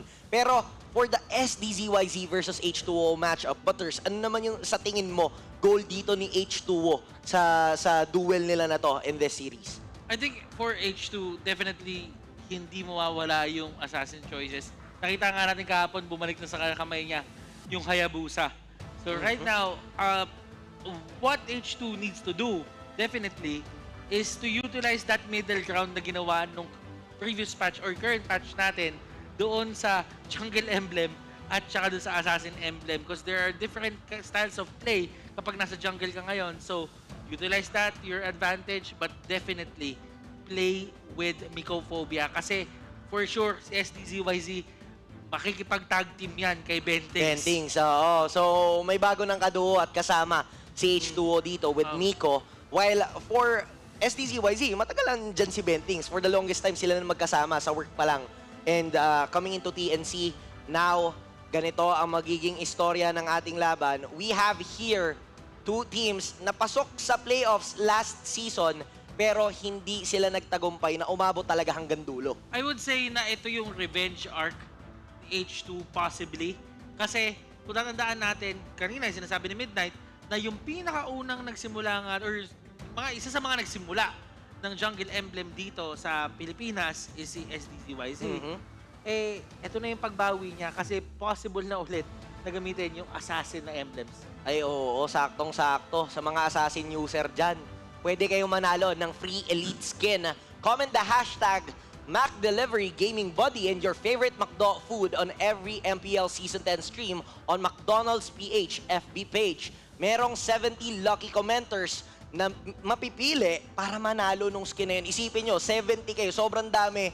Pag umorder kayo sa McDo, Matic, meron kayong elite skin if ever na mapili kayo dyan. So, saktong-sakto. Kakain ka na lang, may skin ka pa. May skin ka pa. Sana all. That's James. Nakita niyo naman. Kailangan pang pagising na. Pagising konti. Kailangan pang pagising. Si Coach Collar, bangs lord no? Nakita ko yun sa camera. Grabe yung galawan ng bangs pang idol. Pang idol. Oh. Ngayon, looking at the atmosphere between these two teams, syempre itong side ng NXPE, medyo mas on the edge sila dahil nga kailangan nila bumawi from that loss yesterday. Even if nakakuha sila ng 1 point doon, technically you still want to get that series win. Pero ngayon, for the side of TNC, focus sila, pero alam mo na meron pang room to be more creative and to be more playful than this. Kasi nga ito yung unang outing nila. Probably yung pinag-usapan namin ng first series, yung first day jitters na tinatawag na kahit gano'n ka nakatagal sa MPL, basta first day at first laro mo ng MPL season, may kaba ng onte. Meron at meron. Actually, gusto ko yung pinoint out ni Butter. Since first game to ng TNC, dito pa lang natin makikita kung meron silang flexibility or creativity na dinagdag sa laro nila. Now, for NXP, I actually love the difference that they've made this season. Kasi on the past seasons, yung mga previous seasons natin, laging sinasabi ng community na parang first pickling na naman ang NXP. Hindi na nagbabago, ito pa rin, Roger, Lancelot, di ba? Yung pa rin yung paulit-ulit na ginagamit nila.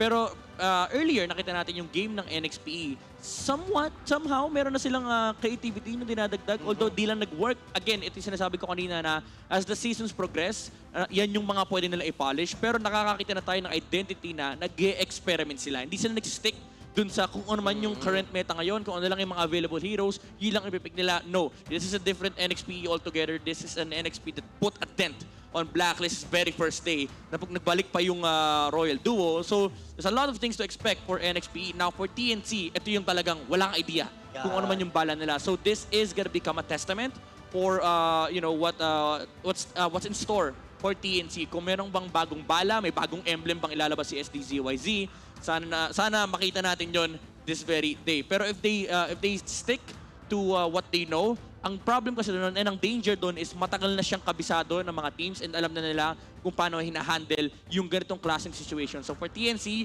it's a bit of a challenge for them to to play against NXP kasi it's fundamentals versus creativity. So textbook TNC yung pwede nating i-expect since wala tayong info. So, if i-compare natin yung textbook TNC against NXPE na nagpakitang gilas kahapon, masasabi nating ibang-iba yung playstyle nila. Not unless makita natin sa first game na may bago agad na ilabas itong TNC. Para malay natin, ibalik yung Hanzo Jungle na uso sa mga RG yan, di ba? Actually, SDZYZ was the only player to play Hanzo nung season 9, if I'm not mistaken. So I feel like that's gonna become an advantage for TNC. Again, meron silang leeway maglabas ng mga kakaibang bagay dito against NXPE. But definitely, it's something that they have to prove for now. Kasi hindi rin naman porket naglabas ka ng bago, it's gonna work. You have to make sure that you've covered all the fundamentals and the aspects of the drafting and of course your lineup to make sure that you are guaranteed to have a good game. Ngayon, ang bagay na tinitignan ko naman for TNC is definitely yung utak ng isang Bentings. Kasi may mga times na parang nakakagawa siya ng sarili niyang bend tips dun sa laro eh. Doon niya natutuklasan? Parang binibend tips niya yung MPL. yung mga kampi niya. Sa loob, no? So guys, palabas na ako. Gusto niyo ba manalo tayo dito sa... Pagka kunyari may na-discover siya. So guys, ngayon, dito sa video na to may na-discover ako. Ayun. Kaya natin mag-double dash sa show. Actually, yan yung meron ako napanood dati na nilabas ni Ben Tips, naging fundamental sa competitive play. Yung sabay-sabay kayo nagle-level 4 sa turtle fight. Yung ikot, yung cut lane. Ang laking tulong nun. Actually, naging pro play na yun. Pero kasi, kidding aside, ito yung mga nakakatakot ng mga player na kalabanin eh. To think that you can have this certain player na kaya mag-adjust on the fly at parang memoryado niya yung game from the front page to the back. Yun yung yun yung mahirap minsan kalabanin eh. Na parang lahat ng pwede mong gawin, may panggulang siya. Exactly. So parang if ever man, kunwari si Bentings makatalo ng isang MPL team, gagawa siyang TikTok. So guys, kung gusto niyo matalo ang ganitong team sa RG, ito lang ang gagawin niyo. Kasi ito ginawa ko to sa MPL. Gumana. So baka din gumana sa inyo. Pero tips lang naman guys. Hindi naman nakin ang sinasabi na gagana. Pero again, ito yung mga examples ng may baon ba na strategy yung mga teams. Kasi for sure, TNC, binaunan nila itong NXP knowing that NXP will have one game. May advantage May certain advantage yung team na makakapanood muna ng game mo at kalabang kita the very next day. Kasi ang daming daming factors dyan. May exhaustion, may alam mo parang may mga hidden strategies pa. Now for TNC, syempre may mga baon sila against NXPE. Nakita nila, ito yung hero pool ng NXP, ito yung strategy nila, ito yung usual na galaw nila. So this might be showing up in this current drafting phase. Dito na magkakaalaman kung ano nga bang mga heroes ang kanilang tatanggalin at kukuhanin sa unang game pa lang. TNC, tatanggalin agad yung Fanny, so alam nila na threat at possible kunin to ni H2. It's one of those picks na parang lahat naman binaban out. Halos lahat ng games na nakita ko, merong Fanny at Ling na nakaban. So definitely, it's those heroes na may high mobility talaga ngayon, yung talagang pinipilay or talagang binaban out ng isang team usually. Ngayon, especially against players like H2, parang imperative na to, parang kailangan mo na siyang gawin. Even if TNC is first pick, the amount of respect that you have to give to players like H2, yung mga link specialist talaga, hindi mo pwede basta-basta sabihin na, sige, bigay mo, counterin natin yan. Kasi, if I'm not mistaken, he has one of the highest win rates on links in Season 7. So, talagang hindi mo pwedeng sabihin na madaling counterin lang. You have to put it on the table na, okay, problema tong link ng NXPE. Lalo ang daming highlights ng off-season, no? Meron pang sponsored picture yung link ni H2. So, again, it's one of the main issues that you have to address for TNC. And right now, nakakatanggalan na ng junglers for both sides. Wala na rin yung Valentin and Faramis. These two heroes are really showing up in the current meta. Also, Julian alongside the Akai. So, TNC, they get first pick. Ano kaya ang makukuha nila dito? It's a 1-1. Okay, it's the typical 1-1 pick. First pick for TNC allows for an aggressive gold laner and a very problematic hero to deal with, especially in the team fights. NXPE, they can either choose to go for the route ng Masha or kunin nila yung Beatrix Esmeralda. Kasi it's really decent versus the 1-1. Esmeralda can soak up a lot of the damages that TNC can bring in. And also, Beatrix is a good hero to deal with the 1-1 in terms of the laning stage and yung burst damage. Pero ito na naman ata yung double assassin ng NXPE. Yung line-up na ginamit din nila kahapon and ngayon kukuha na agad sila ng hero para din kay Donut. Kung nakuha man yung 1-1 ni Donut ng TNC, meron pa rin sila ditong pangsagot. And ito na nga ata yung Natalia ni Nico Fovia. Ano kaya yung isasagot ng TNC?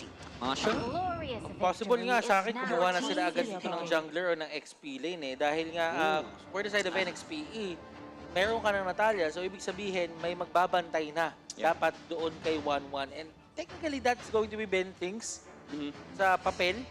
Pero gusto ko lang makita dito kung paano nila i-setup to. Possible na Dairos? For sure. For sure, it's that's a Dairos. It's a Dairos pick. Honestly, it's very good versus the Esmeralda. And you don't pass up an opportunity like this. Hindi napansin actually yung Masha. Pero I love the choice here by TNC. They went with the Angela, a hero that can deal with the Natalia in the early game. And also helps to add to the survivability of the 1-1 during the skirmishes or team fights. So NXPE, marami siya na kailangan intindihin dito, no? Yung position ng 1-1 at pati na rin yung pagsanib ng Angela. Lalo pat wala rin silang Esmeralda since kinuha kagad yun ng TNC. But for sure, nakakuha naman sila ng sagot on the form of the route. Now, NXP, they're banning out decent raw HP heroes, no? Yung mga tulad nila Akai. Kasi alam mong malalaking HP, hindi kaya mapatay ng Natalia. Even though you have a Deroth, ang hirap din kasing isipin na parang sa early game, ang lalaki ng HP bars ng TNC, tapos may Angela. Alam mo, nakikita ko nga dito, ang daming binan na jungler dito ng TNC. What if yung Natalia na, yung jungler, no? Ay, oo, nakita na natin. Yung jungle Natalia. Ginamit siya kahapon ng Blacklist International. But if you would look at the patch notes, may extra incentive na ang isang Natalia kapag ka nag-takedown siya ng creeps. So, ibig sabihin, merong added emphasis ang Mobile Legends kapag pumili ka ng isang Natalia na jungle na talaga, no? Pwedeng jungler na nga kunin ito ng Nexplay. And kung ganun nga ang mangyari, parang masasabi nating sayang na yung 2 remaining bans, no? Parang nasayko na sila dito ng NXPE pero hindi pa natin yung malalaman. Not unless na mag 5-man lock-in na itong mga teams natin. So junglers ang binanden ng Nexplay. For TNC, last man lang would be a Lilia, knowing na wala pang hero si Yeli Hayes dito as of the moment. Sicilion, for sure. This is an NXPE classic. Dalawa Sicilion or Savior, okay? Savior is such a nice hero versus the 1-1 kasi you can deal you can shred through the HP of the 1-1 globally. Hindi mo kailangan intindihin yung range mo, and also you have a Natalia. So itong global threat na to, again, it's the typical assassination of NXPE. The Deroth alongside Natalia, tapos added Savior damage pa. It's gonna become a lot of threat for TNC. Pero ang naging sagot nila dito is Thumbs. Ayun na yung Lolita ni Bentings. Lolita ni Bentings. Baksha, Lolita, Esmeralda, Angela. Kukunat na. Kukunat. Pero, clear yung gusto gawin ng TNC dito. Protektahan si Yasuo. I think you go for Barat's Jungle, I would say, for NXPE. Either that or kuha sila talaga ng raw damage. Karina is actually still open, I believe. Yeah, Karina is still open. Although you don't want to be playing Karina versus Lolita Angela kasi gugulin ka lang talaga yung early game. Pero ang advantage naman doon is meron silang Natalia. So mamimili si TNC, gugulin ba natin Karina or paprotekta natin yung mga heroes natin. So it's one of the plays that they can do. Okay, they go for the Karina. Basic lang, classic lang. Oo, si Ben Harden, gamit niya ang kanyang signature Lolita, yung mga step back. Ito si Ben Harden, pag gumalaw talaga to sa setup, si Banjin nga, di ba, napapasigaw. Ano sinisigaw niya? Luminon Blast! Pero, Sidestep! Luminon Blast! I would say NXPE would have a hard time in this game versus TNC, knowing that there's a lot of ways for TNC to deal with the Karina. Pero with regards to the gold lane matchup, I think that's where the victory lies, no. Itong dalawang team na to kailangan talaga magkaroon ng protektahan sa gold lane, pero ang advantage ng NXPE is how to like first damage from the Beatrix. Dito talaga magkakaalaman sino ang maaalagaan na gold laner mula dito sa dalawang teams natin. Mukhang ito ang kanilang susi upang magwagi. Game number 1, TNC versus Nexplay Evos. Let's see kung ano mangyayari dahil ito na nga ang kick-off ng kanilang serye. Let's head in. Celestial Palace para malaman na natin kung sino nga ba makakuha ng game number 1. As you can see, meron naman tayong escalera bendings na galawan at habang si Picophobia naman ay mahanap na kung sino ang pwede niyang guluhin. Oo, mukhang plano niya sanang kalmutin si SDZYZ. Kaso nga lang sa orange buff ito nag-start while H2O ngayon mukhang masesecure niya naman ng libreng-libre ang kanyang purple buff. Pero dito sa ikot na to mukhang mas may advantage ata si H2 if ever na mahabol naman yung Lethal Wonder. Wala pa tayong early ganks, mukhang XP lane ang unang pupunteryahin na eskalera dito na bibisitahin. Mukhang gusto nilang i-take down agad si James with a Deroth. Mukhang ito nga ang mangyayari. And si Cram at si eskalera, talagang hindi nila hahayaan na mabully out ng lane si Cram. Dahil nga, Jairod for the longest time is the direct counter against that Esmeralda. But Picophobia, masyado atang malalim ang pag-dive niya dito. And they get punished. Nabitin ata. It's a little bit of miscommunication between James and Nicophobia. James had a flicker. Actually, ganda ng pagkakalaro ni James ng early, initial laning stage na. Pero H2, ginugulo siya ng SDZYZ dito. Level 4 yung back siya. And that is going to be one more hit to take down H2. Pero H2 is alive. Gahibla na lang. Isang one hit na lang literal. Pero makakatakas pa rin siya. But as of this moment, lamang ang TNC in terms of the kill score and even the gold. Dahil nga doon sa paglalim ni Nicophobia kanina. Pero threat pa rin yung Natalia niya kahit makita nating malugi siya doon sa umpisa eh. Yep. Doesn't really need a lot of gold in the early game, lalo pat meron naman siyang roam boots dito. As long as hindi lugi si LAs in the mid lane with the XP, makakahabol pa yung Natalia. And what TNC has to be worried about is once na makuha na ni Nicophobia yung blessing from the dire hit, that's when things turn for NXPE kasi tataas pa yung DPS nila. Now, Turtle is gonna be contested in both sides. Pero si H2, nag-purple pa, might just look to, farm for a bit. Pero ready na rin sila umabot dito sa Turtle. Sisilip sila. Mukhang pwede naman ditong sumilip si Miko. Pero mukhang mabilis na lang makakuha itong pagong na to. And it will go to the side of NXP. H2 dito. Mga kaibigan, naggamit niya ang kanyang retry. Si James gumamit na ng ultimate Abyssal Strike pero it won't do much. Pero ang importante para sa side ng NXPE, naagaw nila yung objective. Yeah, that was just the retry press. No other skills needed. Talagang naunahan lang sa pag-retry si SDZYZ. Sometimes nakikita talaga natin yung mga junglers talaga nagpapagalingan mag-retry, no? Ganda nga ng stun niya actually ni Bentix and ang ganda rin ng cover niya against NXPE. Unfortunately, it was too early kasi kumaga na-shoot ni H2 yung timing ng retribution. Saktong-sakto, parang sinukat lang yung pagdating niya dun sa eksena upang kunin tong pagong na to. And now, this opens up for NXPE na kahit wala silang kills, hindi gaanong lumalayo yung gap in terms of the gold. But you can see the damage coming in from Yelly Haze mula doon sa kanyang mga Dawning Light. Kailangan mag-ingat din ni Yasuo kasi pagdating ng late game mamaya, pag tumama lang isang Dawning Light lang, enough na yun para pauwin siya eh. And ang ganda ng ideology ng TNC, no? Dito mo makikita yung veterancy ni Bentings. Alam niya na, okay, 3 minutes na. Yung Natalia, dito gagank yan. Imposible gumak sa XP niya kasi Esmeralda yung nandun. And walang merit kay NXP gankin yung Esmeralda knowing that they already have the well, actually, matchup. Midnight, may merit para kay Mycophobia kasi talagang nag-stay siya dito. Hindi, wala kasi siyang choice eh. Yun yung sinasabi ko kanina. Kasi yung Lolita nakapwesto doon sa bush, hindi nga gumagalaw si Bentings doon eh. Kasi alam niya, dito lang pwede magpunta yung Natalia. So NXP, they now have no choice. They have to gank this lane kasi hindi nila mapasok yung 1-1 sa top lane. Or possibly, if you would look at it at a new light, 20 seconds na lang kasi may turtle na. So taking out yung Esmeralda or possibly pauwiin mo siya will give you a certain advantage. Kasi nandito nakapwesto, dito yung spawn time. Possibly, ganun nga din talaga ang plano nila. Pero ngayon, mapapasobra ata ang isa. SDCYZ, sinabihan ni Angela pero hindi enough yun. Escalera dito with the love strings. At si Mycophobia, siya yung tinarget. Pero still, it would be the upper hand.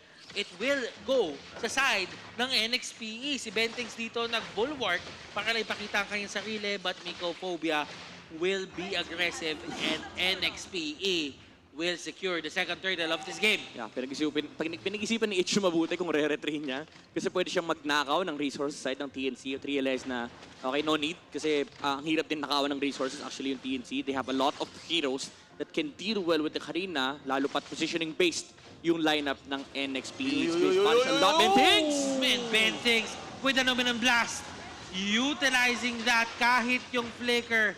Ladies and gentlemen, hindi nagbibiro dito yung members ng TNC. Kapag nakita nilang maganda yung target, pipinot at pipindot sila ng kanilang mga ulti, kanilang mga spells, hindi yan magtitipid.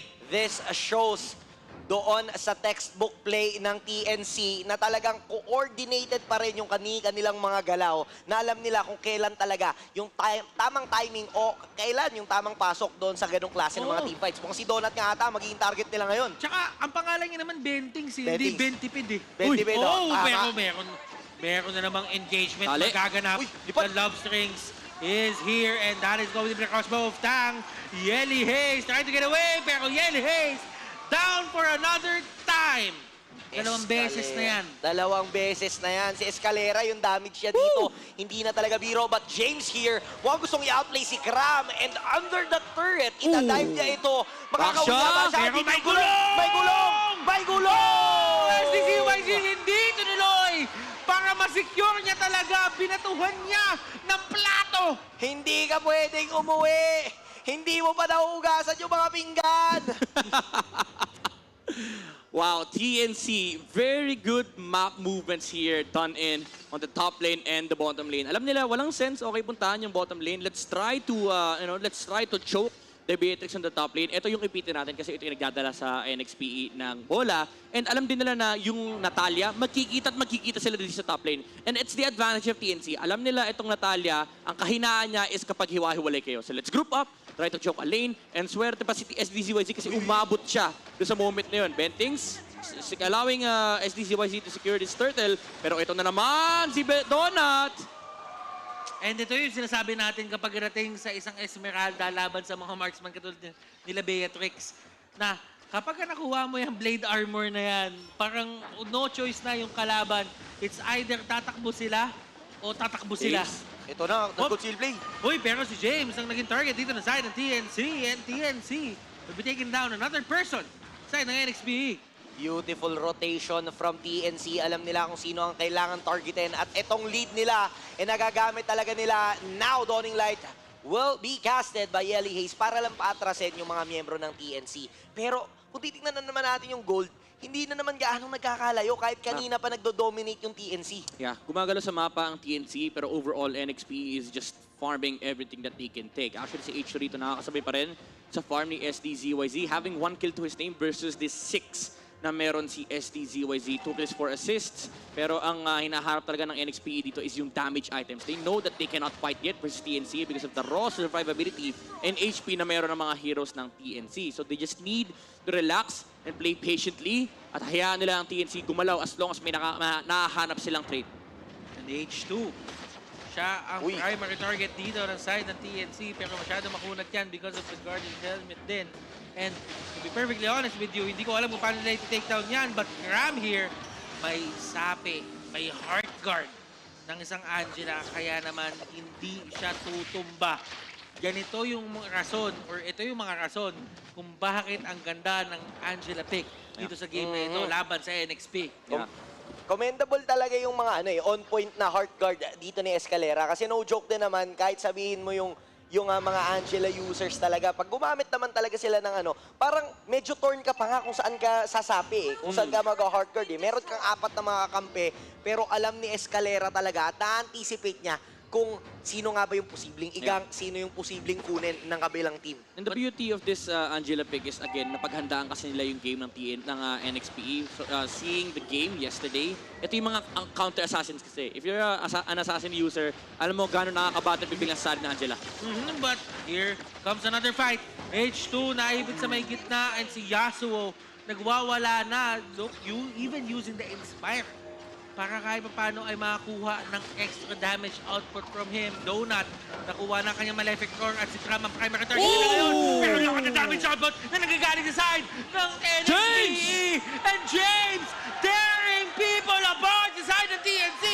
May mga sagot sa tanong na binabato ng TNC at ngayon ang Lord ay mapupula sa kamay ng NXPE.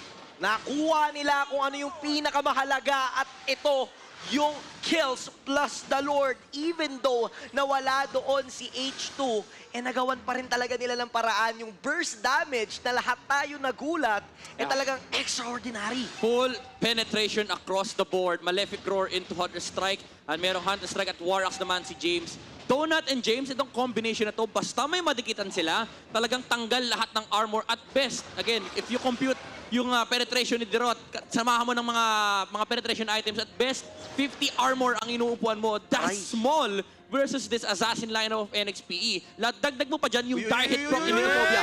H2! Dominant Blast catches H2! Makakataka siya dahil doon sa alalay na meron si Yelly Hayes. And that was a wasted ultimate para sa side ni Ben Things. TNC, ngayon na wala kayong Dominant Blast, paano ibibigilan na itong push na gagawin ng side ng NXP? Ang ganda nung attempt pero hindi ito nag-work. So NXPE now, meron silang damage na kinakailangan nila kanina. Nangalahati ang buhay ni Yasuo. May dawning light pa pero mukhang babasag muna sila ng tore. And the tower is not going down. One more hit possibly. Makukuha yun ni Donut dahil dun sa sniper niya. At ang next target naman is yung middle lane. Will they take another inhibitor turret down? That is the question. All lanes are pushing to the side of TNC. Nalaro ng NXP ito ng tama. At yung play kay Cram, tumumba talaga siya doon. But now, Mycophobia goes down in the process as well. At sila James, sila H2, gusto nilang kunin etong mid lane turret. Hindi na nagiging enough yung crowd control na meron ng TNC dahil nga palag lang ng palag yung NXPE. Hindi na sila natakot. Meron na silang damage siya kanina pa nila inaantay. Ito yung tinatawag na pukpuk na Pinupukpuk mo na yung kabilang team. Isipin mo nanggaling sila sa taas, nabasag nila yan. Doon sa stretch na yon ng 30 to 45 seconds na yon, natanggal yung mid, natanggal yung bot. Pinukpok na dito ng side ng NXPE yung TNC. This is the threat of the lineup ng NXPE. They have a lot of pokes and also it forces out the skills that come out from TNC. If you're gonna look at the lineup of TNC, depende talaga sila kung makakalipad si Yasuo or hindi. If mag-e-engage sila, they want it to be clean and they want it to be on the terms of Bentings and Yasuo. Si Escalera dito, supplementary damage na lang siya kapag pinatungan niya si SDZYZ. But if you look at NXPE, they have a lot of ways of starting a fight. Pwedeng initiation ni Ellie Hayes, pwedeng frontline H2, pwedeng counter-engage ni James, and pwedeng sniper hit from Donut. So ang daming tools ng NXP, ang daming kit basically na meron silang pwedeng gamitin para ma-force out yung answers from TNC. And na kailangan nating tignan dito is si Bentings, hindi siya pwede basta-basta mag-execute kasi kailangan niya protektahan yung backline niya kasi may natali pa ang NXP. And also, yung ultimate savior, naka-ready dapat yan, yung shields from the Lolita. Nakita yung isa! Nasepat, nabigyan ng hashtag exclamation point notify. Na-notify dito yung members ng TNC pero NXPE dahil doon sa pagpunta ng 5 tao doon sa area ni Mycophobia, may opening NXPE na kumuha ng Lord. Kumbaga naging trade pa rin naman for NXPE yon pero nice attempt for TNC dahil kailangan nilang tanggalin din talaga si Mycophobia doon sa equation na yon kasi nga every time na nandyan si Mycophobia, hindi nila alam kung sino yung pwedeng targetin sa backline. So, parang worry pa sila kung ano yung gagawin nila since may possibility ma-pick off sila sa may bandang likuran. But now that the Lord is marching onto the mid lane, NXPE, butas na nga lahat ng pwedeng pasukan dito sa TNC. So, posibleng i-freeze na lang nila, sabay-sabay silang pumasok. And ito yung pinaka-challenging. Very clean yung pag-push ng NXP. All 3 waves will push in. Actually, medyo na behind si James pagdating sa pag-clear ng minion wave. Pero 3 lanes will be pushing into TNC. May pang-clear naman sila with the Esmeralda and also the Angela. Pero ang problem dito is once mag-start na initiation ng NXP, they have to be reward. Yasuo! Muntikan na yung 1-1. James! Si James talaga ay gumagawa ng sarili niyang pangarap dito. Pero talaga namang ngayon ay nahuli na sa gitna ng NXPE. Kailangan nila labanan to. Yasuo is here. Cross move down. Sino ang next target? It's going to be Oheb. Pero si Donut, nalapitan niya na. Hindi nakashotgun si Donut. Pero si H2 gusto talaga lumaban against kay Yasuo. Si Miko. And Miko-phobia. Miko-phobia! Si Miko! Kakainin ba? Kakainin ba? Oh! MG! NXPE! Stealing that win against TNC! How many times do we have to see NXPE win this way? This is the Nexplay way! Lagi na lang, Santi, Butters, nakakahanap sila ng paraan para tapusin yung laban. Hindi kailangan tumimfight. Base lang naman yung kailangan natin puntiryahin. What was that, man? Nung nakita natin, may vision na rin naman yung TNC na papunta na doon si Miko-phobia. Alam nila eh. Na-anticipate nila, in-expect na nilang gagawin yon, nag-react sila accordingly, pero yung galaw ni Miko, sinayawan niya doon sa mismong base. Definitely showing signs na natutunan niya to doon sa one of the best Natalia players sa Pilipinas na si Baloyski, na former teammate niya. Miko-phobia delivers on that final play on game number 1. Imagine may feeling ni Miko-phobia, no? Sabi niya, ganito pala talaga dito. Lahat ini-split push. Grabe yung Natalia play niya na yon. And with that, parang medyo masasabi nga natin lugi na sila eh. Doon sa teamfight na yon, nagsisitakbuhan na yung mga teammates niya. I would say na kaya nagkakaroon tayo ng madaming ganitong klaseng panalo ng NXPE is because kapag sila yung nakakalaban, parang kailangan mo talaga mag-group up eh. Na hindi pwedeng kulang kayo ng isa. Kasi malamang sa malamang, yung isa na yun yung mamamatay. Yeah. So, ibig sabihin, kapag nag-group up na kayo as 5, doon na umiikot bigla yung NXPE way. Yun yung sinasabi natin kanina na may chaos yung NXPE in such a way na if you're a fundamental team, sometimes you have to break your own rules. Kailangan mo magdala ng mga tao. And then suddenly, you find yourselves in a spot na parang, teka lang, yung base natin, naiwan. And ang magandang storyline kasi dito, inisahan sila ng TNC last season in the very same manner. Ngayon, inulit pa ng NXP, ginantihan ngayong season 10. Binawian ng recta base. Isipin mo si Miko-phobia, ang talagang naging play niya na lang doon. Pre, papa-inbi lang ako ng konti. Inbi. Tapos, nung nakita niya ng inbi siya, ako na to eh. Ako na to eh.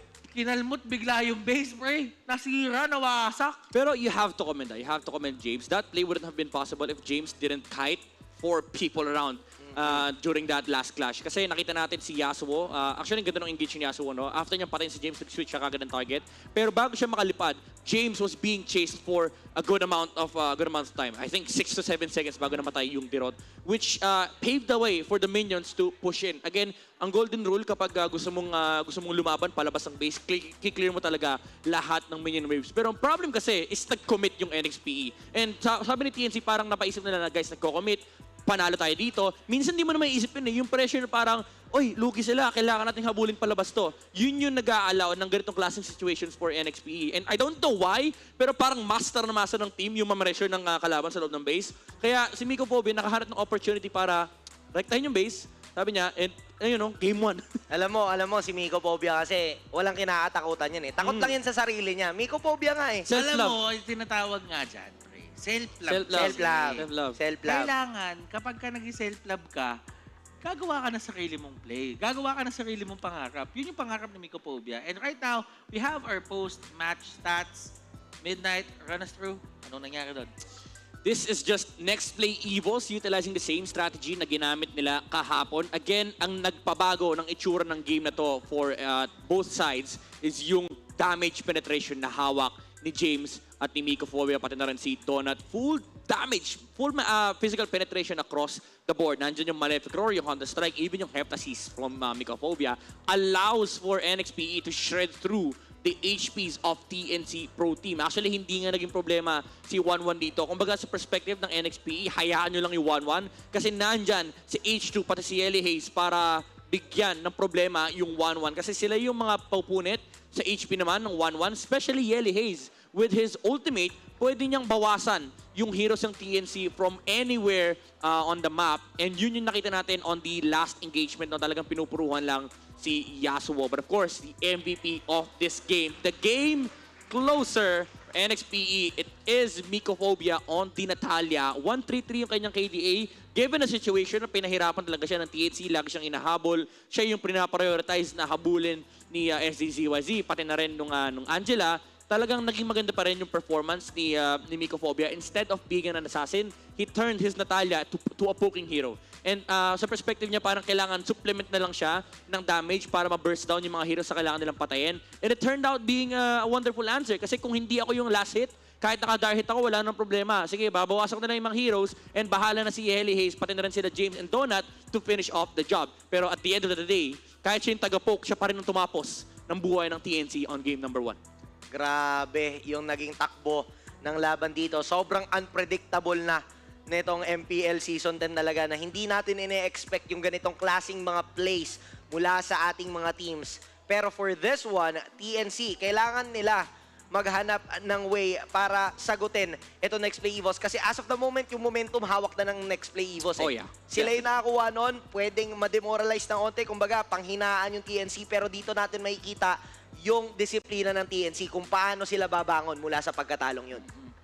Alam mo, for the side of TNC, dito natin masasabi na baka this might be a product of no change, di ba?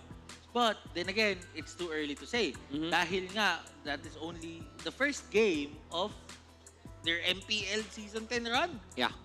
It's too early to claim na walang pinagbago ang TNC. For sure, may mga adjustments tayo makikita. But for now, I expect for TNC to adjust. Hindi pwedeng bumalik lang sila sa formula nila on game number 2 kasi NXPE, again, nabanggit natin kanina, this is the change that we have been looking for 4 seasons na side ng NXPE. Finally, now we see it come to fruition na hindi na sila Ling-only team, hindi na sila panay Cho, yung mga superstar hero, although medyo superstar yung ginamit nila ngayon sa specific comp, pero may idea behind the heroes that they pick. And itong Dirot and Natalia, it's gaining popularity right now. Even the other teams, talagang nire-recognize na nila yung threat. No? Actually, may mga nakasama ako kahapon sa CR. Hindi ko na babanggitin ko sino. Basta may mga kasama tayong tropa peeps sa CR. And ang napag-uusapan is, grabe yung combo no, ng Dirot and Natalia. Talagang wala kang ligtas kasi papababain lahat ng physical defense mo. And talagang mabubura yung HP mo. Lalo pag tinignan mo yung lineup ng NXPE, sobrang taas ng physical damage output na meron sila, especially with the Beatrix and the Dirot. And hindi na nga natin masyado nakita nag-shine yung Karina, naging frontliner na lang for NXP. Parang siya yung naging sponge, basically, for NXP. Now, let's look at the graph of the two teams. It was a close game, honestly. It could have gone either way. Pero ang naging advantage ng NXP is that they can hold off TNC. And ang naging problema naman ng TNC is that the way to win in this game is that you have to break the formation of NXP. Kailangan ikaw yung makaharap ng sets, ikaw yung makaharap ng pick-offs, which they did. Kaya naman nagkaroon ng slight lead after ng 7-minute mark. Ito yung na-pick off nila, si Donut sa may top lane, and may sumunod pang na-pick off si Donut at si Ellie Hayes. But after that, what do? You need to push down towers, you need to find pick-offs. And it's impossible to do that kasi may lingering vision ang NXP. May sight sila from the Natalia, allowing more information that come in for NXP. And in turn, getting more space for the Savior and the Beatrix to farm up. And nakita natin yung simula ng pagbaba ng graph for TNC, yun yung time na sinubukan nilang patayin actually si James and naramdaman nila yung full damage penetration from NXPE. Sobrang sakit din talaga ni James eh. And yung mga micro movements niya nga kanina, parang yun yung makikita natin na nag-enable din for his teammates na magkaroon pa ng enough time na makapag-come up ng plans kung paano sila mananalo sa mga ganong klase ng team fights. And definitely, it's something to look at pagdating natin ang game number 2. But right now, let's look at the highlights. Paano nga ba yung proseso ng NXPE para madala sa pressure point na yun ang side ng TNC? As you can see, sila H2 nung una, sila talaga yung nagdidictate ng laro, even in the objectives na kukuha nila. But for quite some time, yung TNC din, tinatry din, tinitest din yung waters nila kung paano sila maging aggressive. Kung makikita mo dito, susubukan pa nila i-take down dito si H2, pero minsan, yung kagustuhan na i-take down at i-contest yung jungler ng kalaban, yung pa yung kinakapahamak nyo And I like the patience game that NXP played. Even though TNC, nag-ramp up sila ng aggression versus NXP, ito yung sinasabi natin kanina na actually 5 minutes pa lang nag-start yun, yung pagpukpok nila sa may top lane.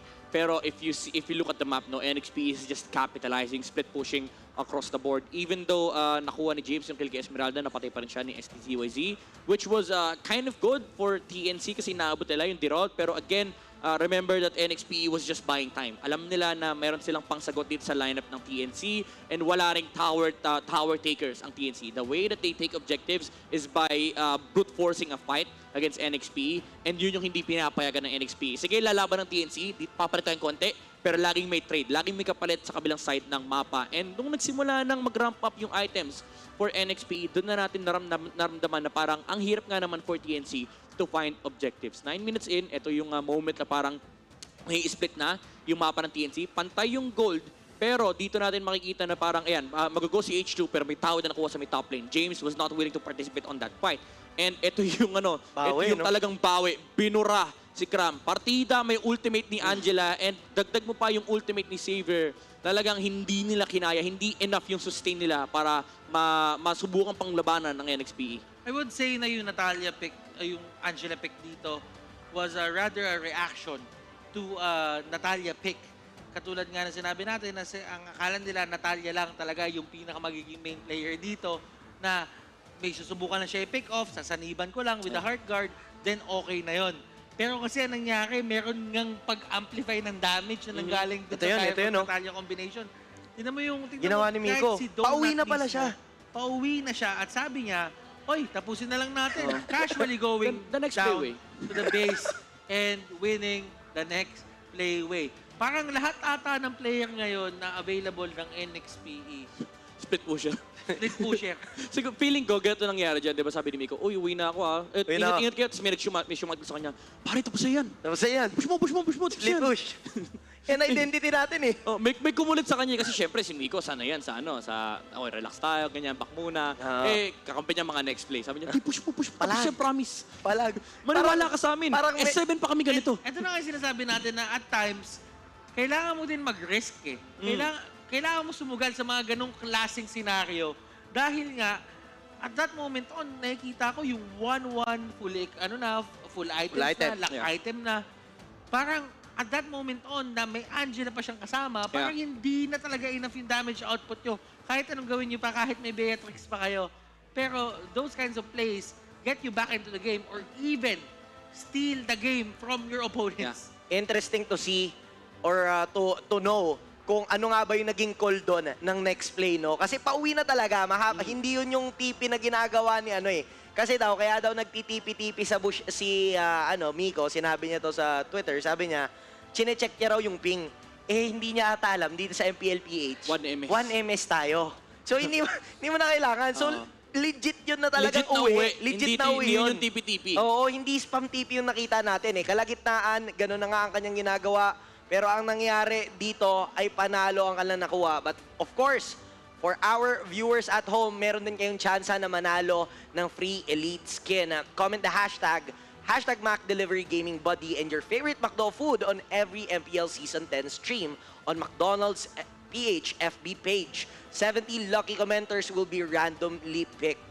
So maraming pwedeng manalo. Kung sa inyo, umpisahan nyo na ngayon. Simulan nyo na. Para masarap ang McNuggets, Nuggets. Nakakagutom Pero ako, gutom pa ako sa talagang mala-impactong MLBB kasi sobrang interesting ng week number 1 natin. Day 1 pa lang, nakita natin na dumugo ang Blacklist International, now TNC, one of the strongest teams of MPL-PH, fell short on game number 1 versus the invigorated NXPE. Alam mo yung talagang pinapakita ng mga teams natin na hindi porket top teams kayo yung nandyan. Especially nung nakita natin, game opener ng MPL-PH, Omega. Diba? Tinalo nila ang RSG. And ngayon makikita natin kung magtutuloy-tuloy ba ang storyline or makakabawi ba ang TNC. Will they rise again? Ito makikita natin sa draft. game number 2. Again, certain adjustments are needed to be done by TNC. I don't want to see the same recipe for TNC if they are looking to win this game against NXPE kasi again, creativity ang kalaban mo dito. Well, for me, TNC, they need to stick with their creativity nung Season 9. Kasi masyadong straight yung answer eh. May Angela kayo, sige may Natalia kami. May Natalia kayo, sige may Angela kami. So parang naging straight na ng sobra yung sagot. Parang straight to the point na lagi. Parang wala nang smooth talk. Wala nang ibang options, no? Parang diretso na. Yun na yun. Diretso mo na. Kailangan ngayon, may ng onte. May lambing ng onte. Bago makapunta na doon sa counter. Magaling si Butters pag sa mga lambingan. Hindi, si Santi yan. Hindi, si Midnight yan. Hindi, dyan na may nagkamali. May bala ako sa inyong dalawa. Si Santi. Nasa audience. Hindi, si Midnight yun. Huwag ka maniniwala dyan. Basta, ako rekta ako sa point eh. Sige. Real talk nga eh. Diyan ka naman nagkamali eh. Oo nga pala, wala. Pinagtulungan tayo ng BFF eh. Si Santi nga yan. Si Santi talaga. Sige. Kasama ba? Kasama. Sige. Tawagin mo si Omi para may kampi ka. Yun, sa English kabila stream. Sa English stream ka magtawag. Mamaya. Huwag ka sarili mong kaston. Dalawa kayo. Pero ito it's the same set of bans for both sides. Fanny and Ling for TNC and SP naman, they removed the Valentina and Faramis. Whoa! Okay. Tanggal na lang. Okay, Saber. Saber, NXPE. Saber, no? Yung ginamit din nila. Kung hindi man gumana kahapon, baka gumana ngayon. Hindi malabong mangyari yun at kunin nila. Pero Natalia, respeto na nga doon sa ginawa ng Nexplay Evos. And kung titingnan natin, naalala natin last season, kilala rin si Kelra sa paggamit nito eh. Pero pinili talaga nilang tanggalin to dahil nga wala sila atang planong kunin it this time around. But a dicky pick from Nexplay Evos, mukhang yung pinipredict ni Midnight dito, mukhang posible. Ay, nakita ko na to. Feeling ko, Saber Kagura, yung minamata ng NXP. Any mage may burst. Tapos post 5 Saber. Alam mo, nung nakikita ko na yung Digiban, yun na yun eh. Parang natuto na sila kahapon. Yun na yun eh. Kasi nadigi sila kahapon eh. Nadigi, tinatalian sila eh, no? Oo. Pero right now, I wanna see Beatrix and either Esmeralda or Masha. Actually, I would prefer Masha kasi meron siyang burst damage for the 1-1. Or pwede mo nilang i-save up yung XP lane. Kuha mo na sila ng jungler, which is gonna be the Julian. Julian is a decent hero versus the 1-1 kasi you can get away from the range of the crossbow of tanks as well as deal raw damage against the 1-1. Pero ang nakakatakot dito for TNC is that, again, may paparteng Saber at potentially Savior. Diba? Or potentially a Kagura or a different mage altogether. So kailangan nilang sagutin yun agad-agad ngayon. Alang, you can see they picked up the Eve and Esmeralda. Okay, not opting to go for the Masha, which is usually nagiging sagot versus the Beatrix. So they go for the Esmeralda, which is decent kasi bumubuo pa rin naman ng Blade Armor. So NXPE, they still go for the Dirot. Knowing na may Esmeralda yung TNC, it's already a lane win for NXP. Ito yung lane na hindi na nila kailangan pansinin. So, tinanggal na rin yung Angela, Butter Santi, wala nang panligtas. Okay? Wala nang panligtas. Any sort of panligtas, wala na. Most likely, Kagura yung natitira, kaso may Eve na yung TNC. So, potentially, baka makita na naman natin yung Saber. Oo, hindi malabo kasi yun yung sinasubstitute nila dun sa Natalia eh.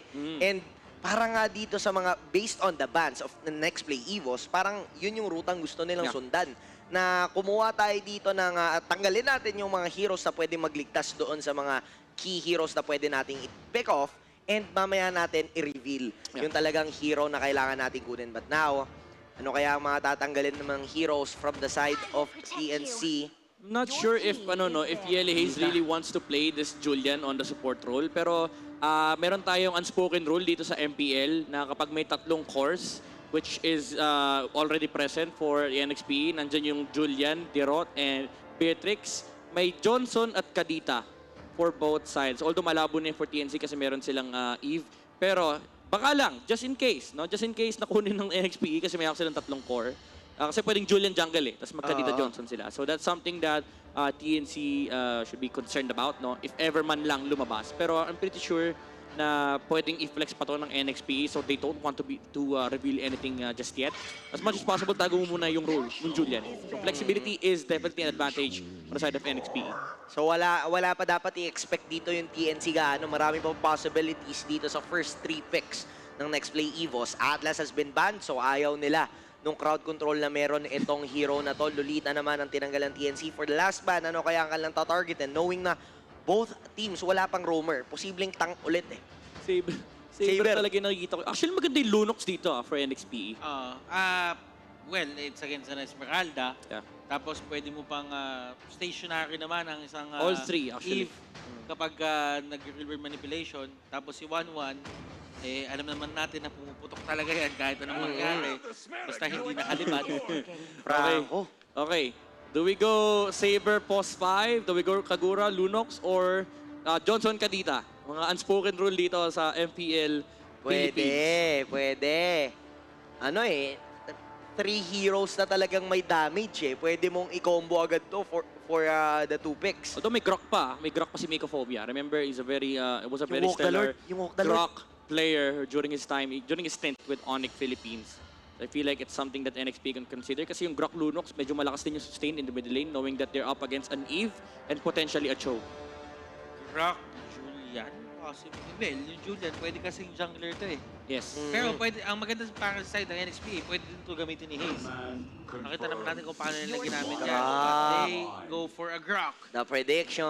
It's a good, well, it's a pick na parang ano eh, as of now, may sagot ka na sa real world manipulation, cancel mo na, pwede mo pa i-burst down yung may isang 1-1. May sagot ka sa tanong. Kung bakit mahalaga.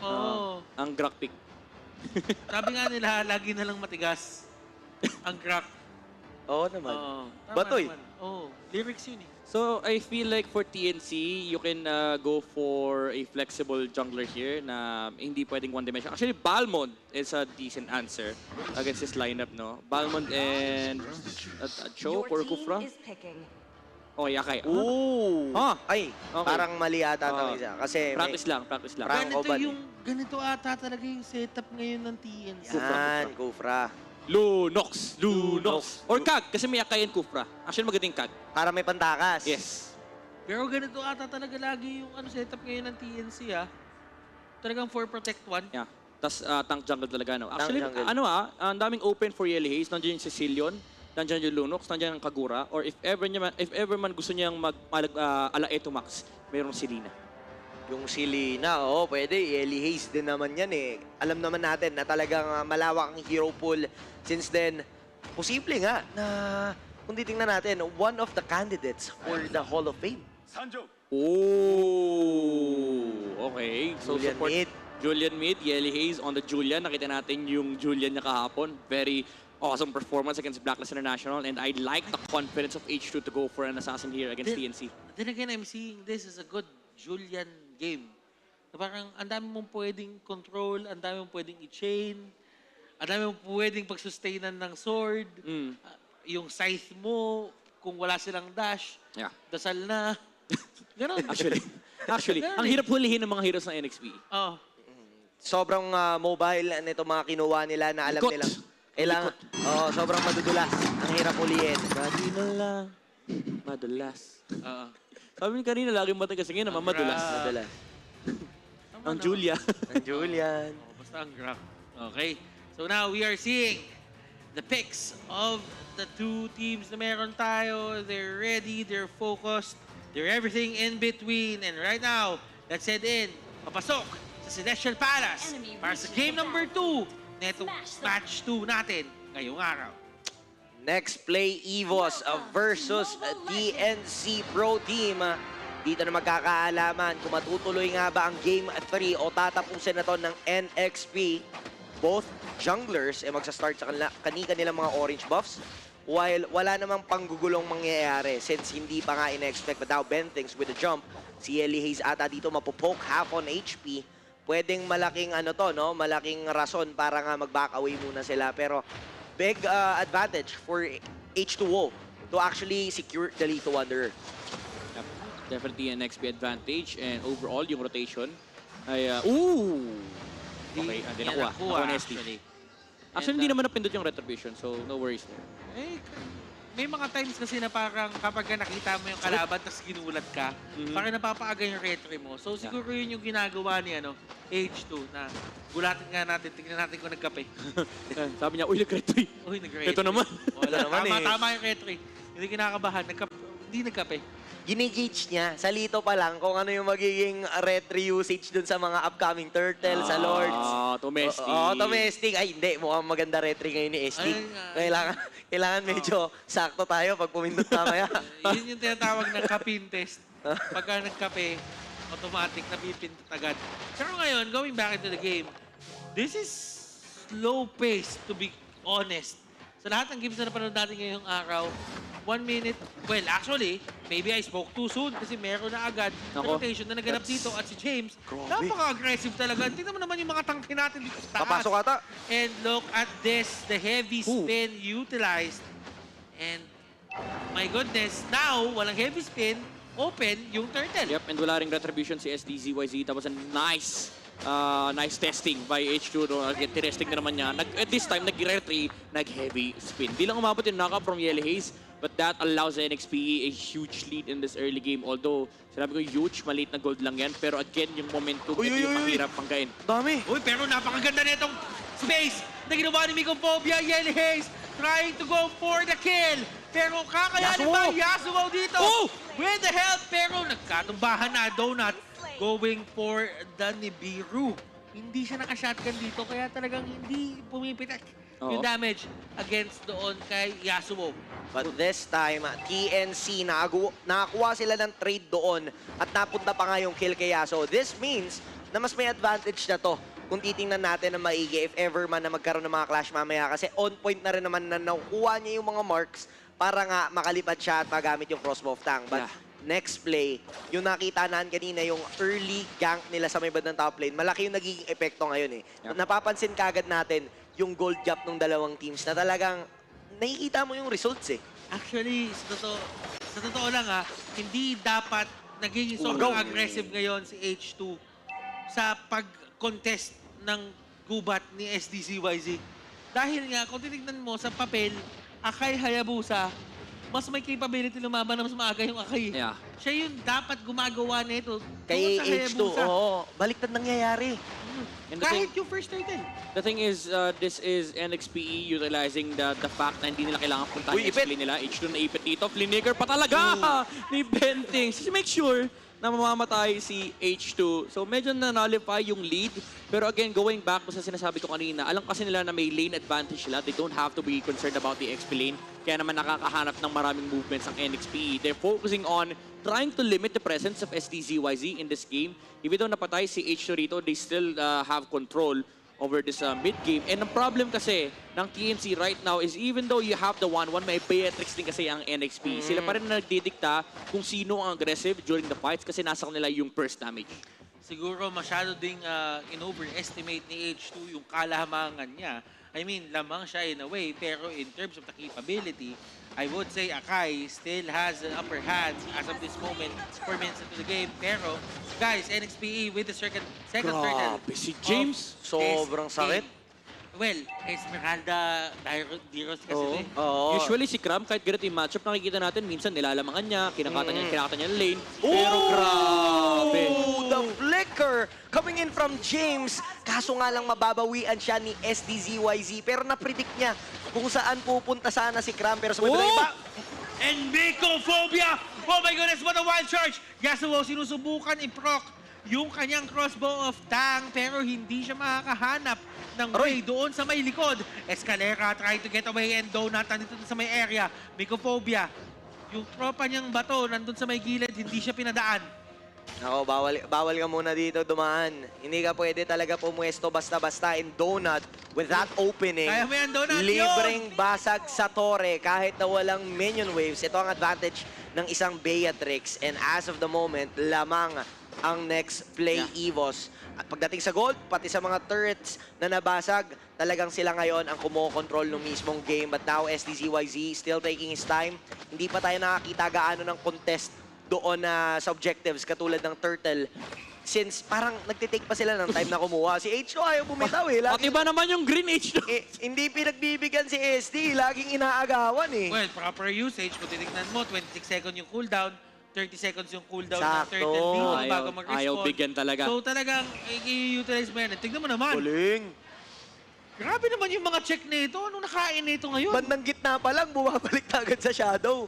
Sabi niya, binalik yung mga assassin na. Ito, papakita ko kayo ng assassin. In NXPE, everything that they're doing right now. Actually, sinabi natin kanina na as much as possible si TNC gusto mag-set ng tempo. Sinabayan sila na ng NXP for the right reasons. They didn't want to fight. They just want to make sure that there's a lot of space for the gold laner that NXPE has. And ngayon, NXPE, ramdam na nila. Nasa momentum sila. Wala silang pake sa Turtle. And that is only the jump.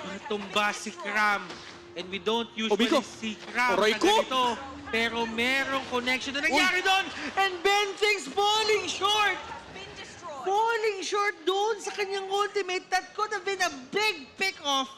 Pero dahil kinapos ng onti sa pwesto, hindi nila makukuha yung kill kay Donut. And that is costly kasi habang nangyari yan lahat, ay makukuha pa yung purple buff ni SDZYZ. It is actually surprising dito sa matchup na to na nakikita natin na yung TNC ang sumusunod doon sa kalaban nila. Kasi kung babalikan natin yung textbook TNC, parang sila talaga yung nagsiset ng tempo eh. And it is actually surprising na si SDZYZ kilala bilang assassin user in this meta. Parang hindi siya bumabalik pa doon. Parang mas nagustuhan ata ng TNC yung old patch na talagang ito yung ginagamit nilang jungler. But there's a conceal play. Naghahanap sila ng pwedeng puteryahin. James, medyo delikado pag pinasok nila to. No, nakita sila ni El Hayes as he walked into the mid lane. So alam ng NXP kung ano naman yung plano ng TNC. Now, this Beatrix is really hard to stop. Even if yung 1-1 ay maraming farm, I would say, ang mahirap kasi dito is yung amount ng burst damage ng NXP. And of course, they have the old school counter versus the 1-1. Nandyan yung Hayabusa. Abot na abot siya sa backline. So TNC, they don't want to fight as of the moment. And NXP, they're just putting the pressure against TNC. Hindi nila pinagbibigyan ang TNC. Pero kung titingnan naman natin na maigi ang lineup nila, isang lipad lang naman ni Yasuo at tamang targeting lang, kayang-kaya nilang balik na rin. But hindi sila binibigyan ng opening ng Nexplay. Napakasakit. Nangalahati agad ang buhay. May yakap! Masyado ata sila nag-commit ng maaga dito kay Mycophobia. Pero ito na yung laban, reward manipulation. And Yelly Hayes, nakita agad doon ni Kelra, kaya kinancel niya na lang. Pero sabi ni Donut dito, it's my time to shine! Yelly Hayes coming in with the chain, with the sight. Lahat ng pwede ba ito, binato niya na doon. At mukhang hindi na nga ata kailangan ng NXPE yung Lord sa panahon na ito. Pwede lang rektahin, pero sabi ni H2, chill tayo. Kailangan natin balansihin. May babasag sa mid, may babasag sa baba. Solo Lord ako ngayon. Sabi ni H2, guys, huwag maasim, Lord tayo. Balik tayo sa objectives, and right now, TNC, they're not in the position to contest this. They will try their best to run into this Lord area. Actually, aabot si SDZYZ, pero makukuha na ni H2 yung retribution. This is very, these are classical moves that you would expect from a fundamental team, but right now, you are seeing it come out from NXPE. Looking at this, ano pa ba ang kailangan gawin ng TNC? Knowing na hindi pa naman to Luminous Lord, kayang-kayang depensahan. Medyo challenging siya dahil doon sa lead na meron ng Nexplay Evos. Pero ano yung kailangan nilang gawin dito in order to turn things around? Honestly, medyo mahirap eh. Kasi the key heroes that they want to take out, they're always on the back line. Ang lagi nasa harap ay yung mga heroes na kaya manggulo at mag-set up for TNC. So, if they want to win versus NXP, kailangan talaga nilang ay asikasuhin muna yung Julian, pati na rin yung Grok. But, they have to be ready for the response of NXPE. James, Mycophobia, they've been doing a stellar job creating those moments na kayang i-take advantage ng side ng NXPE. At habang nangyayari yung lahat, si Donut, si H2, si Yelly Hayes, humahanap sila ng pwesto para pigilan man lang kung ano yung gusto gawin ni Yasuo at ni Kelra. And right now, NXPE, they want to take this slowly but surely. Ito yung sinasabi natin, kailangan mo ng disiplina. Hindi ka pwede ma-hype at si James ang primary target. Nakita ni Mycophobia. Vision is really important for NXP right now. And ang ganda ng pwesto ng Grok doon. Yelly Hayes. And that is going to be Yasuo getting hit by the Wesker ultimate. Napakasakit nga naman. Tama ka dun, Santi. Walang ibang word pang-describe doon sa Wala, naganap sa wala. kanya. Kung hindi, Masakit. Masakit talaga. Punong-puno yung buhay. Not sure Tapos ano, no? I'm not sure if may Blade of Heptasis si Donut. Baka yun yung cause nung sakit ng sniper. Kasi may bonus damage coming off from the Blade of Heptasis. Yung passive right ko! Ang sakit! Yung tangke nakakaramdam dito. Si Bentings nangalahati yung buhay sa isang bala lang ni Donut. So nababasag sila ng Torres sa may bandang itaas. TNC trying to defend this one. Pero Kram secures the Falling Star Moon. 2 members. Papasukin niya banla.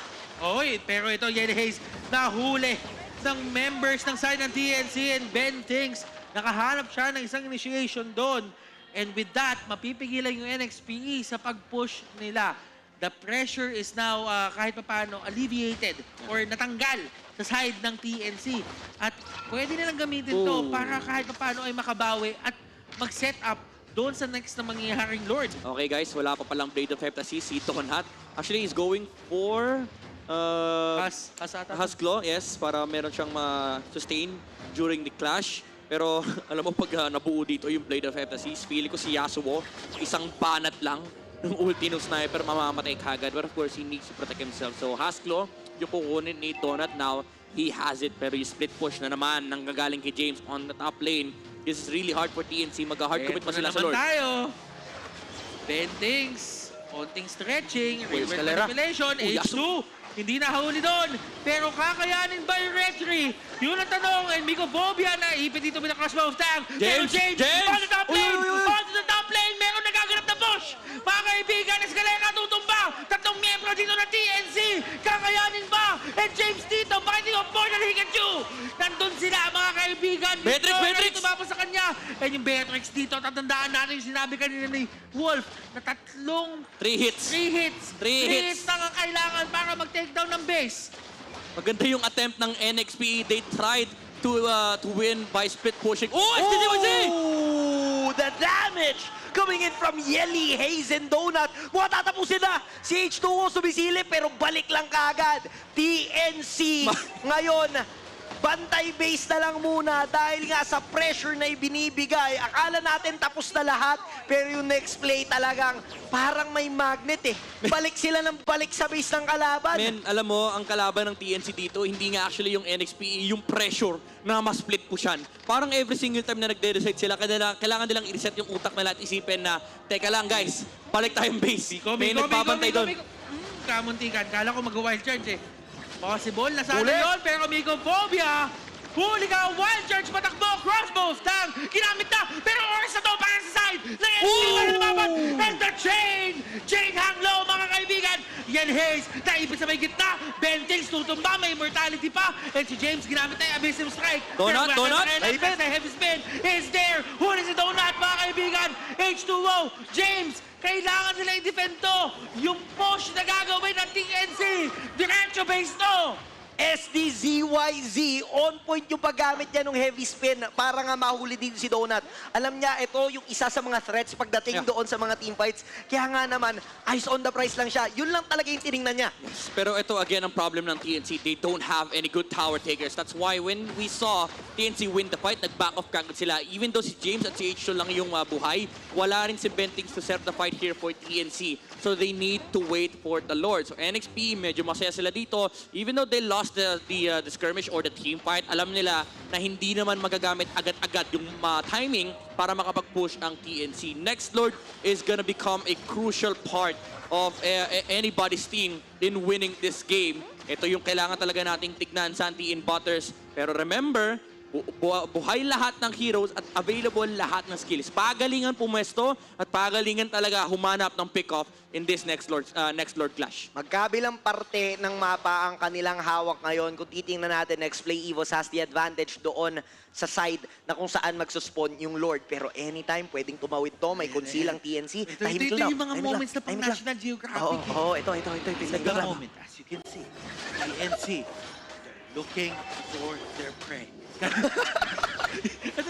Ito yung mga moments na pang National Geographic. May naglalakad. Ayan na. Ay, conceal play. Conceal. Nico. Time to strike. They size up their prey.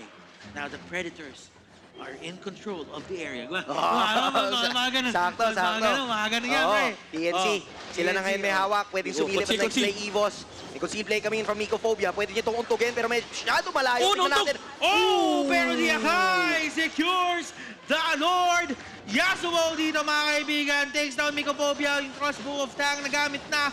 And Cram ang next target. The chain is there. Donut mga kaibigan. Nahatak dito. Defendings. And big steps. Mga kaibigan, and H2 has an answer. Meron siya doong Ogi Shadow Kill. Ladies and gentlemen, and TNZ NXPE, masyadong dikit ang laban. Parang siso lang ang natutunghayan natin dito sa 16-minute mark. Nakuha ng TNC yung Lord, pero lugi sila sa trade pagdating doon sa Heroes dahil 2 against 1 yun. But now, James, hindi pa rin magpapapigil. Mapapaatras na ang TNC at mukhang libreng madedepensahan ng Nexplay Evos, yung Luminous Lord na nakuha nila. That was very unfortunate for H2. Ganda sana ng timing ng pass niya with the Shadow. Medyo na-disrupt din si SDZYZ from actually using the Retribution onto the Lord. Unfortunately, nauntog yung isang Shadow niya sa may bato, so hindi siya nakapasok ng Lord Pit. So that allows TNC another life in this game. But right now, it is a battle of positioning. Dalawang team ay pinagmamantsagan talaga yung mga gold laners as of the moment. Donut, nakita natin, tinalonan siya ni Bentix kanina, pero so does H2O. Tinalonan niya rin yung 1-1 sa likuran. It's a bypass over the lineup of TNC. Ito yung kailangan isipin pa ng TNC. Yung Hayabusa, kapag hindi nila pinansin, kayang-kaya niyang patayin yung 1-1 solo kill. Ito na nga talaga yung danger nun. Pero si Bentix may matakatanong niya. H2O. Nakalahati buhay ni Yasuo. Grabe, narinig niya may kumakasa. Sabi niya, o sige, subukan mo. Basta sabi ngayon ng mga bata. Ano? Kasi bata din ako. Shee! Grabe. Yung napigilan, yung na-dodge, yun talaga yun. Shee! Ulit niya. Shee! Sakto ah. Oh. Gen Z ah. Gen Z ako eh. Ngayon, kidding aside, going back into the game, 60 minutes. 60 Grabe seconds ka naman. Till the next Lord. Huwag ka naman ganyan. Huwag mo naman lagyan ng oras yung... Paramdam ko 78 minutes so nangyari yun eh. Pero kasi, ganito lang yan. 49 seconds till the Lord. Kailangan na ng mga teams natin dito na humanap ng kanilang mga entry point papasok doon sa may area. Hindi pwedeng mag-retake ka lang dito eh. Actually, yung TNC nga ang iniisip, hindi pwedeng mahanapan tayo ng entry point, okay? Kailangan laging tingin sa base. And now, NXPE, they're looking for ways to engage against TNC, pero medyo nahihirapan na rin sila kasi ang kukunat din ng mga heroes sa side ng TNC. You have SDZYZ being the frontline Lusans versus NXPE, and you also have to take note na kailangan may makahanap dun sa 1-1. H2's positioning is also critical, and si Mycophobia kanina pa kumukuha ng information dito against TNC, which nulls the advantage of what TNC has when it comes to engaging into fights. Now, the Lord is gonna spawn again. Ito yung pangatlong version ni Lord. Ito yung masakit, ito yung may kidlat-kidlat. Kung sino mang makakuha nito, ang laki na lamang sa base push. Makukuryente. Sino makakuha? Uy. Nako. Itong papwestuhan na to, ha? Teka lang ha, nag-reset yung minion wave sa mid lane na importante to. Kailangan maklear kagad. Ayaw na ulitin yun ng TNC, kaya nga naman i-clear muna ito ni Cram. Wala pre, ako naniniwala na ako ngayon ang tunay na batang pasaway. Sino? James. Ang batang pasaway ng NXPE. Okay. Cleared waves for the mid lane, so Lord talaga ang titignan ng dalawang team. So medyo malayo-layo si James, mas malapit si Cram. So if ever man na magkaroon talaga ng clash, makaka-rest mo siya kaagad. Kaso nga lang, ganda ang pwesto. Manggugulat lang yan. Nakita siya. Look at that! Mycophobia with another play! At si James na napagtripan dito ng side ng TNC. Pero meron na namang knock-up na mangyagaling dito sa NXPE. SDZYZ. Tumatakbo na sila. James dito with the help. Heavy spin ginamit na. Para mataka sila. And there's going to be a winter truncheon para sa lahat. And that is going to be another chain. Cram goes down. Yasuo still alive. With immortality pa yan. Kakayanin ba? Mycophobia H2O. Sinusubukan talaga nila dito. Tansyahin kung kaya ba i-take down si Yasuo kasi napakadelikado nito. Donut! And Yasuo tumba. Dalawa tumumba ng sabay. Donut secures the kill. NXPE secures the series with a 2-0 win. What a clean series for Nexplay Evos. Sila dito ang kumuha at talagang nakita natin mas naging matalim ang pangil nila against TNC. Wow! Ganda ng pinakita ng NXPE. It's not just about the course anymore. Sinabi natin kanina, TNC has one of the most disruptive duos, pero NXPE showed up with Yelly Hayes and Mycophobia. A lot of the important factors that decided the game was because of what Yelly Hayes and Mycophobia were doing in the game. Information na nakukuha ng Myco at setups naman for Yelly Hayes. Ito na nga ang bagong Nexplay Evos. Nagpakitang gilas kaagad week 1 pa lang ng MPL-PH Season 10. Hindi man sila nanalo doon against sa Blacklist kahapon, pero nakaisa sila. But now, hindi na sila papayag na maisahan pa. A clean sweep against TNC. Isa sa mga strong teams mula sa MPL-PH S9. Maraming itinago, hindi nagpakita. Off-season, pero now sila ang nagulantang sa pinakita ng Nexplay. Inahu nyo yung pagbabalik ni James dito, talagang napakalaking impact para sa NXP. Batang Pasaway. Batang Pasaway. Welcome back, Batang Pasaway. James, NXPE. Kakaiba yung dinadala niyang presensya. Oo. Yung mga pwestuhan niya, no? Parang sinasabi niya, hindi ko kailangan mag-1v1, ko kailangan mag-farm, kailangan ko dito manggulang. And yun na nangyari dito versus TNC. Nagugulangan sila sa pwesto and nahirapan ng TNC. And ngayon, tingnan muna natin ang ating mga players. Ipapasa muna natin to kay Mara. Nexplay Evos showing us how it's done. And nakausap natin ngayon ang ating mga players. Layo nyo sa akin na H2. Wow, ah. First of all, ang dami nilang band na signature heroes mo. Pag nakikita mo yon, natutuwa ka ba kasi halatang parang kinakatakutan ka? Or ano mo nararamdaman mo doon? Nasa meta kasi ngayon yung Fanny tsaka Ling eh. Baka nadadayaan sila sa hero na yun. Or baka ayun yung pinagandaan nila na ban. Fanny Ling talaga, ganun. May napansin ako. Mas confident ka sumagot. Dahil ba yun kay Mika? Yes naman, yes. Oh, sige na. Greet mo si Mika. Ayan, nandun siya, oh. Greet? Yeah. Thank you so much sa support mo siya. Thank you so much sa effort and support. Mahal na mahal kita. Yun lang. Ay, my goodness. Miko, ikaw ba may Mika sa buhay mo? Yes po. Ay, meron na. Yes. Oh, okay. Eto pansin ko parang nangongolekta ata to ng MVP no? Ikaw yung pinakabago, pero nangongolekta ka. So, okay, ano nga bang ganap? Ito ba because you feel like you have something to prove? Ano ba to? Yes po, mas naging confident ako maglaro kasi nasa main 5 na ako. Oh, okay. Wait, confident ka? Seryoso ba yan? Okay, ito. Sa dati niyang team, palagi siyang may signature pose, may signature dance. Ano ang signature mo ngayon sa Nexplay Evos? Let's see. Ayun na, dahil... Kukunin ko to, pakita mo. Bisa sabihin kasi ako. Oh, okay. Ayun na, di ba galing akong ONIC, tapos napunta ako sa NXP. So, lagi ko na sinasabi is, what time is it? It's hold up. Oh! Okay, sabihin natin yan sa crowd. Okay, ano ngayon? What time is it? It's? Hold up! Okay. By the way, James, welcome back. Ang laki ng diros mo pag ginagamit mo, nananalo kayo. Thank you po. Welcome back. Nexplay Evos, proving how strong they are this season. Let's see what the casters have to say in their analysis. Casters, pasok. Maraming salamat, Mara. Congratulations sa Nexplay Evos dito sa huling laban nila this week.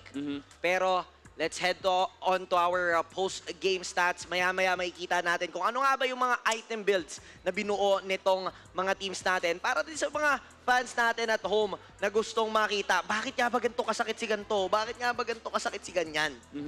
Alam mo, ang importanteng makita dito ng tao is how they utilized the heroes that they have. Specifically in both teams. Actually, I love the TNC. I love the way the TNC played, though, even though behind sila for the majority of the game. They acted their different roles. Alam nila kung ano yung mga dapat nilang gawin. Alam nila sino yung dapat nilang punteriyahin. And it showed nung specific clash doon sa may Lord Pit na talagang ang focus lang nila is yung gold lane. Respectively, yun din naman ang focus nung kabila, which is NXPE. Nung talagang pinuntahan ni H2 yung 1-1 sa likod. Sabi nila, guys, kaya nyo na sarili nyo, bahala kayo sa buhay nyo, kailangan may pumatay sa 1-1. Kasi kapag hindi namatay yung 1-1, madedehado tayo. Kasi ang trade, pag namatay yung gold laner natin, kailangan mamatay yung gold laner ng kabila, which was really interesting kasi parehas sila. Yun ang mindset. Labanan nga ng gold lane bago pala magsimula. Pero ngayon makikita natin ang post-game stats. We have your TNC Pro Team and Nexplay Evos. Ang nagpahirap dito sa game ng TNC at Nexplay Evos for both sides is the fact na lahat sila ay kayang labanan ng isa't isa. Specifically, yung TNC Pro Team, kapag frenonta nila si Cram against the Beatrix, hindi pwedeng lumaban basta-basta ang NXPE. But what became the advantage for NXPE is how they utilized the Julian and the Grok pick. Remember, yung TNC Pro Team, they're looking to always engage in fights. So they're always trying to put themselves in a position where they can play aggressively. But Nexplay Evos, nilalagay nila sa harapan yung Julian at Grok. Grok is a hard hero to take down. Aside from the natural sustainability of the hero, yung crowd control immunity during his first skill charge, yun yung kailangan isipin pa ng TNC. And also Yelly Haze, whenever you lock him down, kailangan talaga burst from 100 to 0. Kasi kapag nakatakbo pa si Yelly Haze, lalabas lang ang NXPE and hindi sila lalaban. And in turn, makakakuha sila ng counter trade on the map. TNC Pro Team, they did show up in this game. Makikita natin dito sa graph na nakabawi naman kahit papano. But the entirety, actually hindi pala majority, the entirety of the game was fully controlled by NXPE. The way that they played the map, sinabi nga ni Batas kanina, no, inherently dapat TNC ang lumalaban sa una. Pero sabi ng TNC, okay, pwede naman natin sila labanan, not to take an advantage, but to establish a window of opportunity for the gold laner to be able to farm up. Kumbaga, ginugulo mo yung gusto mangyari ng TNC. And of course, TNC, being a fundamental team, kinailangan nilang mag-react. And when they reacted, NXPE found a lot of space to maximize their farming speed. And nung umabot na sila na sa point na kaya na nilang labanan ng TNC, when the items started showing up, then that was the time that NXPE established absolute control. And nakita natin dito sa MVP ng ating game, it is gonna be none other than Donut on this Beatrix. 12-2-5. Kanya KDA, GPM of 739, talaga na-maximize niya yung window na binigay sa kanya ng kanyang mga teammates, dealing 107,850 damage to TNC. Nakita natin kanina si SDZYZ na tunaw nung hinarapan niya yung Beatrix with a shotgun and hit combination. Talagang mabilis lang mapatay yung mga heroes ng TNC. Positioning was really key here for both sides, but the superior team that had better position in this game took control of the series and ended up being a dominant force to be dealt with by TNC. 2-0 nakuha ng NXPE. And gusto ko na i-comment dito again, yung dynamic support duo ng NXPE. I didn't expect it to work this way. Pero nung binabakit natin kanina during the drafting stage, yung Grok potential ni Mycophobia, talagang pinakita niya rito na kabisado niya yung hero. Yung level of initiation, yung play actually kanina, no, nung pinadiran niya yung Kufra, kaso nasa kabilang pader, nag-flicker pa siya, tapos sinabugan niya with a wild charge, and that allowed NXP to propel with the momentum in the mid-game. Very deserving of the MVP spot. Actually, kahit sino sa side ng NXP, talagang deserve nila yung win. Maganda ang pinakita ng Nexplay Evos sa ngayon. Pero ba't ka napapau? Parang... Mainit ang araw ni Butters.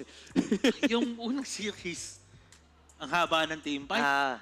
Paramis Valentina. Nag-agawan sila. Agawan lang. Ngayon naman, ito, papintig-pintig yung mga nakaka-excite. Pero pagka pumintig talaga, taas. Pero para alam niyo yung mga sinasabi ko, pasa muna natin sa ating game highlights. Pag-usapan natin kung ano nga ba nangyari dito sa seryeng ito. Simula pa lang talaga nakikita na natin yung playstyle ng Nexplay Evos na mas nagiging effective nga naman against TNC. Pero kung makikita talaga natin, meron ding mga moments of brilliance actually ang TNC na parang na-outplay pa nga nila ang NXPE. Parang minsan nagkakaroon ng errors dito, napapasobra, tulad yan. Gigil na gigil talaga yung TNC makabawi. Alam nila kailangan nilang kunin tong win na to. Sobrang crucial. Kasi kailangan lang i-force yung game number 3. Kaso, nagawan ng paraan ito ng Nexplay Evos. Parang nabasa nga nila yung textbook play. But let me just say, no, these errors that we would see come out from NXP, these are not errors na talagang nagkamali dahil nasa maling posture ng mga pal. These are movements that they had to make. Kasi again, they're making space for Donna to be able to farm up. That's why you see this game, medyo equal yung kills, no? Although 3-5, 3-6. Pero dun na kasi nakapag-establish ng lead ang NXP. Kumbaga, dahan-dahan mong mararamdaman yung pag-angat ng heroes ng NXP. What they lacked was the crowd control over the heroes of TNC. That's why yung game medyo humaba kasi kaya pa rin naman pumalag ng TNC and yung mga HP nila ay napakalalaki pa rin talaga. Yung burst damage nandun and si TNC, ang problema lang nila, even though they have the advantage pagdating sa HP, they don't have the same burst damage as NXPE. So it has to be a battle of durability in team fights and positioning. And NXPE, for the majority of the mid game, they were not in position because yung pagtinignan mo yung heroes ng TNC, they are the better heroes when it comes to position team fights. Nandyan yung Eve, nandyan yung Akai. So may pang-punish in a way ang TNC. But NXPE found a better opportunity in the late game kasi again, hawak nila yung burst damage. Isang maling pwesto lang ng TNC, dun nila makakapitalize yung heroes na hawak ng NXPE. Nakita natin. Alam mo, nakita ko na din eh. Nakita mo na din. Sinabi na ni Midnight, kailangan lahat na sabihin. Oo, lahat na kailangan sabihin. Pero, men, kung babalikan nga natin, yung Nexplay Evos, na pag-usapan natin after the draft pa lang na sobrang dulas nila, ang hirap nilang hulihin. And talagang hindi nga naman sila mahuli-huli. Even with the Akai, may mga moments na nakukuha sila ni STZYZ. Pero alam nila kung ano yung bawi. May crowd control from a Julian, naka-cancel out din nila dito yung mga skills. But of course, the 10th season of MPL Philippines is brought to you by our official telco partner, Smart, the Philippines' fastest 5G mobile network, based on analysis by Ooklav's P-Test Intelligence data Q1 to Q2 2021 and Q3 to Q4 2021. Ookla trademarks used under license with permission. Our official sponsors, Samsung, Awesome is what I'm doing. Maya, I'm everything and a bank. And Mac Delivery, your ultimate game day buddy. And our official content partners, TikTok, Secret Lab, EO Executive Optical, and Sneak Attack. And nakita na natin yung games. Meron pa tayong isang mainit na laban na matutunghayan mamaya. Alam natin yan. Ito yung mainit. Labanan ng mga taga-barangay at ng mga agents. We have Omega and Blacklist. For sure, that is going to be our star match of the day. Malalaman na natin kung sino nga ba ang mas matikas mag-Beatrix. And nakita naman natin lahat ng mga trailers kanina, yung mga teaser kanina eh. Ako, na-miss ko to.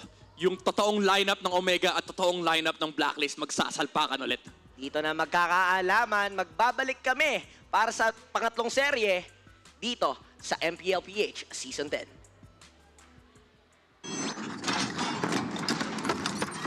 Feeling powerless with limited choices? Not anymore. Because with Smart's new Power All 99, I have the power to do what I want. With 8 GB for all sites and apps, I have the power to play, to watch, to share, to stream, everything. Plus, Only TikTok gives me the power to stay on my FYP and Only Text power to stay in touch. All that power for just 99 pesos. Load Smart's new Power All 99 for the power to do what you want. Best choice I made. Load now. What you doing? Awesome's what I'm doing.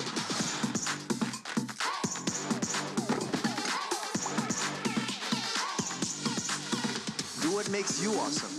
With the Galaxy A series. Get yours now.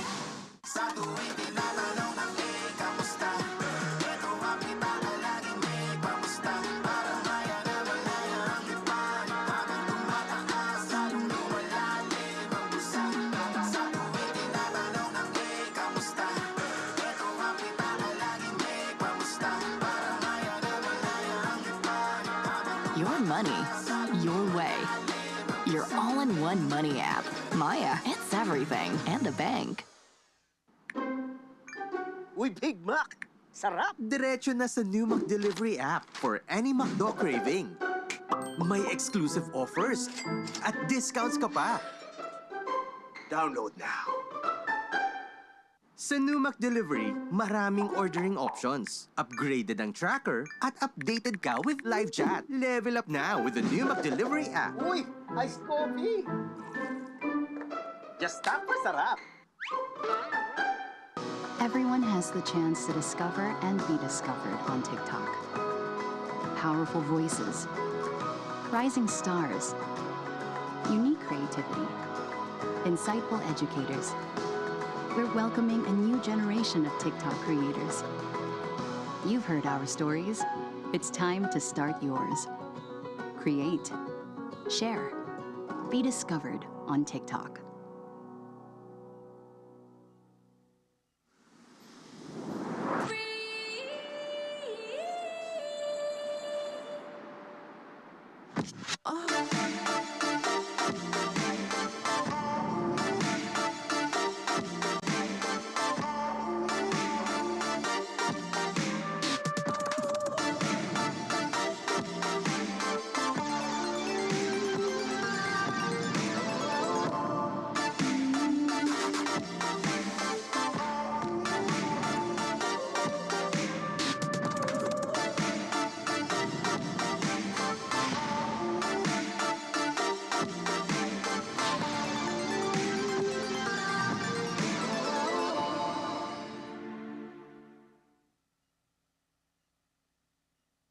Hi, Muffin. I want this cut.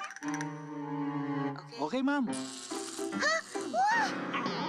Poor eyesight, poor doggy. Come to EO Executive Optical for state-of-the-art facilities, expert eye care, affordable eyewear. EO, love your eyes.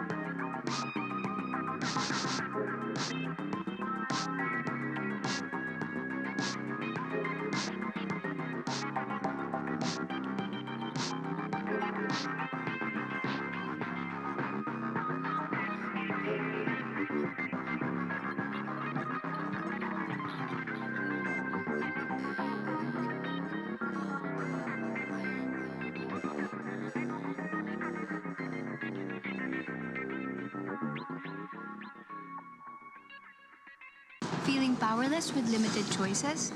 Not anymore. Because with Smart's new Power All 99, I have the power to do what I want. With 8 gigabytes for all sites and apps, I have the power to play, to watch, to share, to stream, everything. Plus, Only TikTok gives me the power to stay on my FYP and Only Text power to stay in touch. All that power for just 99 pesos. Load Smart's new Power All 99 for the power to do what you want. Best choice I made. Load now. What you doing? Awesome's what I'm doing.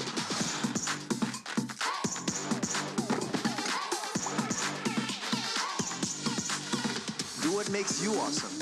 With the Galaxy A series. Get yours now.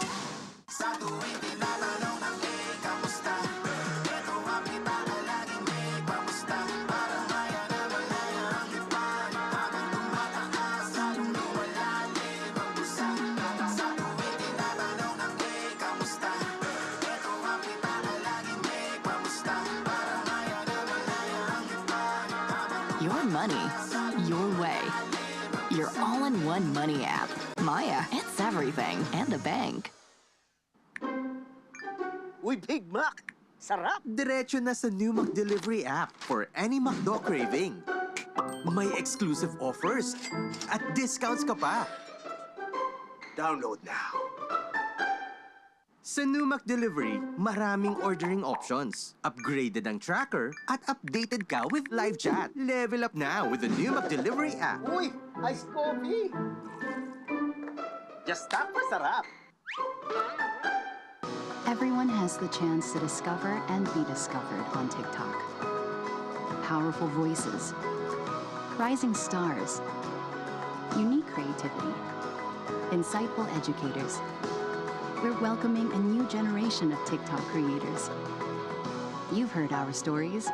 It's time to start yours. Create, share, be discovered on TikTok.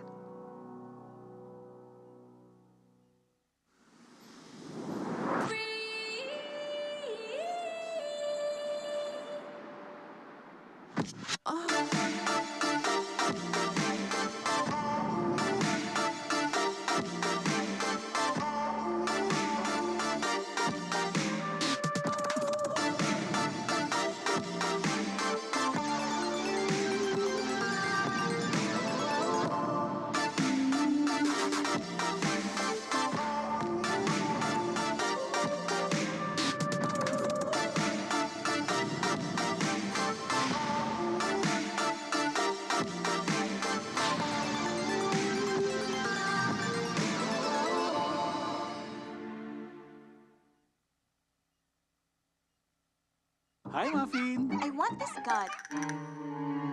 Okay, ma'am. Poor eyesight, poor doggy. Come to EO Executive Optical for state-of-the-art facilities, expert eye care, affordable eyewear. EO, love your eyes.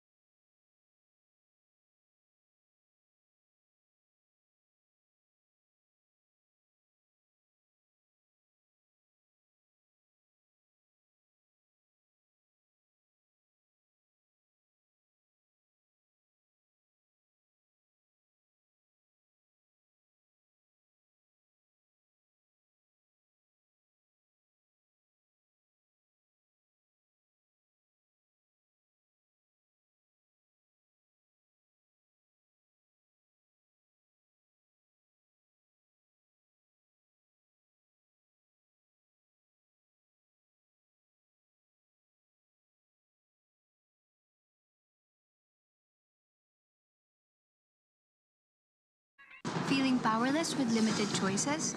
Not anymore. Because with Smart's new Power All 99, I have the power to do what I want. With 8 gigabytes for all sites and apps, I have the power to play, to watch, to share, to stream, everything. Plus, Only TikTok gives me the power to stay on my FYP and Only Text power to stay in touch. All that power for just 99 pesos. Load Smart's new Power All 99 for the power to do what you want. Best choice I made. Load now. What you doing? Awesome's what I'm doing.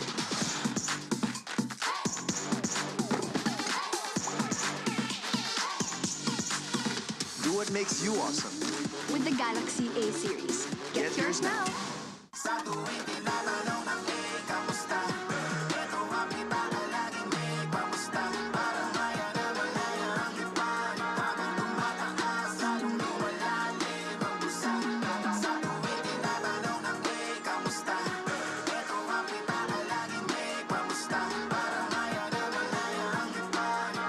Your money, your way.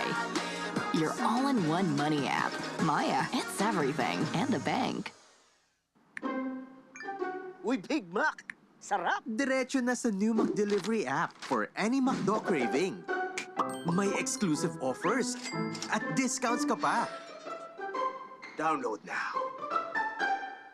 Sa new McDelivery, maraming ordering options. Upgraded ang tracker at updated ka with live chat. Level up now with the new McDelivery app. Uy, iced coffee!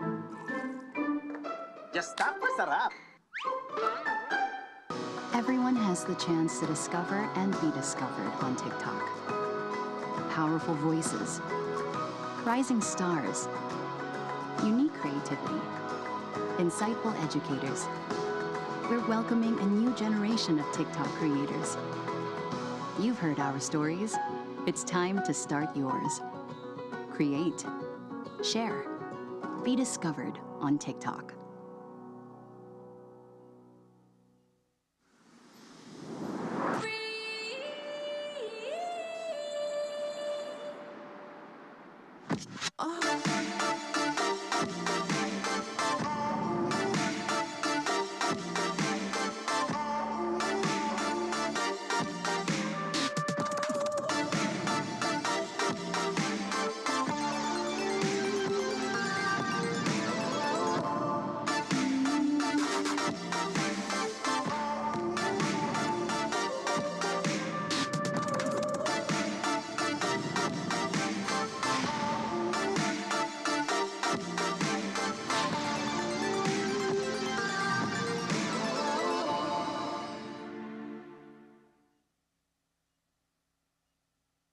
Hi, Muffin. I want this cut. Okay, ma'am. Poor eyesight, poor doggy. Come to EO Executive Optical for state-of-the-art facilities, expert eye care, affordable eyewear. EO, love your eyes.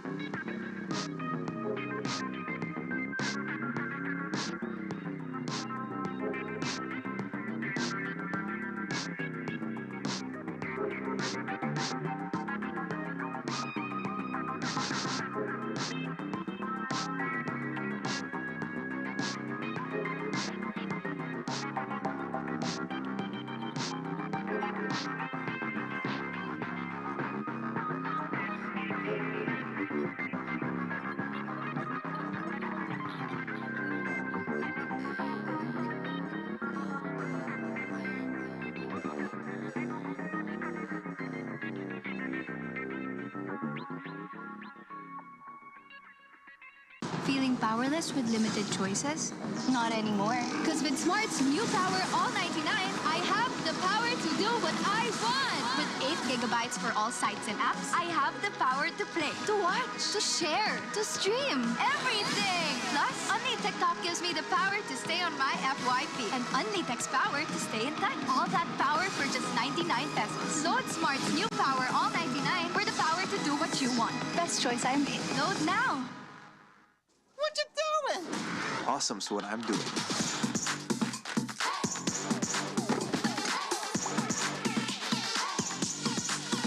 Do what makes you awesome. With the Galaxy A series. Get yours now.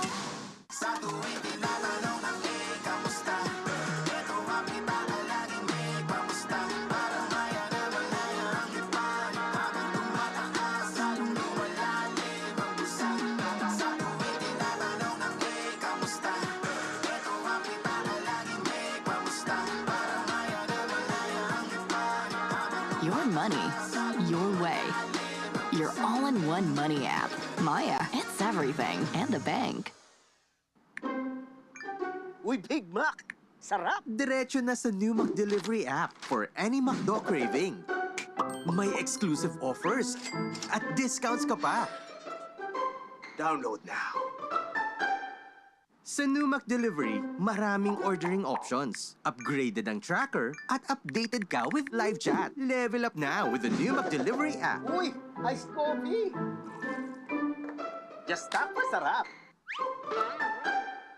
Everyone has the chance to discover and be discovered on TikTok. Powerful voices, rising stars, unique creativity, insightful educators. We're welcoming a new generation of TikTok creators. You've heard our stories. It's time to start yours. Create, share, be discovered on TikTok.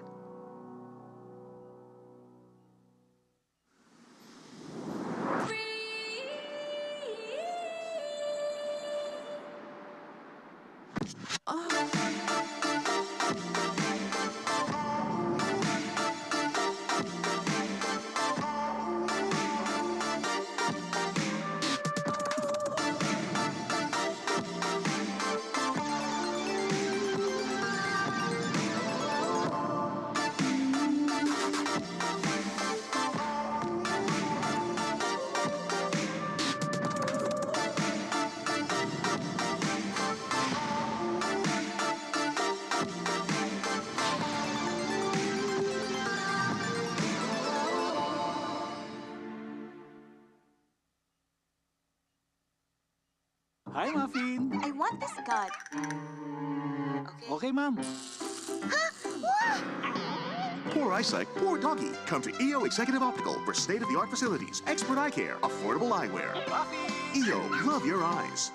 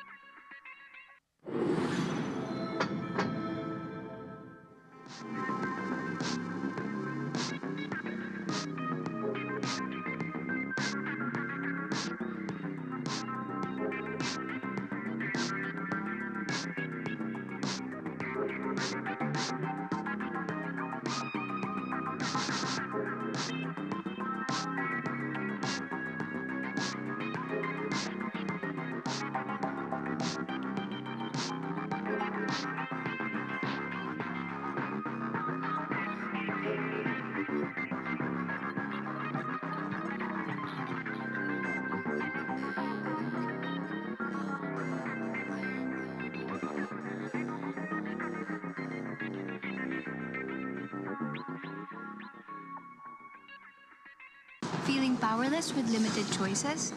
Not anymore. Because with Smart's new Power All 99, I have the power to do what I want. With 8 gigabytes for all sites and apps, I have the power to play, to watch, to share, to stream, everything. Plus, Only TikTok gives me the power to stay on my FYP and Only Text power to stay in touch. All that power for just 99 pesos. Load Smart's new Power All 99 for the power to do what you want. Best choice I made. Load now. What you doing? Awesome's what I'm doing.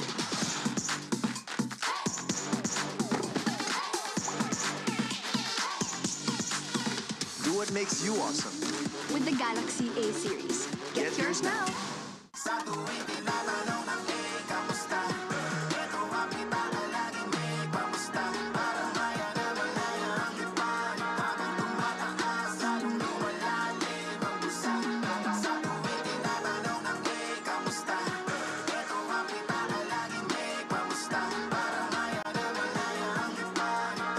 Your money, your way. Your all-in-one money app. Maya, it's everything and a bank. Uy, Big Mac! Sarap! Diretso na sa new McDelivery app for any McDo craving. May exclusive offers at discounts ka pa. Download now. Sa new McDelivery, maraming ordering options. Upgraded ang tracker at updated ka with live chat. Level up now with the new McDelivery app. Uy, iced coffee! Just tap for sarap. Everyone has the chance to discover and be discovered.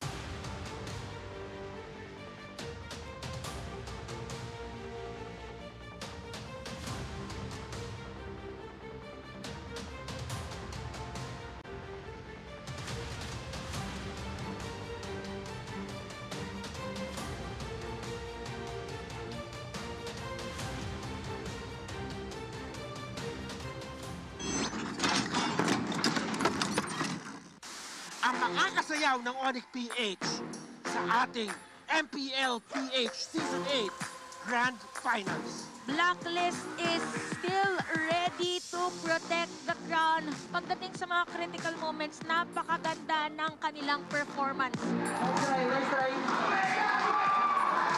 The Filipino sniper!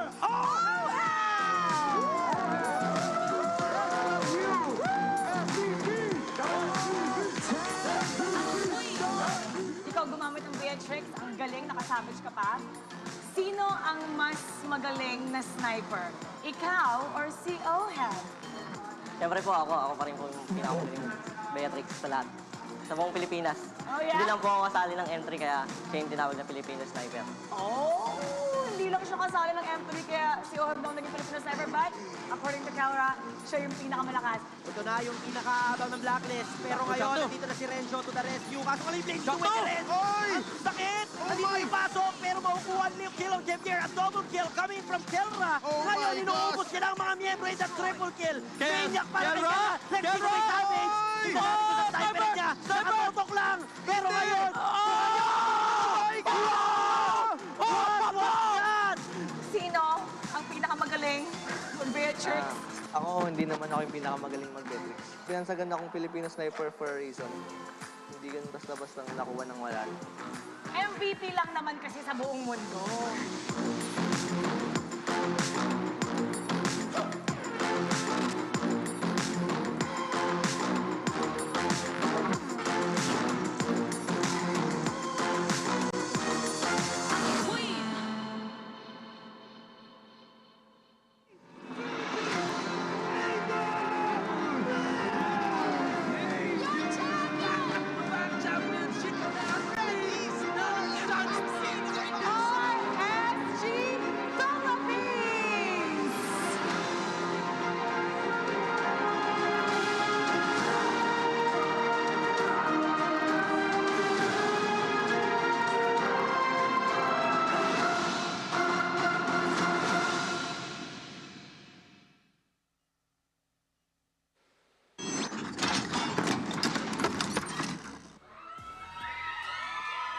Welcome back to the best MPL region. This is MPL Philippines Season 10. Up next, we have Smart Omega going head-to-head against Blacklist International. There's a rich history behind these two teams. Parehong nagbigay ng karangalan sa Pilipinas. Parehong may dugong kampyon. At parehong may asentadong sniper. On one side, we have the Filipino Savage, earned by his multiple savages last season as he claimed to be the best in the Philippines. Sabi nga niya, kung siya yung nakapunta sa M3, siya daw yung makakakuha ng titulo. On the other side, we have the Filipino Sniper, earning this moniker in the M3 World Championships and eventually bagging the title as the finals MVP, sniping everything left and right, even in his poses. Now for the first time this Season 10, maghaharap na ang Filipino Savage at Filipino Sniper. The 10th season of MPL Philippines is brought to you by Smart, our official telco partner, the Philippines' fastest 5G mobile network, based on analysis by Ookla of Speedtest Intelligence data Q1, Q2 2021, and Q3, Q4 2021. Ookla trademarks used under license with permission. Our official sponsors, Samsung, awesome is what I'm doing. Maya, it's everything, and a bank. And McDelivery, your ultimate game day buddy. And our official content partner, TikTok, Secret Lab, EO Executive Optical, and Sneak Attack. Nasa na ang ating Barangay Omega? Ang ating mga agents! Smart Omega versus Blacklist International. Casters, pasok. Ladies and gentlemen, welcome sa makabagong El Clasico. Savage laban sa Sniper, Barangay laban sa mga agents. Kami ang magiging casters nyo para sa laban na to. Ako nga pala si Uomi, kasama ko dito si Santi at ang nag-iisang ate mo Chantel. Ready na ba kayo sa star match natin ngayong hapon na to? Nako, gusto ko mang sabihin ready ako pero sobrang init ng paparating na laban. Maraming fans ang nag-aabang sa matchup na to kasi ito yung pagtatagpo na kumpleto yung Blacklist, kumpleto din yung Omega. Tsaka balita ko sa laban natin ngayon na meron tayong aabangan din na player sa isa sa mga teams at for sure, makikita natin siya mamaya. So, kumbaga, lahat dito kompleto na yung rekado na may factor of excitement, may factor pa kung anong klaseng laban yung makikita natin, panibagong strategy. Yeah, at itong laban na to, tinawag nating makabagong El Clasico dahil since Season 7, nagsimula na ang labanan ng mga manlalaro na makikita natin sa laban na to. Pero may dalawa tayong inaabangan talaga. Ang debate na nagtatagal talaga for every season now. Sino nga ba ang pinakamalakas mag-Beatrix dito sa Pilipinas na to? Dito na magkakaalaman. It's the battle of the Filipino Sniper versus the Filipino Savage. Actually, yung sa dalawang aabangan natin ngayon, kung sino ba talagang mas malakas, may narinig na akong konting ugong. Oo nga eh. Kasi parang may napanood akong video na yung isa, nag-savage na rin daw siya. So, tingnan natin mamaya. Pero habang iniintay natin yan, tignan muna natin ating mga community feature. In fact, ang nanalo ng ating special skin ay si Jamil Christopher. Congratulations sa'yo! Congratulations! Meron kang special skin natin sa inyo ng Smart. So, yan, sumali kayo sa community feature kasi may chance kayong manalo. Pero let's see, our head-to-head dito sa matchup na to, we have Smart Omega versus Blacklist International. And mukhang may nakikita akong familiar.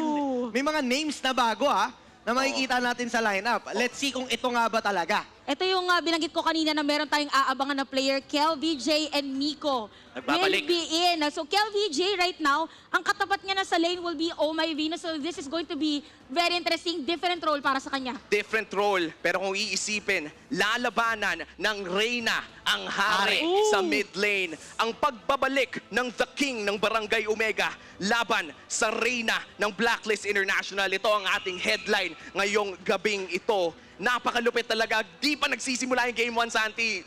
Gigil na ako eh. And this is the debut game of Miko sa MPL-PH. For the longest time, madalas natin siya nakikita sa mga vlogs, sa under Smart Omega. Pero this time, parang meron tayong makikitang bago na madalas natin nakikita si Chakdu for the longest time. And now, magpapakitang gila si Miko.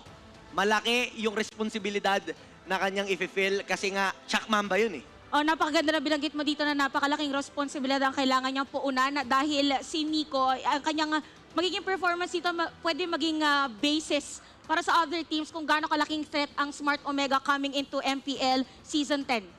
At kung makikita natin dito sa ating screen, ito ang keys to victory ng Omega.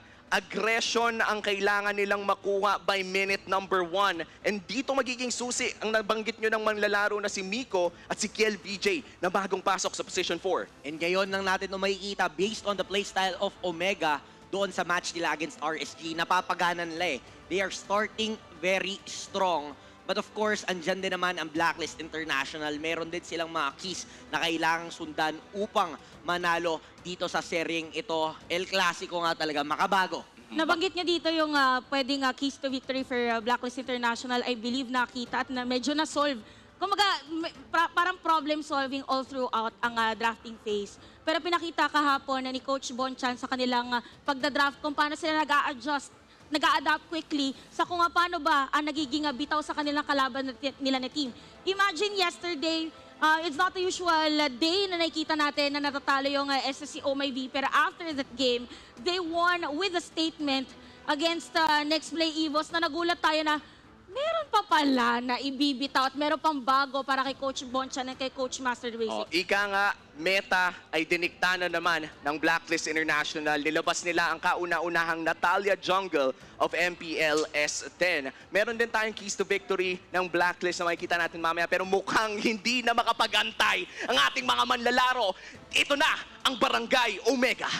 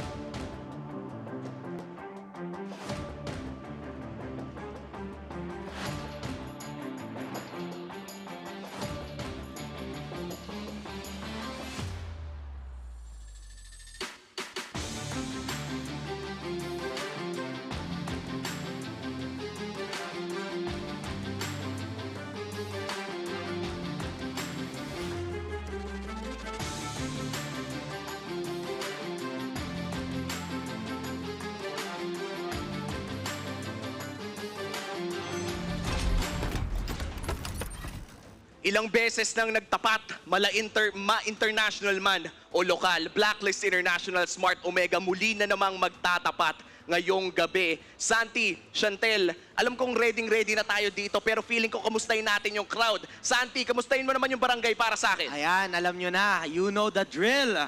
Pag sinabing one shot, sabihin nyo Omega. Tingnan natin kung sino mas malakas. Sige. Maraming fans eh. One shot!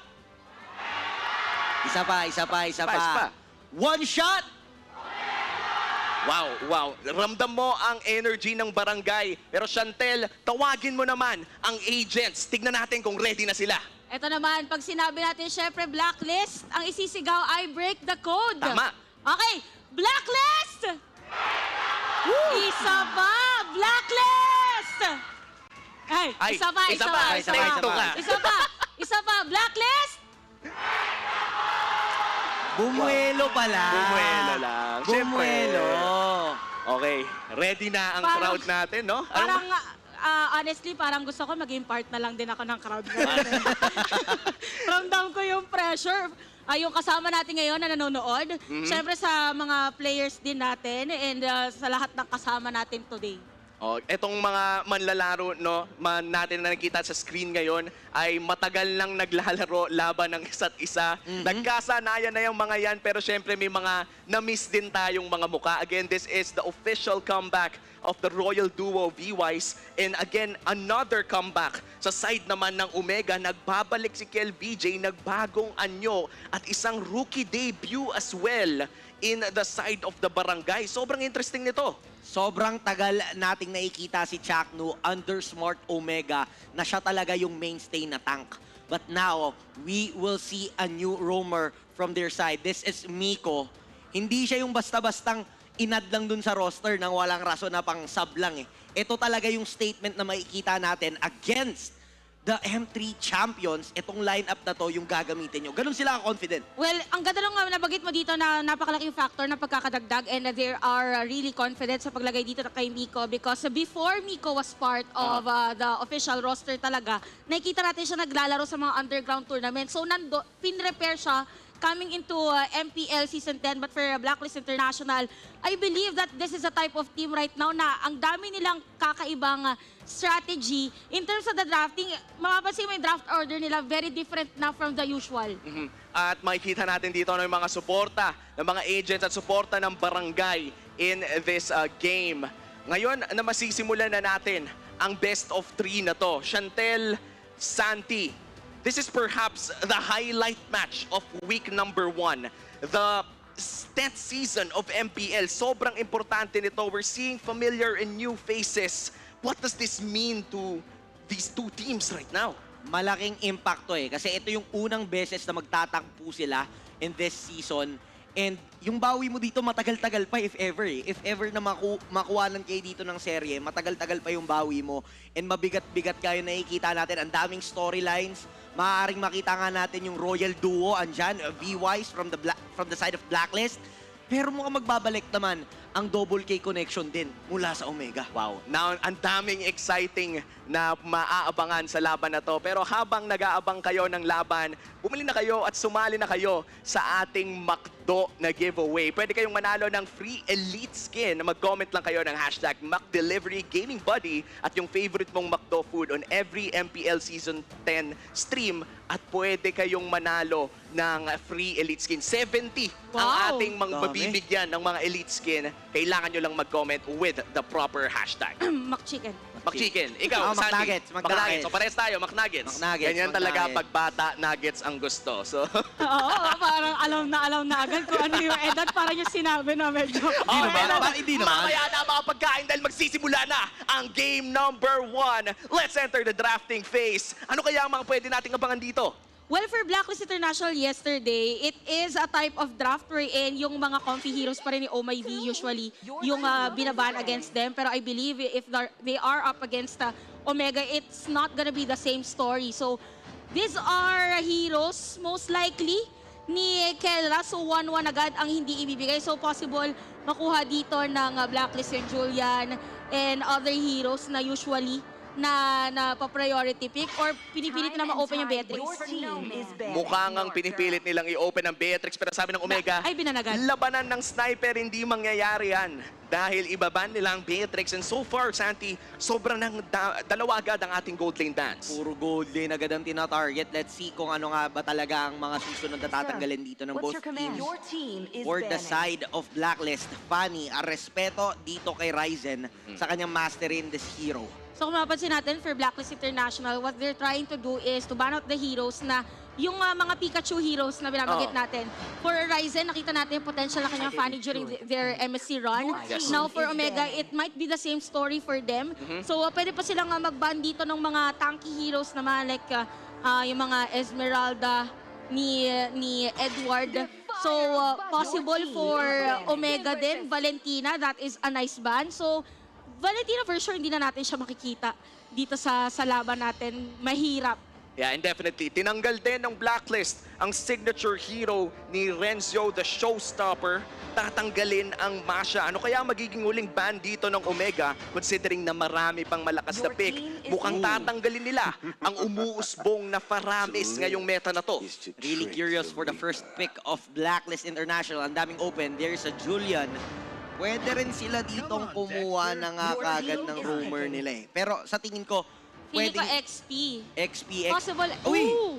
Prayo! Wow, interesting. Prayo. It's not everyday talaga nakikita natin Claude na first pick. Siguro mga previous season, but it shows na yung side dito ng Blacklist International, ayaw nila agad na magkaroon ng pangontra kumbaga kasi binanan nila yung possible hero ni Kelra. Kung magsusustain pa sila, usually di ba Claude ang pangontra ng Omega against the sustain. Yun yung kumukuha kasi talaga eh. Talagang inuubos niya yung healing or yung sustain na meron yung kalaban.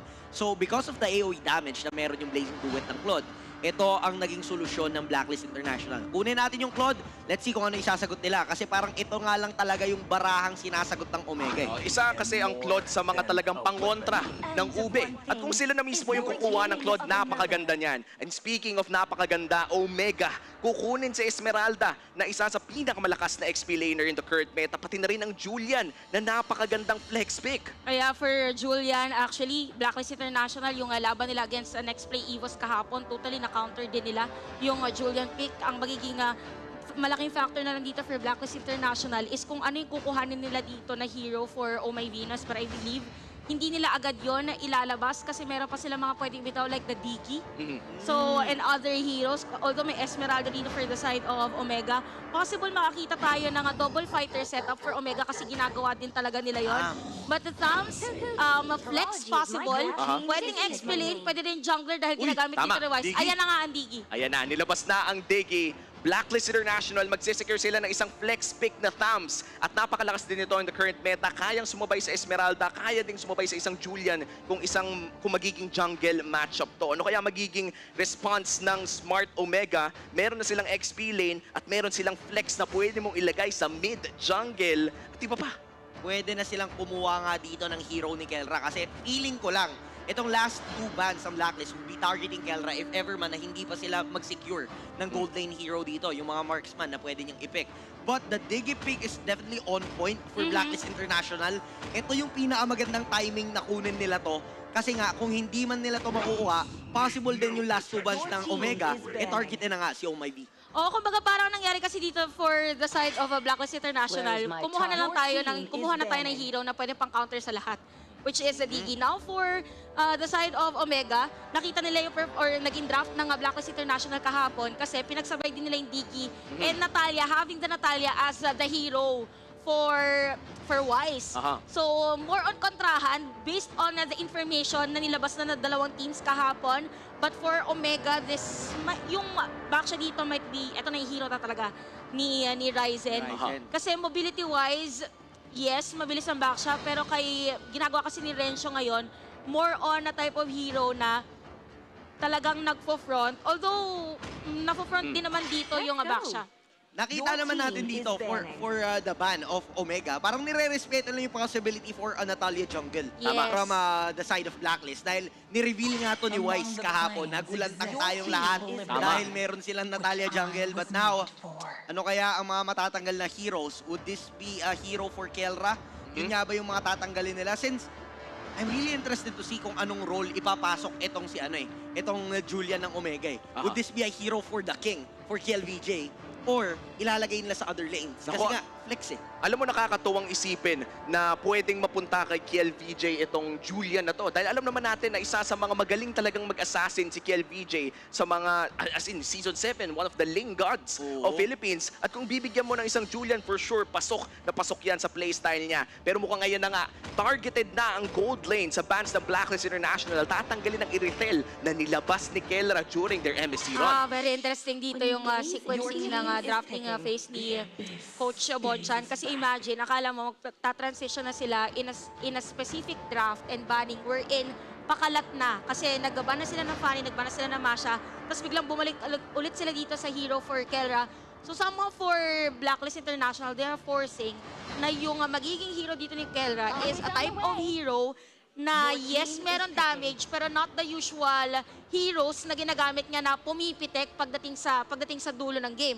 So right now, for Omega naman, they banned out this Eve, since pwede nga din naman post fight talaga ginagamit ang Digi. So they are still lacking the burst for Blacklist International. Pwede pa magsisil yun, by the way. Now, Omega, nakakuha sila ng Matilda, pwede pang counter or pang huli agad doon sa Claude.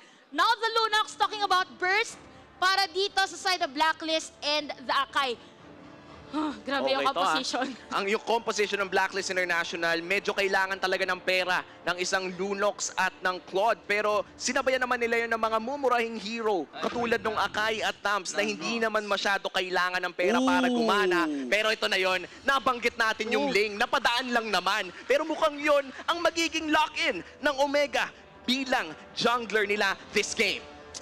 For the lineup of our team, Smart Omega with the Ling. Possible we could see a type of lane that goes for the split push para magkaroon ng space on the lane, on the other lanes. Kasi di ba nakakita tayo ng ibang lane na more on the team fight, but this time for Smart Omega, ito yung parang manggugulo siya, man disrupt sa rotation. Naalala naman natin, no, last season, medyo na papatingin tayo bakit ganun yung lane ni Ryzen. Kakaiba yung playstyle, kumbaga magugulat ka na lang na nadi-disrupt niya talaga ang buong Land of Dawn with his playstyle. At babalik na nga tayo doon sa ating Ling ni Ryzen na nakilala natin nung Season 9. Here we go, game number 1, Blacklist International versus Smart Omega. Handa na ba ang crowd? Mga kabarangay at ang mga agents ay sumigaw na at mukhang handang-handa na para sa unang laban dito sa seryeng ito. We can see here both of the junglers mukhang nandun lang sa kanilang mga side. You can hear the fans screaming dito sa ating venue.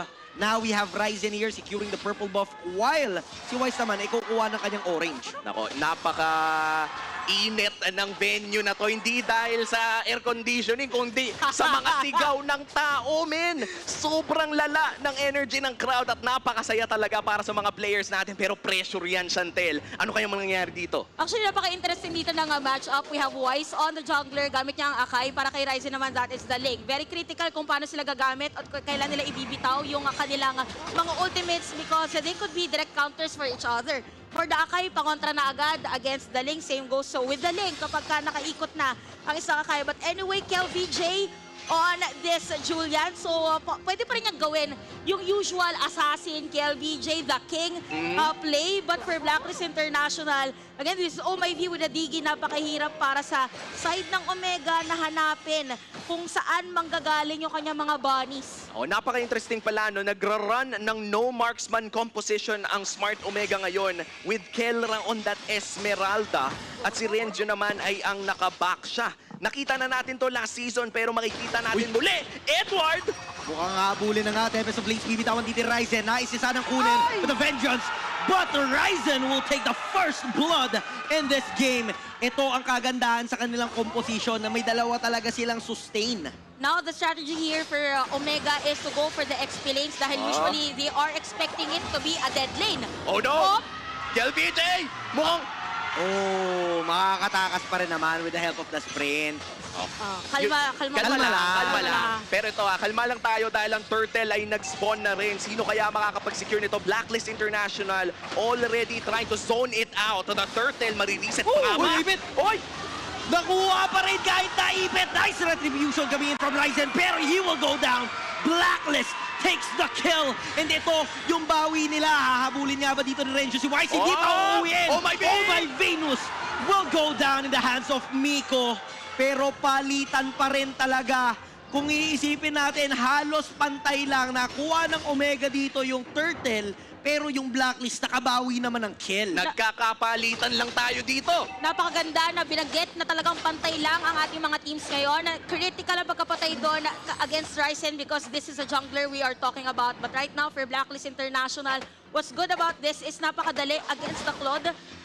For the Claude against this Esmeralda, dahil mas mabilis siyang makakapag-clear na minion wave. Now for Omega, they have to loosen up a bit the things a bit dahil si Miko dito and even the other players ay nagkakaroon lang muna ng somehow triangular formation para hindi ma-disrupt yung rotation ni Ryzen dahil nakita natin kanina yung heavy spin ni Wise. At sanay tayo no, na si Ryzen medyo nanggugulo lang. Pero ngayon nakikita natin siya with aggressive turret dives katulad na lamang nung pinatay nila si Edward for the first blood at mukhang napapadaan na naman ang lane ni Ryzen. Dito si Edward, delikado! Nanakap dito ni KLVJ and ito na nga ang combo, 3v1 situation. Edward goes down. Si Wise dito nais bumawi pero mamba out na kaagad ang Omega. Pagkatapos nilang kunin yung kailangan nila, alam nila kung ano yung tinatawag na disiplina. It is the same story. Kanina nakakuha ng kill ang Omega sa may bottom lane. They want to go for the XP lane dahil ang alam ng Blacklist usually, ang rotation ay nasa top lane. Mainit ang mga pangyayari ngayon. Brilliance burnt here for Haji. Napakagandang rotation mula sa barangay at magkakaroon na naman ng turtle 10 seconds from now. Ang plano ata ng barangay dito ay pahirapan si Edward. Nagkakaroon na tayo ng XP gap doon sa baba. 2 seconds from now, ito na ang turtle. Sino kaya ang unang makakasecure ng positioning around it? Miko will try and pull. Hahatakin niya muna ng konti para sa bandang side nila yung turtle if ever man na may plano silang ituloy talaga. Sama-sama ang Blacklist as of the moment. Oheb already has the Demon Hunter Sword, so pwede siya mag-participate dito if ever man na tumuloy. Pero medyo malayo-layo siya. Agawa ng pagawang mangyayari. Wise here tries to pull him down. Renjo medyo low. Mukhang mababangga siya. Hindi na makakatakas pa. Andito naman yung save kami from OIV. Kaso nga lang, yung pagbaba ni Ryzen ay naabangan siya. Pero ang mangyayari lang naman doon ay 1-for-1 trade. Kelra will try and go in and Edward again goes down.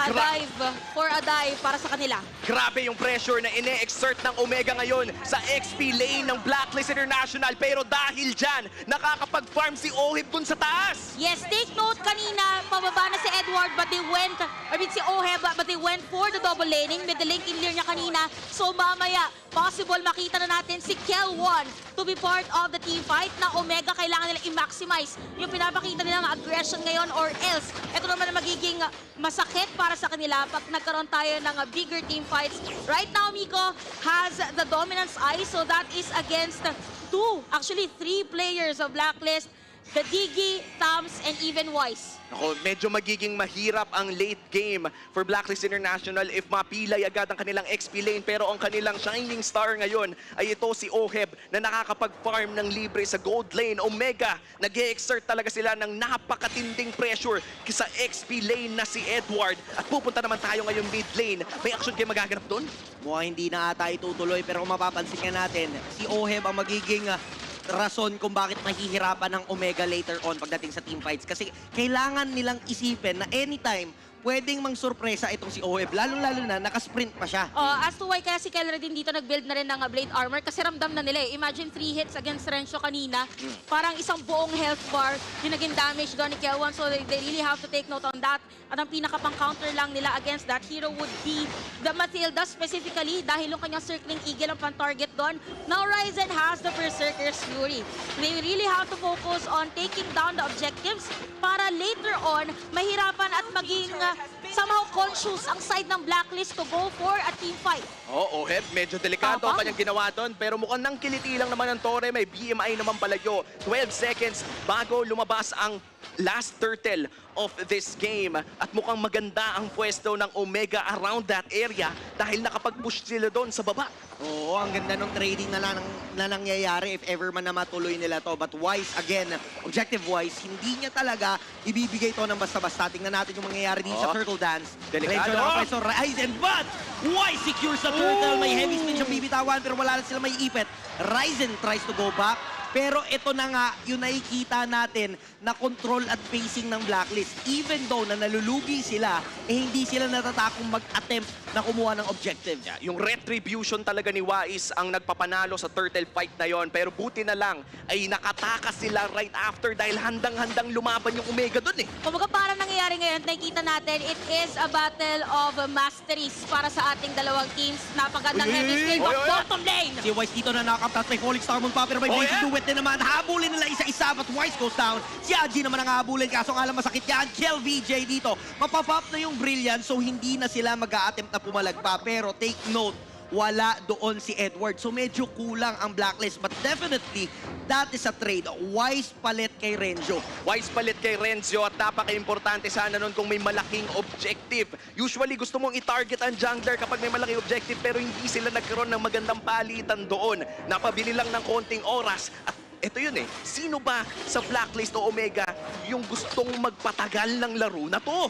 Actually, para dito sa side natin, Blacklist International talaga yung Blacklist International talaga kasi kailangan muna na magandang position for this plot to be effective. Kailangan nandun sa moment na hindi ready yung Omega sa team fight. Now for Omega, kaya medyo nagiging mabagal yung pacing nila kanina. They are very aggressive kasi nandito na rin eh, parang meron na rin vision yung side ng Blacklist and yung damage din even for Haji, hindi na ganon kadali para sa kanila na pumasok. Now for Blacklist, hindi na rin sila masyadong nagpapakita at meron na rin posibleng pangkulat or pwede magkaroon ng sacrificial na play.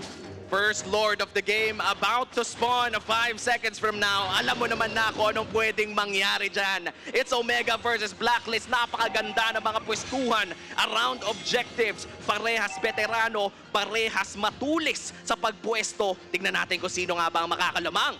Bago tayo umabot sa point na to, nakita natin na gamit dito ni Kelra yung falling star moon niya. Hindi natin alam kung alam ng Blacklist yon at kung ganun man, pwede lang i-force out yung pag-take dito ng Lord mismo. Kasi on cooldown pa eh, pwede silang humabol. Pero again, with the playstyle of Ryzen, nagkiklear pa rin siya doon ng wave sa may bandang itaas para nga may espasyo sila dito pagdating sa teamfight. Yes, actually for Omega din dito, mahirap pumasok sa kanila by the way pagdating sa teamfight dahil ang gamit ni Kelra dito is more on a hero na hindi natin usually nagagamit. So, kailangan muna nilang makuha or mahanap yung posisyon ni Oheb para talaga sila mag-lock in for a teamfight. Ito na naman yung battle of the pushes sa pinakamalaking objectives. Parang medyo nostalgic pa nakikita natin yung mga players natin ngayon. This has been the story kapag ka itong dalawa yung naglalaban. 10 minutes, imagine 3-6, parang 9 kills pa lang yung total game. Pero napakalapit ng gold. Now for Renzo, he really has to give vision for Omega. At ang kailangan mahanap lang ay si Oheb. Ang mga mahabang sayaw sa Lord area. Ito ang lagi nating nakikita sa serye ng Omega at Blacklist. 3/4 HP dito sa Lord pero alam mong hindi pa yan matutuloy dahil psycho lang pala. Omega kumuha ng tore na isa. Ito nga talaga ang kanilang target. Kuha muna ng tore, yung Lord i-reset lang ng i-reset. Tapos mag-abang ng perfect moment kung kailan papalag. Kelra dito goes in with a falling star moon. Pero masusustain pa rin to ni Edward under the turret. So now waiting game ulit. Si Miko, pinapatunog niya lang ulit dito yung Lord. I-reset dito ni Oheb. So wala talagang nagtatangkang tumuloy eh. Wala ditong naiinip. Patient na patient ang ating mga teams. Actually kasi para sa Omega, hindi din nila pwedeng basta-bastang iwan yung Lord kasi meron ng Claude yung side ng Blacklist. Kasi pa nag-force sila dito ng kill sa may specific lane, possible merong bawal. Ay, munti ka na. But anyway, going back, bawal mo talagang bastang bitawan yung isang lane because each team has the capacity to secure that Lord. Pero for Blacklist International, this is a marksman that we are talking about. Napakabilis, may BMI out pa. So for Omega, they really have to somehow kill a specific person against Blacklist. At kailangan din talaga ng Omega makuha itong Lord na to dahil ang kahirapan ng no marksman composition ay kahinaan sa siege. They need to win this Lord fight or even wipe out Blacklist, but Blacklist International, they are trying their best to group up.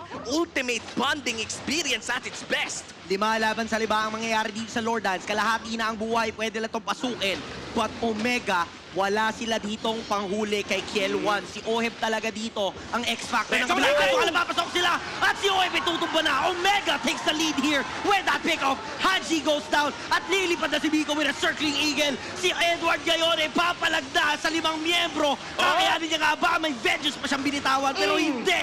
That is a triple kill para kay Ryzen. This opens up for Barangay Omega to secure this Lord. At 3-4 non-trade para sa Omega at mukhang masesecure na nga nila ang Lord Sandy. Sabi natin, kailangan lang nila makita si Kiel1 and that was the moment for Omega to kill and take the Lord against Blacklist International. 12 minutes, almost 13.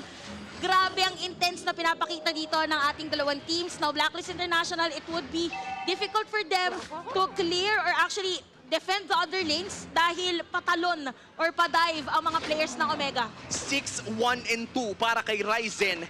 8 out of 9 kills ng Omega ay nahawakan ng jungler. Mukhang nag-iinit ang kamay ng Ling na tinawag nating panggulo lang last season pero mukhang ngayon siya na ang pumapatay. Metang-meta na nga talaga at mukhang nagagamit ng Omega ng tama yung mga heroes na pinili nila in this matchup.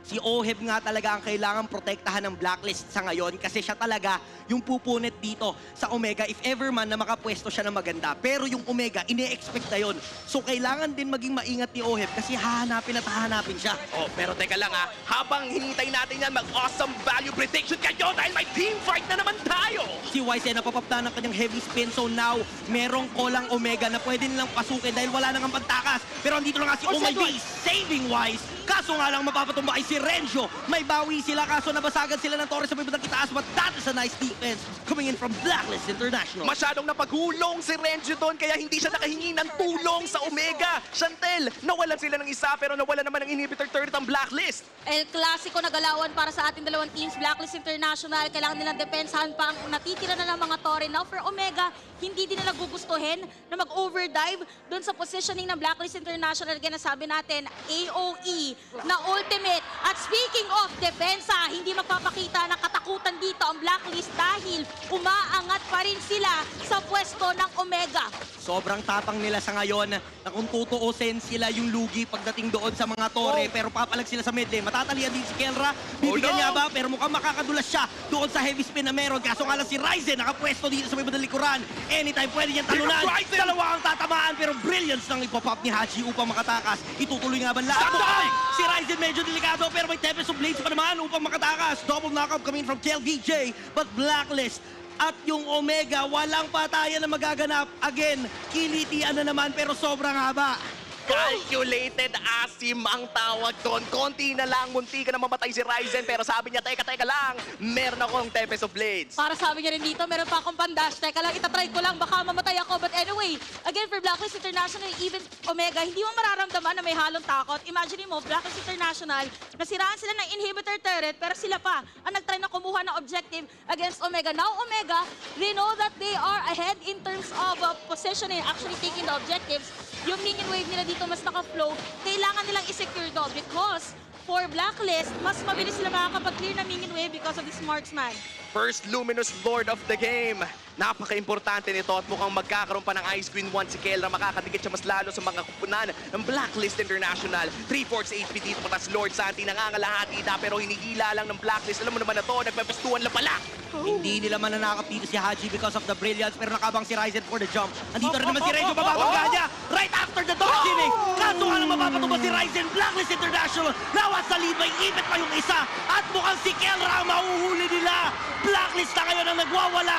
Andito na si Oheb at siya ay mapapasigaw ng kill 1. Blacklist International, buhay pa sila. Kompletong-kompleto habang si Kel, VJ at Miko ay tumatakbo na pauwi sa kanilang mga base. Blacklist International with a turnaround play. At dahil doon sa turnaround play na yon ay napauwi nila ang mga side ng Omega. Ang barangay ay masusurrender. Ang Lord na to, ang pinakaunang luminous Lord of the game. At ito na nga ang sinasabi natin, nag-iingay na rin ng mga agents. Nako po, Blacklist International with that Lord secure. Ganun pinagit natin, mabilis lang para sa kanila na kumuha ng objective. Now, for the side of Omega, they have to defend this. The only burst that they have is coming from this Julian.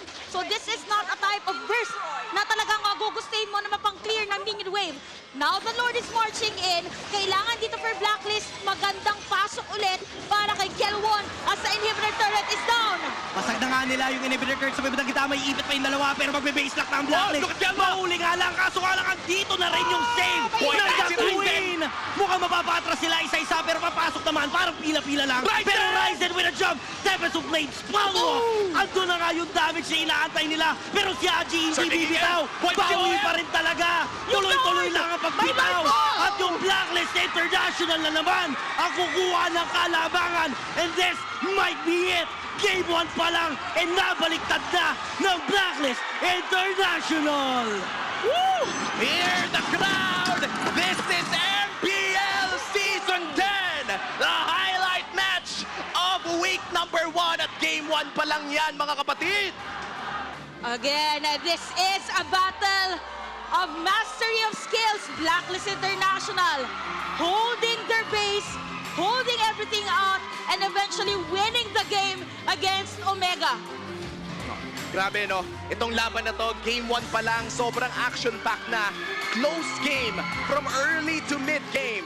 Pero dahil sa isang napakagandang counterplay mula sa Blacklist International, nabaliktad nila. Napakaganda ng early game na pinakita ng Omega with constant rotations to Edward. At yun nga, anong nangyari doon, Shants? Actually, for that game, ito, yun lang yan eh. Tinanong niya ako kanina, sino ba talaga ang team na may kailangan na paabutin ang ating laro into a late game? It was really Blacklist International because of that marksman pick.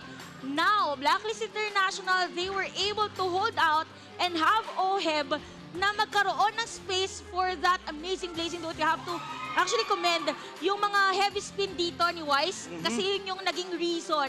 Kaya naging mahirap din para kay Ryzen na pumasok sa teamfight. It was just a Blacklist International having full trust for each other. Alam naman na natin yan, no? Yung trust talaga na pinapakita ng Blacklist International sa isa't isa. From local to international events, napatunayan na nila ang lahat. Meanwhile, for Omega, hindi pa naman tapos ang laban. This is still a best of 3 at nandito pa rin ang buong barangay para suportahan sila. At si Miko, syempre, this is his debut. At kalaban mo agad ay isang M3 World Champion. Actually, commendable yung performance dito ni Miko. Sobrang linis nung start off nga ng Omega. Pero isang mistake lang ang kinailangan ng Blacklist upang baliktarin yung buong laro. Nakita natin right after na makuha nila yung clash na yon, bumaliktad na eh. Hindi nila inantay yung Lord at pumasok agad sila sa mid lane. And right after that clash, even though na maubos man sila doon, may Lord pa sila na asikasuhin for Omega. At makikita natin yan sa ating post-game stats. Chantel, break it down. Actually, for that game, it was a very, very long game. 17 minutes. Imagine kung paano naging push and pull. At ang total kill output is just 22. Now, for Smart Omega, it was somehow a story wherein si Ryzen dito, or actually si Kelra, forced them to have this, again, the play na double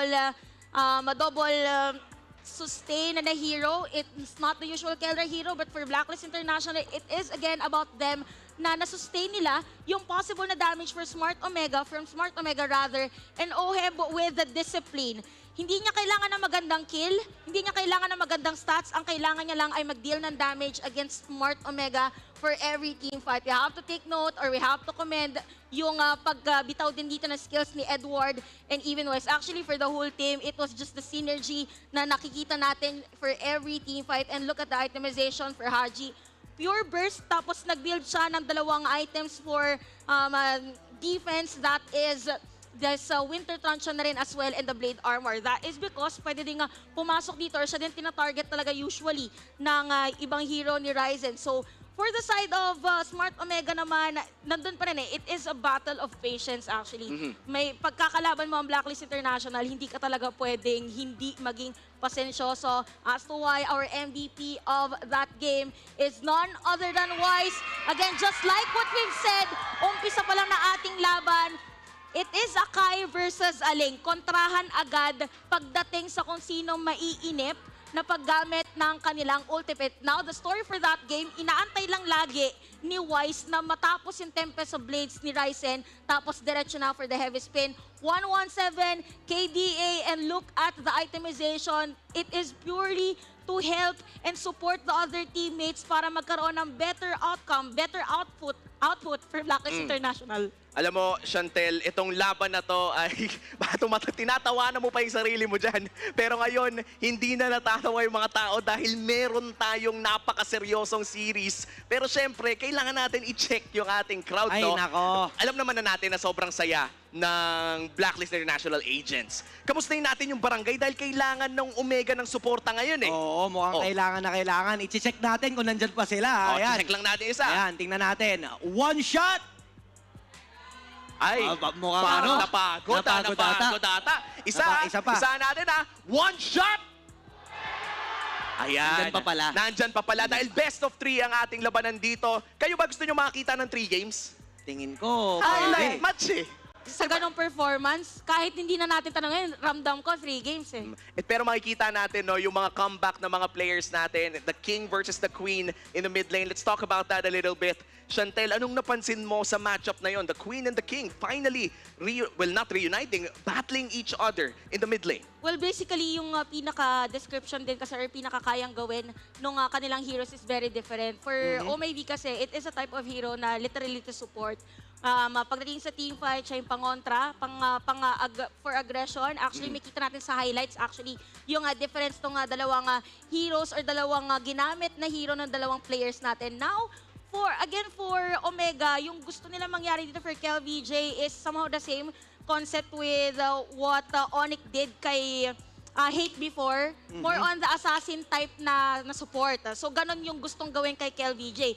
Na makita natin sa ating highlights, early part of the game, it was definitely Omega on the aggressive side. And it is Edward na lagi nilang target.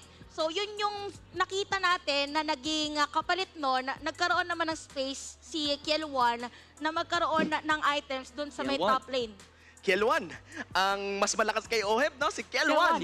Pero yan nga, nakikita natin sa highlights, nakita natin yung mga pag-ikot ni Wise na pang disengage and both na re-engage na rin ng Blacklist International. And this is exactly why he scored the MVP of game number 1. And dito natin makikita isa sa mga interesting compositions na kayang laruin ng Omega. And I feel like, pwede ko na rin sabihin, one of the very few teams in the current league of MPL S10 na nagdo-double fighter lineup. Oo, madalang nating makita to and madalang din natin makita na talagang pinaprayo siya no, against sa team of Blacklist International. Kasi yung lineup ng Blacklist ngayon, alam nilang may aasahan sila sa late game eh.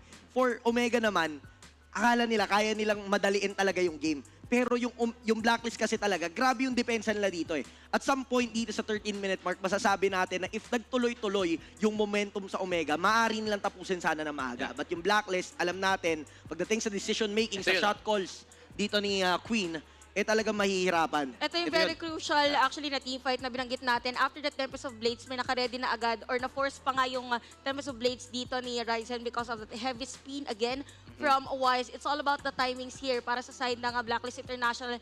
Even on this last teamfight, para nahirapan rin nakahabol dito. Tingnan nyo yung circling eagle ni Nico. Hinabol na rin niya para makaabot doon sa teamfight na yun and to help and support his teammate. But during that moment, meron pang Lord. So parang yung nasa isip nun ng Omega was, dedepensan ba nila yung Lord or gagawa at tutuloy sila sa teamfight?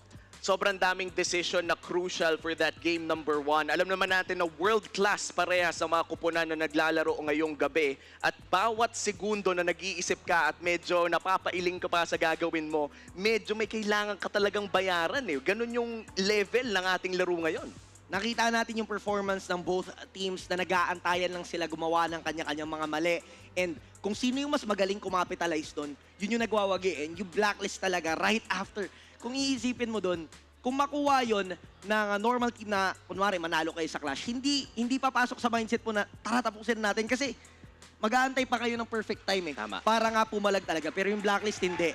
Ang ginawa nila dito ay tinuloy talaga nila. Hindi na nila inantay yung Lord na magmarcha malapit sa torre. Tara, pasukin natin yung mid lane. And yun yung naging rason kung bakit napa-engage din yung Omega. Kasi sa isip ng Omega, lamang tayo sa gold Mas madami tayong items na na-build. Dapat panalo tayo dito sa teamfight na to. Pero naipit si Ryzen at napakaganda ng counterplay na ginawa ng Blacklist International. And this time around, game number 2, Chantel. Of course, everybody wants to see a 3-game series dahil napakalupit ng mga naglalarong team ngayong gabi. Ano bang adjustments ang pwedeng ma-expect from Smart Omega entering game number 2? I believe for Smart Omega, hindi nila gugustuhin na magkaroon ulit ng parehas na double fighter dun, or double sustain sa may gilid kasi Blacklist International, they are known to stick and hold up until the late game. So kapag marksman and XP lane or sustain hero on the goal lane, mahirap siya na match up. Now for Omega kasi, anong nangyari was, binaan out yung mga heroes nila.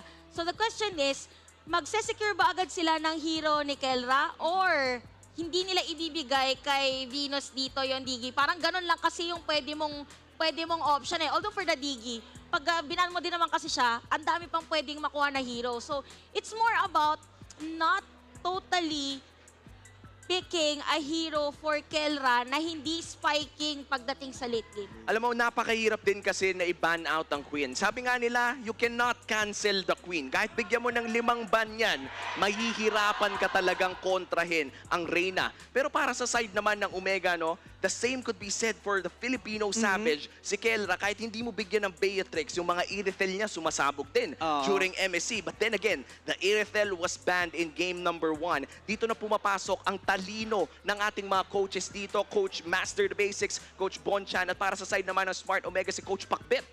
Oo, yung Omega naman talaga, meron naman talaga silang strategy na nakasanayan Bago nga to sa paningin ng lahat, yung paggamit nila ng double sustain sa side lanes. What if bumalik sila dun sa nakasanayan talaga, nabibigyan nila si Kelra ng marksman on the gold lane and maaari talaga silang pumalag doon sa late game pagdating sa mga clash. Alam mo, parang nangyari din kanina ng game number 1, naalala ko lang, kinuha pa nga pala ng Blacklist International yung Lunok. So talagang pinipigilan nila dito makakuha si Kelra ng hero. So possible siguro, since ang pinaka-damage dealer talaga ng side ng Omega is si Kelra, mag-secure na talaga sila ng hero for Kelra. Kasi regardless, at least more on may damage silang aasahan. Tama. Pagdating sa late game, rather na mag-secure muna sila ng XP lane, tapos matanggal naman lahat ng mga heroes ni Kelra. Then may Blacklist International, that was a very, very smart move from their coaches. I believe si Coach Pakbet may sagot na agad yan. Yeah. Lagi naman yan Kumbaga, alam natin that if there's one team in the league right now na napakagaling mag-adapt at mag-adjust, it's always going to be Smart Omega. Alam natin, if pristine, linis lang at kagalingan inside the game, excellency, that's Blacklist International. But the power to adapt and the power to actually perform under pressure, barangay Omega yan. Subok na pagdating sa pag yung pressure mode na, no, na lahat nalalabas nila yung mga tinatago nilang lakas usually pagdating sa ganitong klase ng mga matches. For example, this one, ahead yung kalaban nila, parang mas gusto nilang sila yung naghahabol or parang sila talaga yung parang pressure na one game na lang, talo na sila. So dito natin talaga makikita kung gano'n pa rin ang identity ng Omega kasi they started strong yesterday. So now, against Blacklist, diba? They defeated the MSC champs and also the reigning MPL-PH Season 9 champions. Now, against the M3 lineup or the M3 champions, Blacklist International, sila yung mas na-challenge. Actually, para sa Omega dito, pwede din na, nakikita ko lang pwede nilang bigyan ng same na hero pool or hero choices si Miko. Kasi yung mga set of plays niya rin kanina, parang alam niya talaga, kitang-kita naman natin, alam niya kung sinong ipipinpoint na tao. Now, ang kailangan lang nila dito is possibly kumuha ng hero na AOE, crowd control, kasi Blacklist yung, alam mo yun, parang pag Blacklist kasi yung katapat mo, pagdating sa late game, imposibleng hindi talaga sila magkakasama. And ang nakakatuwa kasi sa Blacklist International, isa sila sa mga teams na masasabi kong hari talaga ng defensive playstyle. Yes. Yung tipo na hindi sila yung mismong mag-engage, pero pag nagkamali ka o napatapak ka ng extra step, mapapunish ka talaga if Blacklist International ang kalaban mo. And I love this, yung ano natin, no, yung storyline natin ngayon, Omega versus Blacklist International. Kung saan yung Omega naman, alam natin na pag nakahanap sila o nakaamoy sila ng dugo, diretso kain agad yun. Oo, alam na talaga kung sino yung tatargetin. For Omega, ngayon, kailangan talaga nila ng adjustment doon sa draft nila. We're really expecting Kelra here to hold the marksman. At tignan natin kung magkakaroon nga ba ng marksman o may lulusot nga bang Beatrix sa laban ng mga sniper dito. It's Omega versus Blacklist, game number 2 with Blacklist already at match point. May game 3 nga bang magaganap. Oo, ito na agad. Kumbaga draft pa lang, battle na agad between our coaches. Now for Omega, again, the story here is kung makakapag-secure ba sila na specific na hero for Kelra. Now, they will ban out Faramis. Ayaw talaga, mahirap talaga kasi diba, meron nga kanina pag Faramis yung kalaban mo, parang ang hirap i-cash pag Faramis. Kasi di mo alam kung tapos na may team fight. Buhay pa sila lahat o patay. Tapos ang malalapan yan, usually, pag na-open ng Paramis, na-open din ng Valentina. Kung saan magkakaroon tayo ng dalawang cult altar at walang katapusan na team fight. Parang pwede yun, i-request kaya natin sa mga ibang teams. Wag na lang.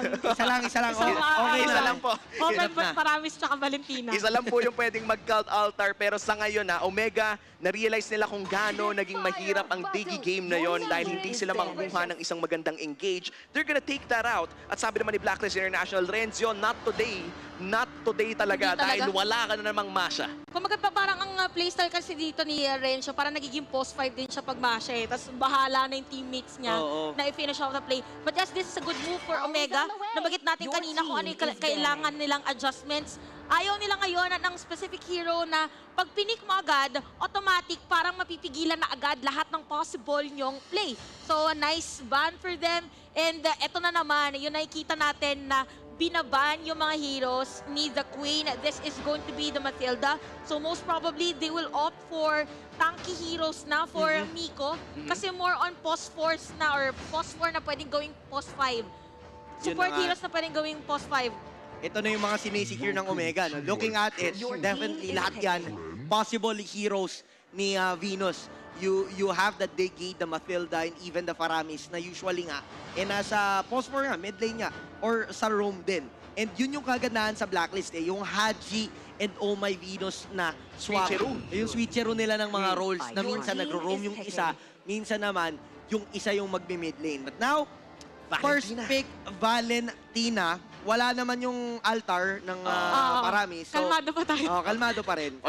Hirap talaga i-cast. Mahirap mag-cast pag may cult altar, pero walang Faramis this game and it's going to be the Valentina bilang first pick ng Omega. Napakagandang pick na to on the blue side dahil hindi pa to sigurado kung saan mapupunta. Pwedeng position 4 at pwede mo rin ilagay sa XP lane at jungle. Parang ang mangyayari dito, napakagandang point nun. So, even on that, malaking consideration din for the side of Blacklist International kasi kukuha sila ng mga heroes. Pero ito na, napapauwi si Santi. Nakita na natin na the hero of Oheb with this Beatrix. So, nice trade. So, ibig sabihin, mas confident sila. Pwede sila mag-sniperan. Pwede sila mag-sniperan. At ganun din. Ganun din ka-confident yung Santi. Santi naman, gusto mong ipag-gold lane yung Valentina para mag-sniperan sila. Para mag-sniperan na. Ikaw na nagde-decide ikaw na nagde-decide kung saan ilalagay yung Valentina. Kulit mo rin eh. Pumunta ka doon, palitan mo si Coach. Baka hindi papayag barangay. 1-1 gold. 1-1 gold lane. Yung hiling ni Santi na magkaroon ng sniperan via Valentina still ay hindi magaganap dahil 1-1 ang choice para kay Kelra. Parang interesting dito, usually kapag meron kang Valentina, ang mga ibibigay mo talaga na hero sa kabila is yung mga skills na gusto mong gayahin. So usually, ang mga iyan, kagaya niyan, Akai. Pero for Coach Pacbet, ang naging decision niya is kuhanin yung Valentina, kuhanin din yung Akai. So possible dito for Omega, ang paglalagyan nila nung kanilang Valentina is for KelVJ. Kasi pwede pang kumuha dito ng sustain hero si Renzo. Now, Savior, ang kukuhanin ng Blacklist International, it's all about the pokes, lalong-lalo na sa late game. So, aabangan na naman natin yan. More late game-centric din dito. Yung ating 1-1, but for Beatrix, ito yung klase ng marksman na magtago ka lang sa bush, instant kill, possible na angat agad in terms of the early game. So, very crucial dito magiging support system na ibibigay ni Miko sa lane ni Kelra. Yeah, ito yung mga tipo ng marksman na mala-assassin ang galawan kapag naka-shotgun. Pero ito na nga, nabanggit mo, Chantel, it's the Savior and the Beatrix on the side of Blacklist International. Ibig sabihin, meron na naman tayo mga sniper na nagpagkalayo-layo talaga, not just from one, but two members of Blacklist International. And as a response from Omega, tatanggalin nila ang isa sa mga pinakasikat na complementary heroes sa ganitong lineup, Natalia. Yung pag kinalabit ka, may laser na kasama. Oo, may kasama ng follow-up kasi babawasan lang eh. And pwedeng kabaliktaran rin yung mangyari. Unang babawas yung Dawning Light, finisher naman yung Natalia. So ayaw na yon ng Omega na mangyari. For the bans, nakikita natin, ang tinatarget na ng Blacklist would be the Roamer. Si Miko ang inuubusan nila ng heroes dito. While for the side of Omega, nakikita natin parang hindi na nila tinatarget. Let's see kung tatargeted pala another Venus hero doon sa bandang huli. Kasi ang dami pang open eh. Wala pa akong Venus hero na nakikita since malamang sa malamang yung Savior, si Haji yata ang gagamit. Yeah, in a respect ban here coming in from Blacklist International, tatanggalin nila ang lane ni Ryzen. O, tinanggal din naman ngayon ng Omega naman ang hero. Narinig natin yung I will protect you. So wala dito yung Paano? I will protect you. Wow. Hindi ko kaya. Grabe naman kayo, guys.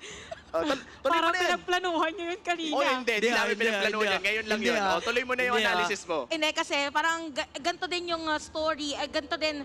Kung panonoorin nyo yung laban ng Blacklist International yesterday against Nexplay Evos, ito yung halos lineup nila with the Lolita, Savior, and even the Beatrix. Ito yung klase nila na lineup na yung movement ni Oh My B is nandun sa may buff lagi ng jungler ng kalaban nila. So nice ban for Omega. Ngayon Omega, kulang naman sila nung pwede lang pang-sustain na hero, but Benedetta, ang bilis mag-clear ng minion wave.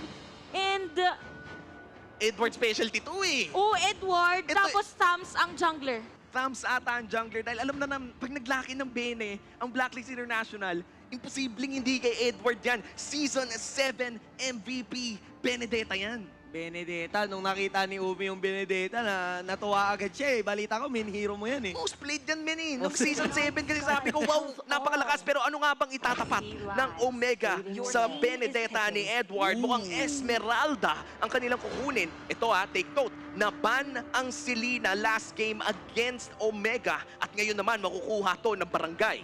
Really curious kung sino ang gagamit nito. Would this be a hero for Miko?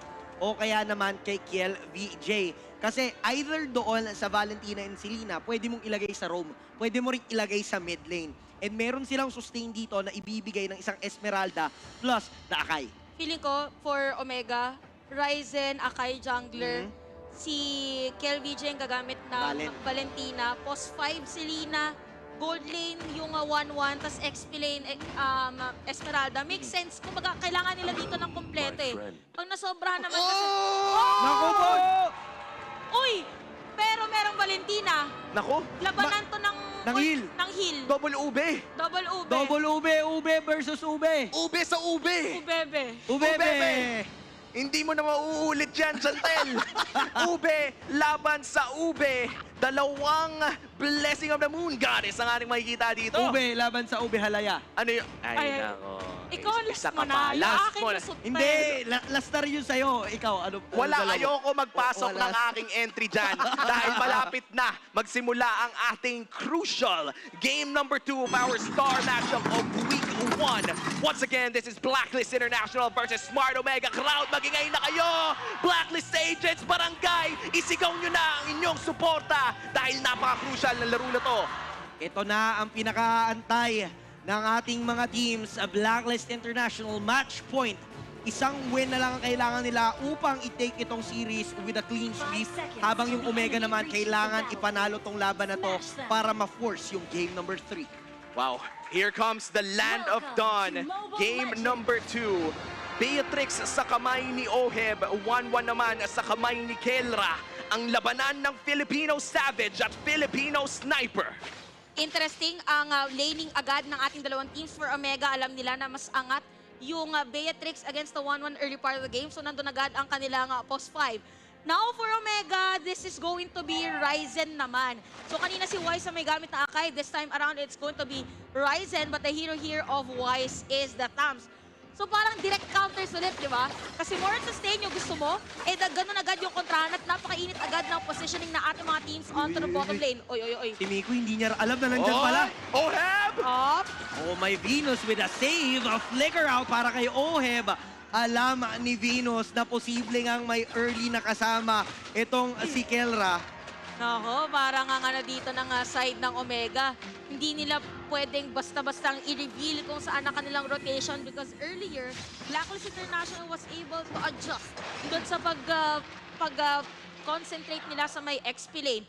So Blacklist International, medyo makakita tayo agad ng mabilis na pag-uube. Ito na ang focus sa gold lane na inaabangan natin kanina pa. Kung kanina puro XP lane ang labanan, mukha namang gold lane ang labanan ngayon in game number 2. Dalawang massive carries sa kamay ng isang Beatrix at isang 1-1. Sino nga bang ang pwede nating i-expect na lamang during the early to mid game? Pwedeng mang-poke kasi talaga yung isang Beatrix Pero ang ginagawa nga ng Omega dito, to Philimen, andyan si Miko na nag-a-assist, umaalalay sa Abyssal Arrows, and enough na yung threat na yon na umiwas-iwas si Oheb. Kaya nga naman tatama dito yung arrow, pwede nilang bigyan si Haji, kaso may tali na naman. Coming in from Oh My V, hindi nila matitake down si Haji, pero ngayon si Wise naispatan din. Ang ganda ng pagkakalatag dito ng Abyssal Trap ni Miko upang makita yung posisyon ni Wise. Masesecure ng Omega ang first turtle of the game dahil na rin sa pressure na nakuha ni KLVJ ang ultimate ni Mom Shoes. At mukhang si Wise naman ang una nilang target for this game. Orange buff, mananakaw nga ba? KLVJ with the blessing of the Moon Goddess, tinakaw niya mula doon sa side ng Blacklist. And ito yung kagandahan, if ever man na tuloy-tuloy niya makuha yung blessing of the Moon Goddess, mahaba yung mga team fights kumbaga parang nangyayari ngayon sa dalawang teams natin, ang perfect na pwedeng pang-describe is controlled aggression. For Omega, nandun din sila sa malalim or tinry din nila na mag-contest against the orange buff of Blacklist International is because of the IMU on the ultimate for the S10. Na Omega, alam nila na kailangan na nilang umalis, madali lang sa kanila. So Blacklist International, same story, investment on Oheb sa lane. So alam nila na yung pressure dito or doon din nagro-rotate si Miko. So kailangan din nilang bantayan. And somehow yung game natin ngayon is slow on pacing, not as the same as game number 1. Napakahirap talaga ng lane dito ni Edward. Alam naman natin na Esmeralda ay isa sa mga pinakamalakas na XP laners na nakikita natin na nagkakat na rin ng lane si Renzo. Pero meron din namang pantapat na roaming capability ang isang Benedetta. Tingnan lang natin kung makaalis pa siya ng lane dahil mukhang maiikot na Akay malapit sa XP. Oo, nakaramdam din ata mapipilitan dito si Edward na umuwi since hindi niya naman rin kailangan, kaka-clear niya lang nung minions na kailangan niya dito mula sa kanilang side. Well, the traps, unlimited na nilalagay ni Miko dito sa gold lane. Hindi niya hinahayaan na may mag-assist kay Oheb. Talagang siya yung umaalalay kay Kelra. But interesting actually for Blacklist International, kanina pa yung pressure sa may gold lane, pero in terms of the outer turret energy shields, mas may nakukuha si Oheb. So mas nagiging effective kasi yung range. Yung range ng Beatrix, pwede siya mag-poke. Yung mga sinasabi mong poke kanina for the Beatrix. It's a 2v3! Ito naagawa na mangyayari pero si Edward ata mukhang mapipilit ako matras. Matay heal! Coming in from the Queen! May Electro Final Blow at mukhang makakatakas siya. Kaso nga si Renzo ay hahabol pa. Pero dito naman sa may bandang Turtle Pit, iaabutan si Ryzen. Mapapatumba siya si KLVJ dito ang tatao sa gitna. Tatama yung araw mula kay Miko.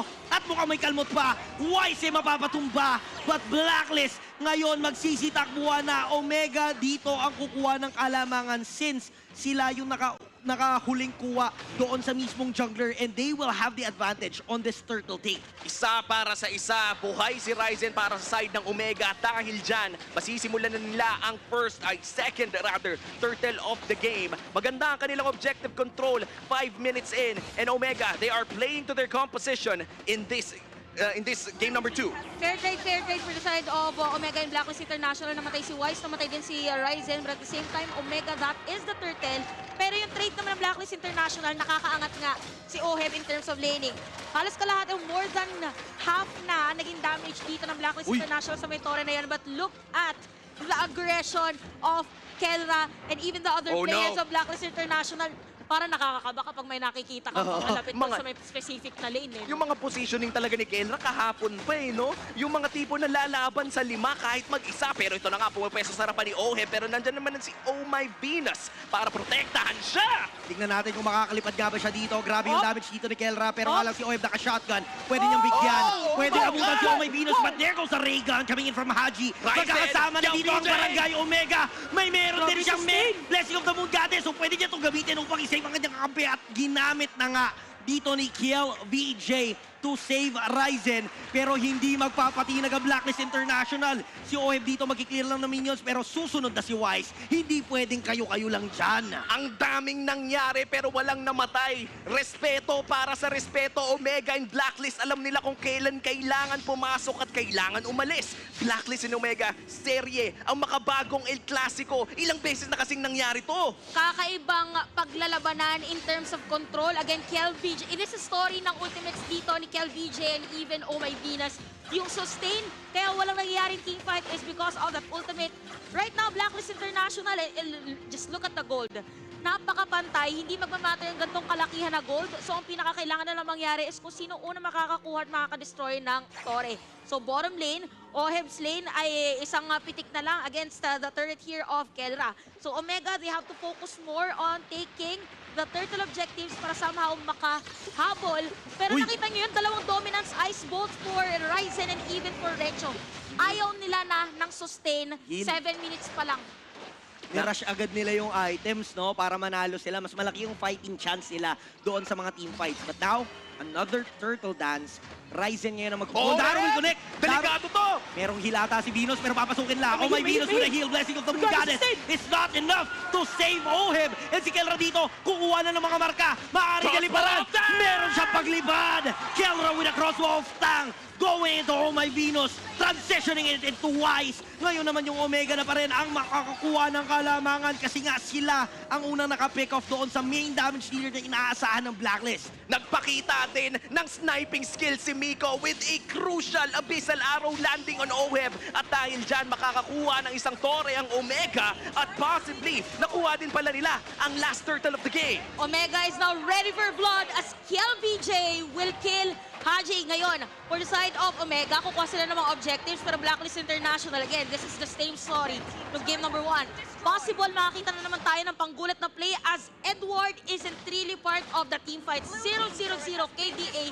Mamaya pag sumama siya, may additional backup and damage for the side of Blacklist International. Itemization-wise, gaya ng binanggit natin, actually tatlo ang may dominance ice for the side of Omega. KLBJ, Ryzen, and Rencho. Para sa side naman na ng Blacklist International, meron ding nagbuo ng dominance ice.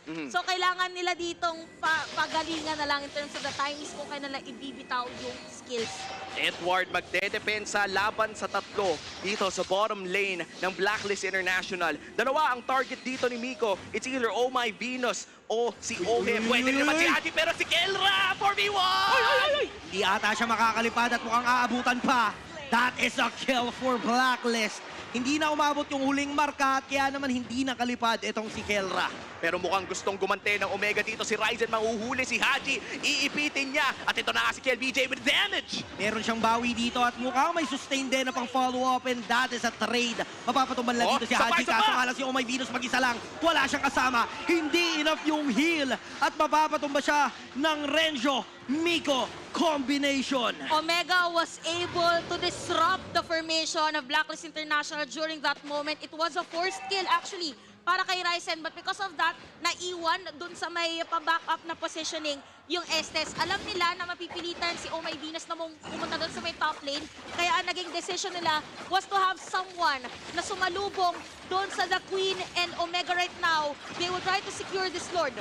At mukhang masesecure nga nila ang Lord. Matatamaan din abyssal arrow si Wise, pero sabi ni Oheb, hindi kayo makakadaan via Nibiru's passion.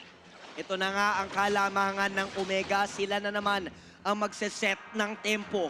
Kailangan dito ng Blacklist na talagang maging patient sa game na to. Katulad ng ginawa nila sa Game 1 if ever na gusto nilang bumawi. Since hindi naman ganun kalayo yung gold lead na meron ng Omega.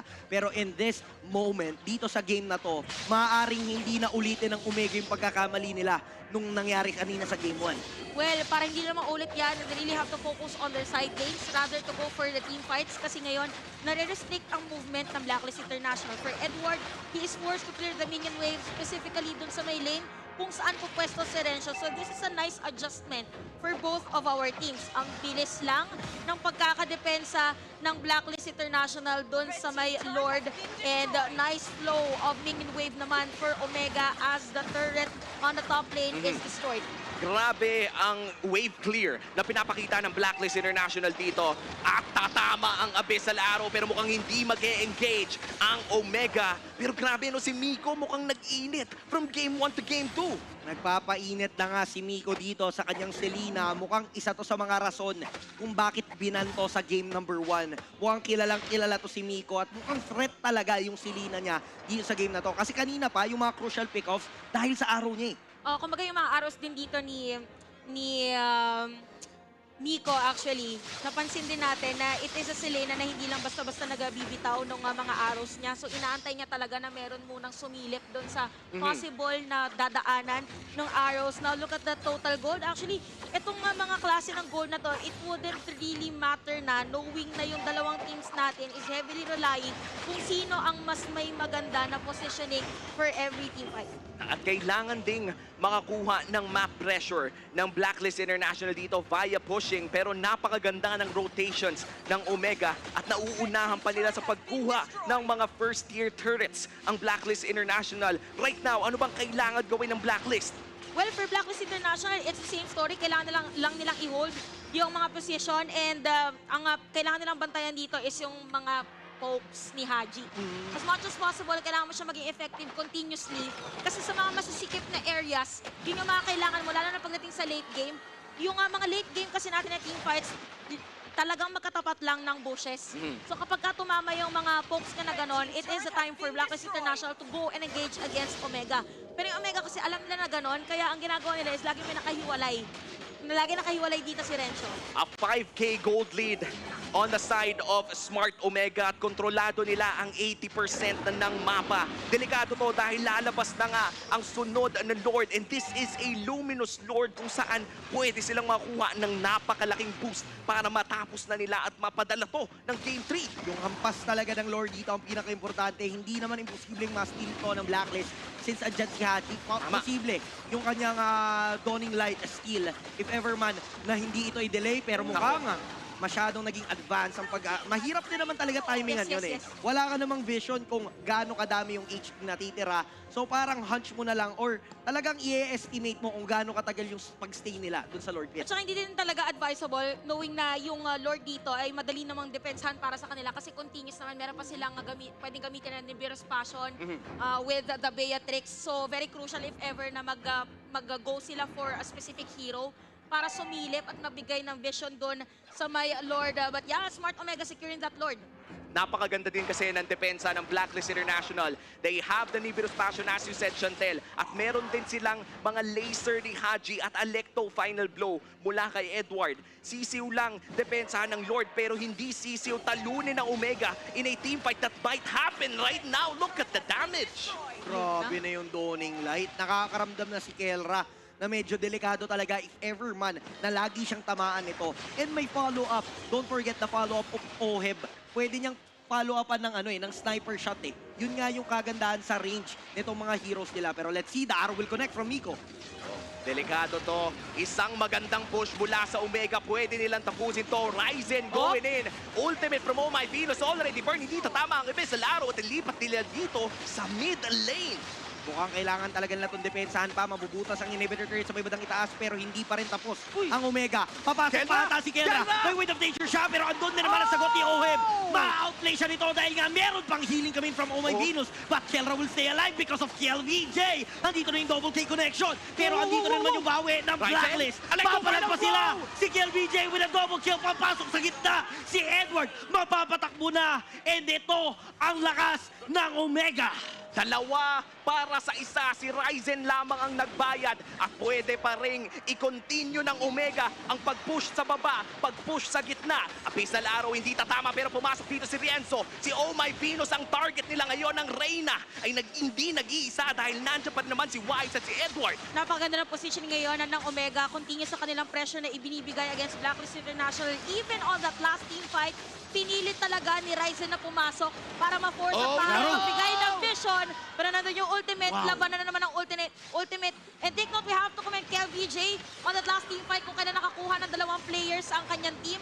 Dahil kamuntikan na si Kelra at that moment, pero naibitaw niya ang kanyang ultimate. Now, Blacklist International, specifically Oh My Venus, is forced to build the Winter Truncheon. So we have 20 seconds para makita at pwedeng kuhanin ng ating mga players, sa ating mga teams yung panibagong Lord. Itemization-wise, Burst Pure for Miko. Now Kelra, more on magic defense with this Athena Shield. Blacklist International, I believe hindi na sila mag-position dito for the contest dahil meron naman more on long range. Mabilis lang talaga at mas gusto nila na mas malapit sa kanila yung mga kalaban nila. Pero delikado din kung hindi nila lalabanan ng Lord na to dahil nakita natin kung ano ang kayang gawin ng Barangay Omega with a Luminous Lord. At ngayon nakinukuha na nila ang 16-minute Lord. This could be a massive push coming in from the Barangay. Mid lane at bot lane na lamang ang natitirang inhibitor turrets ng Blacklist International. They do have the wave clear from 3 specific heroes on their side. Pero ang tanong, enough ba yon for another Lord defense? Kailangan na kailangan ditong walang ma-pick off mula sa side ng Blacklist. Maganda ang clear wave na meron sila. You can see here Edward, may Electo Final Blow, andyan yung Beatrix, may Savior din sila. So in terms of clear wave, nandyan. Pero ang kalaban kasi talaga nila dito would be the healing na nakukuha ni KelVJ. Yung extended team fights, mas nalalaro ng Omega kasi marami silang possibility na kunin na ultimate gamit yung IMU. Possible for Blacklist International for them to be able to defend successfully itong paparating na Lord is wag sila mag-react sa pagpasok ni Ryzen. Not totally na, hindi na nade-defend sa kanya sarili nila. React in a way kung kailan mas magiging maganda yung trade against them. Kasi kanina when they reacted against Ryzen, ang naging kapalit noon was Haji and even Oheb. So for the side of Omega, good laning control. Pero mabilis na-clear na minion wave. Although masakit na yung damage dito ng kanilang minions. So Blacklist International, they are still holding. But I'm looking forward for the pokes from Haji. Lord marching down top side. Inhibitor turret sa mid lane at bot lane. Pwede pang kunin ng Smart Omega pero papasok na si Renzo. May healing naman gagaling dito kay Oh My Venus at mukhang babagsak na nga ang Lord at ang mid lane inhibitor turret. Si Wise ay buhay pa, kaso nga lang tatamaan ng pana sa gitna. Haji, pwede siya ibitin! Kaso nga lang may Winter Truncheon play. Isa-save pa siya ni Venus, but the Falling Storm will connect coming in from Regio. Pero bakawin na muna sila. Ang ganda ng pagbitaw dito ni Oheb ng kanyang mga bala. At tuloy pa rin ang heal mula kay The Queen. And that is a kill for Edward. Magsisitakbuhan na. Si Kelra nakabulid pa. Hindi na siya makakalipad pa. Naputulan ng bakbakan at double kill for Oheb. And Nico is the only man alive from Barangay Omega. From Blacklist ngayon, magmamarcha na. Nagmamadali na silang tapusin to. From the Filipino sniper to the Filipino shotgun. Pinakita sa Savage na kaya din niyang ilabas from 0-3 to 3-3 and 3. At mukhang itong 9-7 na kill score na to ay gusto na nga nilang tapusin, Santi. Ito na nga ang inaabangan, Miko for the defense. May araw, kaso may heal lang din. Maabot pa nga ba ang mga miyembro ng Omega? Pero mukhang hindi na. Blacklist International agents ang mag-iingay. Akala natin aabot ng Game 3, but once again, from another great counterplay, from another great defense. Tinanong natin kanina, Chantel, Santi, kung kakayanin ba ng wave clear, depensahan ang final Lord push na yon. At ang sagot nila, oo, kukunin pa namin yung laro. Never doubt the control of the Queen. Blacklist International, we waited, or actually they waited for that continuous poke from Haji at nakita natin yung kanina nahirapan ang Smart Omega to continuously move against the other team. And Blacklist International, kailangan lang nila yung ganong klase na flavor at pinakita nila yon during that last team fight. And it was a stretch but not everyone expected because all along it was Smart Omega on the lead, but Blacklist International was in full control of that game. Grabe ang laro na yon. Grabe ang serye. Ang ating highlight match of week number 1. The first part of the Filipino Sniper versus the Filipino Savage. Agents versus the Barangay. Unang parte pa lang yan dahil magkikita pa muli ang Blacklist at Omega in this regular season. Panigurado.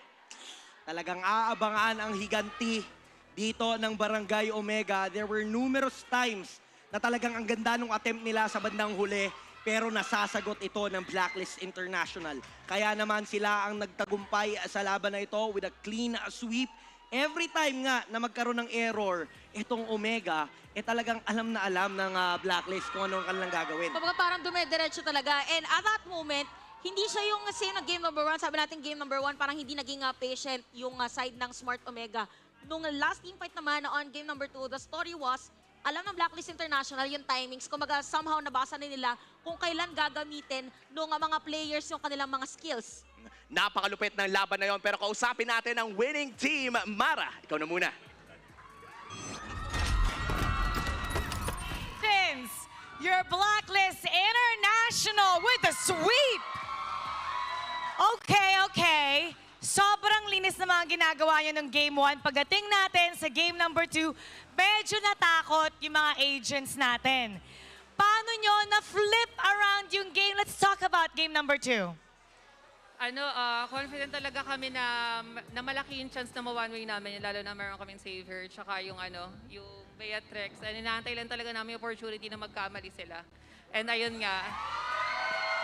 The comeback! Wait! V! Na-mention mo yung Beatrix! Yeah. Okay, ipalit natin sa ating Filipino Sniper! Okay. So do you think, Oheb, na-settle na natin ang ating debate? Di pa. Hindi pa! Pag nag-champion na. Ano yun? Pag nag-champion na. Oh, okay. Tingnan natin. 1v. Ay! Si ate! Ate ni Filipino Savage. Sabi niya 1v1 daw. Okay. Do you guys... Wow! The crowd is really into this. Okay. Maybe malalaman natin yan sa second round. Okay? All right, congratulations to you guys. Today, Oheb is the better sniper. Give him a round of applause, everybody. Congratulations to Blacklist International. And now, let's break it down with our casters. Casters, pasok. Maraming salamat, Mara, para sa napakalupit na interview na yon. Tama nga, first part pa lang ng laban na to. At sabi ni Oheb, kay Oheb na mismo nang galing hindi pa tapos ang debate kung Savage nga ba o Sniper dahil kailangan mag-champion pa.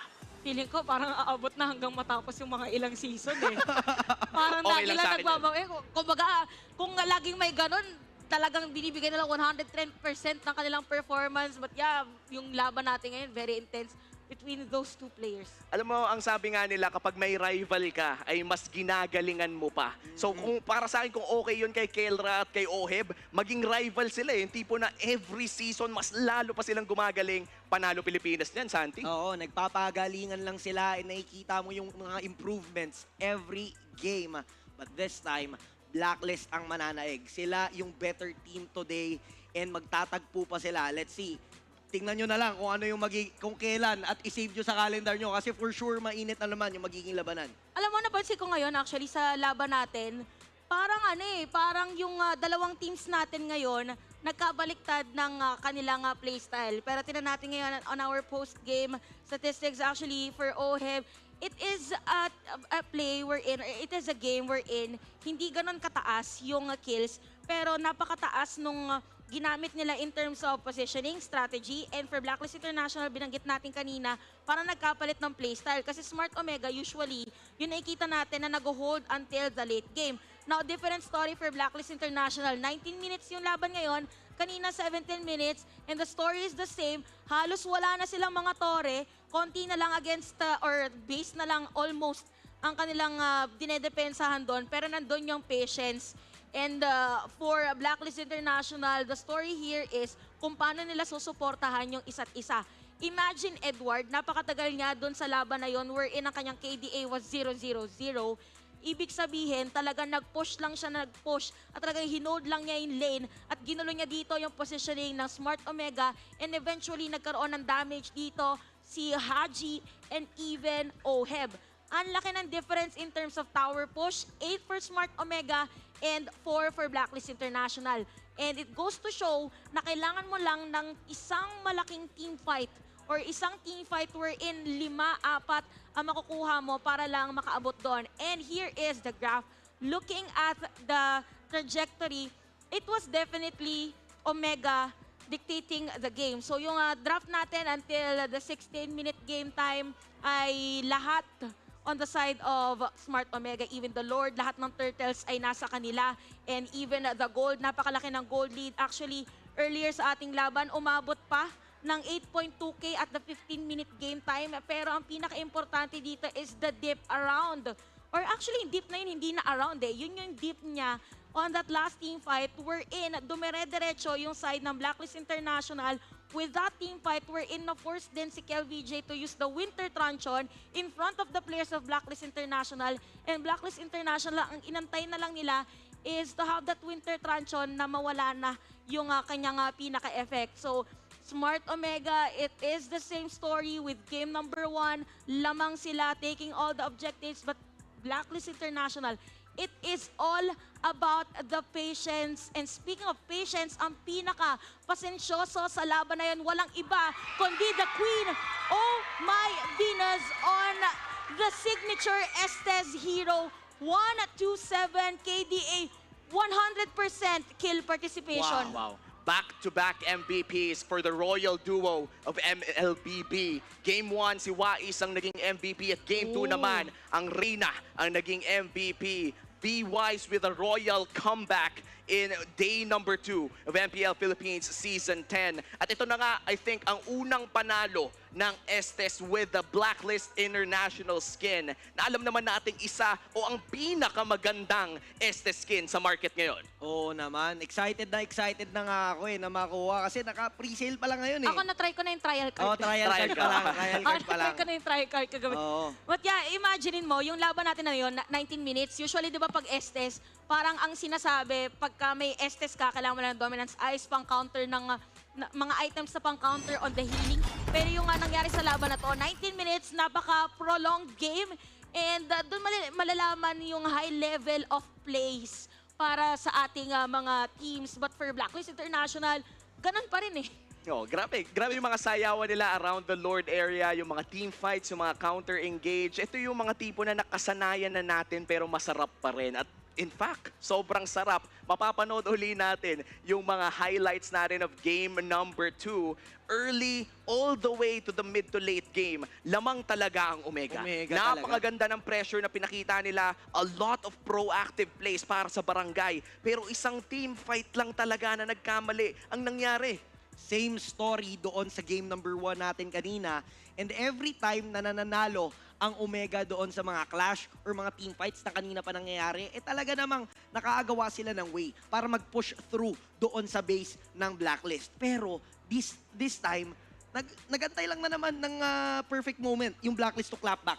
Kumaga parang sabi din kanina ni Queen sa interview, parang nung nakuha din nila yung hero dito ni Haji, yung savior, alam nila na mas magkakaroon sila ng edge pagdating sa late game. So imagine mo, napakalapit mo, tapos yung pokes dito ni Haji, naging maganda kumbaga para sa side ng Blacklist International kasi hindi na rin nila kailangan lumayo kasi magkakadikit na sila at that moment. So this was the time wherein ang nakaangat pagdating sa team fight was Smart Omega, pero 18-minute game time. Ito naman yung sinabi natin na mafo-force din si KelVJ na gamitin yung kanyang Winter Truncheon. Actually, no, nadiretso na pala siya by the way na makill doon with that Dawning Light and even Edward with that support damage. So imagine mo, one-way push for Blacklist International, hindi nila kailangan na super fancy ng mga team fights. Hindi nila kailangan manalo. Ang kailangan lang manalo sa team fight, early team fights, ang kailangan nila manalo at matapos yung game. Grabe yung damage na nalabas ng Blacklist International in that last team fight. Napakagandang setups mula kay Haji at yung follow-up damage naman mula kay Oheb. Yon ang tumapos ng laro in game number 2. Titingnan natin kung ano nga ba ang meron sa MPL Philippines Season 10 bukas sa ating schedule. Ano ba ang mga pwede nating abangan? Ayan, makikita natin nakahanda para bukas. May dalawang serye tayo. Unang laban ay TNC versus Bren. At susunod naman natin na laban, this is the first time we will be seeing Echo na maglalaro. Kalaban nila at 8 p.m. ONIC Philippines na ang ganda nung naging performance kanina against Bren.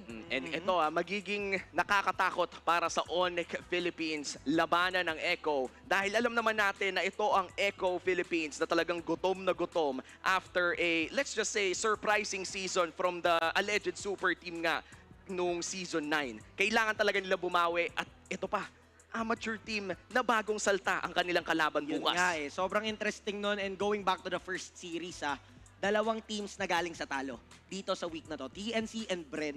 So if ever man sino manalo sa kanila, maganda ang weekdays nila. Kung mapag-chill sila kasi may panalo sila Konti lang pagalit. May secure na points. Ayan. Kasi kung sino matatalo sa TNC versus Bren, sila yung wala pang panalo na serye sa week 1 pa lang. Nako, kailangan nating makita kung ano nga bang mangyayari bukas. Muli, ako si Omi, kasama ko dito sa Sati at Chantel. Mara, ikaw na muna. We hope you enjoyed today's intense triple header. Lahat ng ating kuponan binibigay. Lahat ng kanilang lakas. For all for you fans. Liga natin to, laro natin to, lakas natin to. This is just the second day of MPL Season 10. Be sure to watch again tomorrow. Thank you all for watching. This is the 10th season of MPL Philippines. Brought to you by our official telco partner, Smart, the Philippines' fastest 5G mobile network, based on analysis by Ookla of speed test intelligence, data Q1, Q2 2021, and Q3, Q4 2021. Ookla trademarks used under license with permission. Our official sponsors, Samsung, awesome is what I'm doing. Maya, it's everything and a bank. And McDelivery, your ultimate game day buddy. And our official content partner, TikTok. And our partners in esports, Secret Lab, EO Executive Optical, and Sneak Attack. See you guys tomorrow. Be sure to be here bright and early on Sunday. Thank you for watching and keep it good vibes.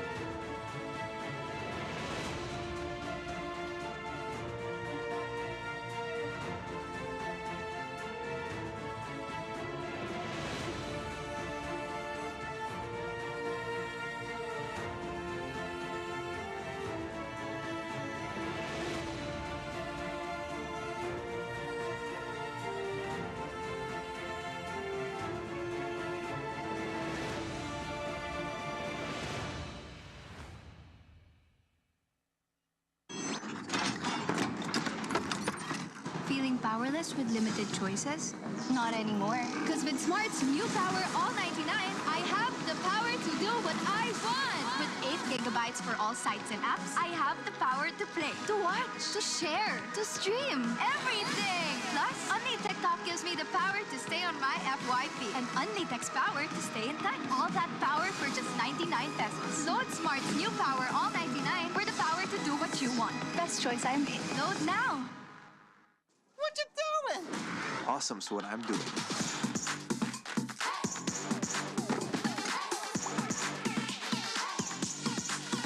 Do what makes you awesome. With the Galaxy A series. Get yours now.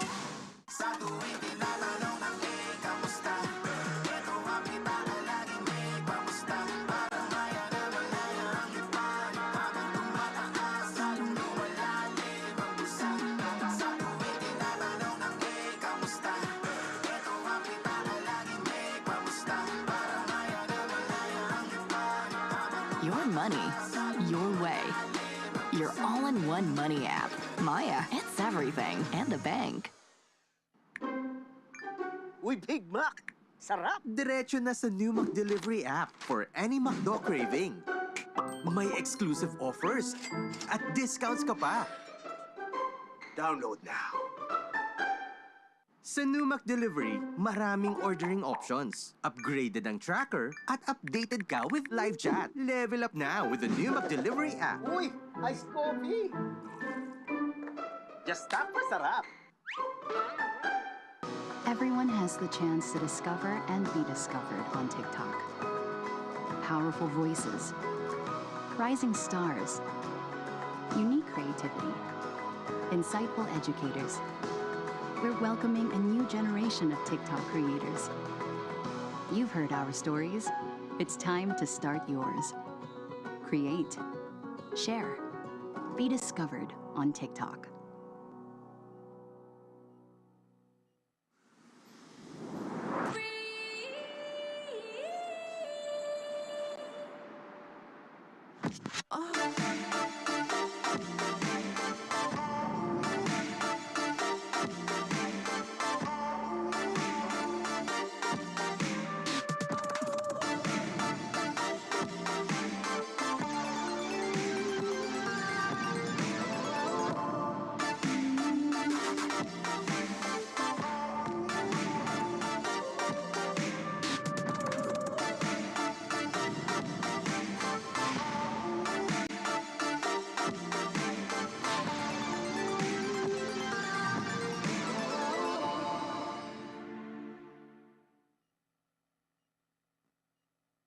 Hi, Muffin. I want this cut. Okay, ma'am. Poor eyesight, poor doggy. Come to EO Executive Optical for state-of-the-art facilities, expert eye care, affordable eyewear. EO, love your eyes.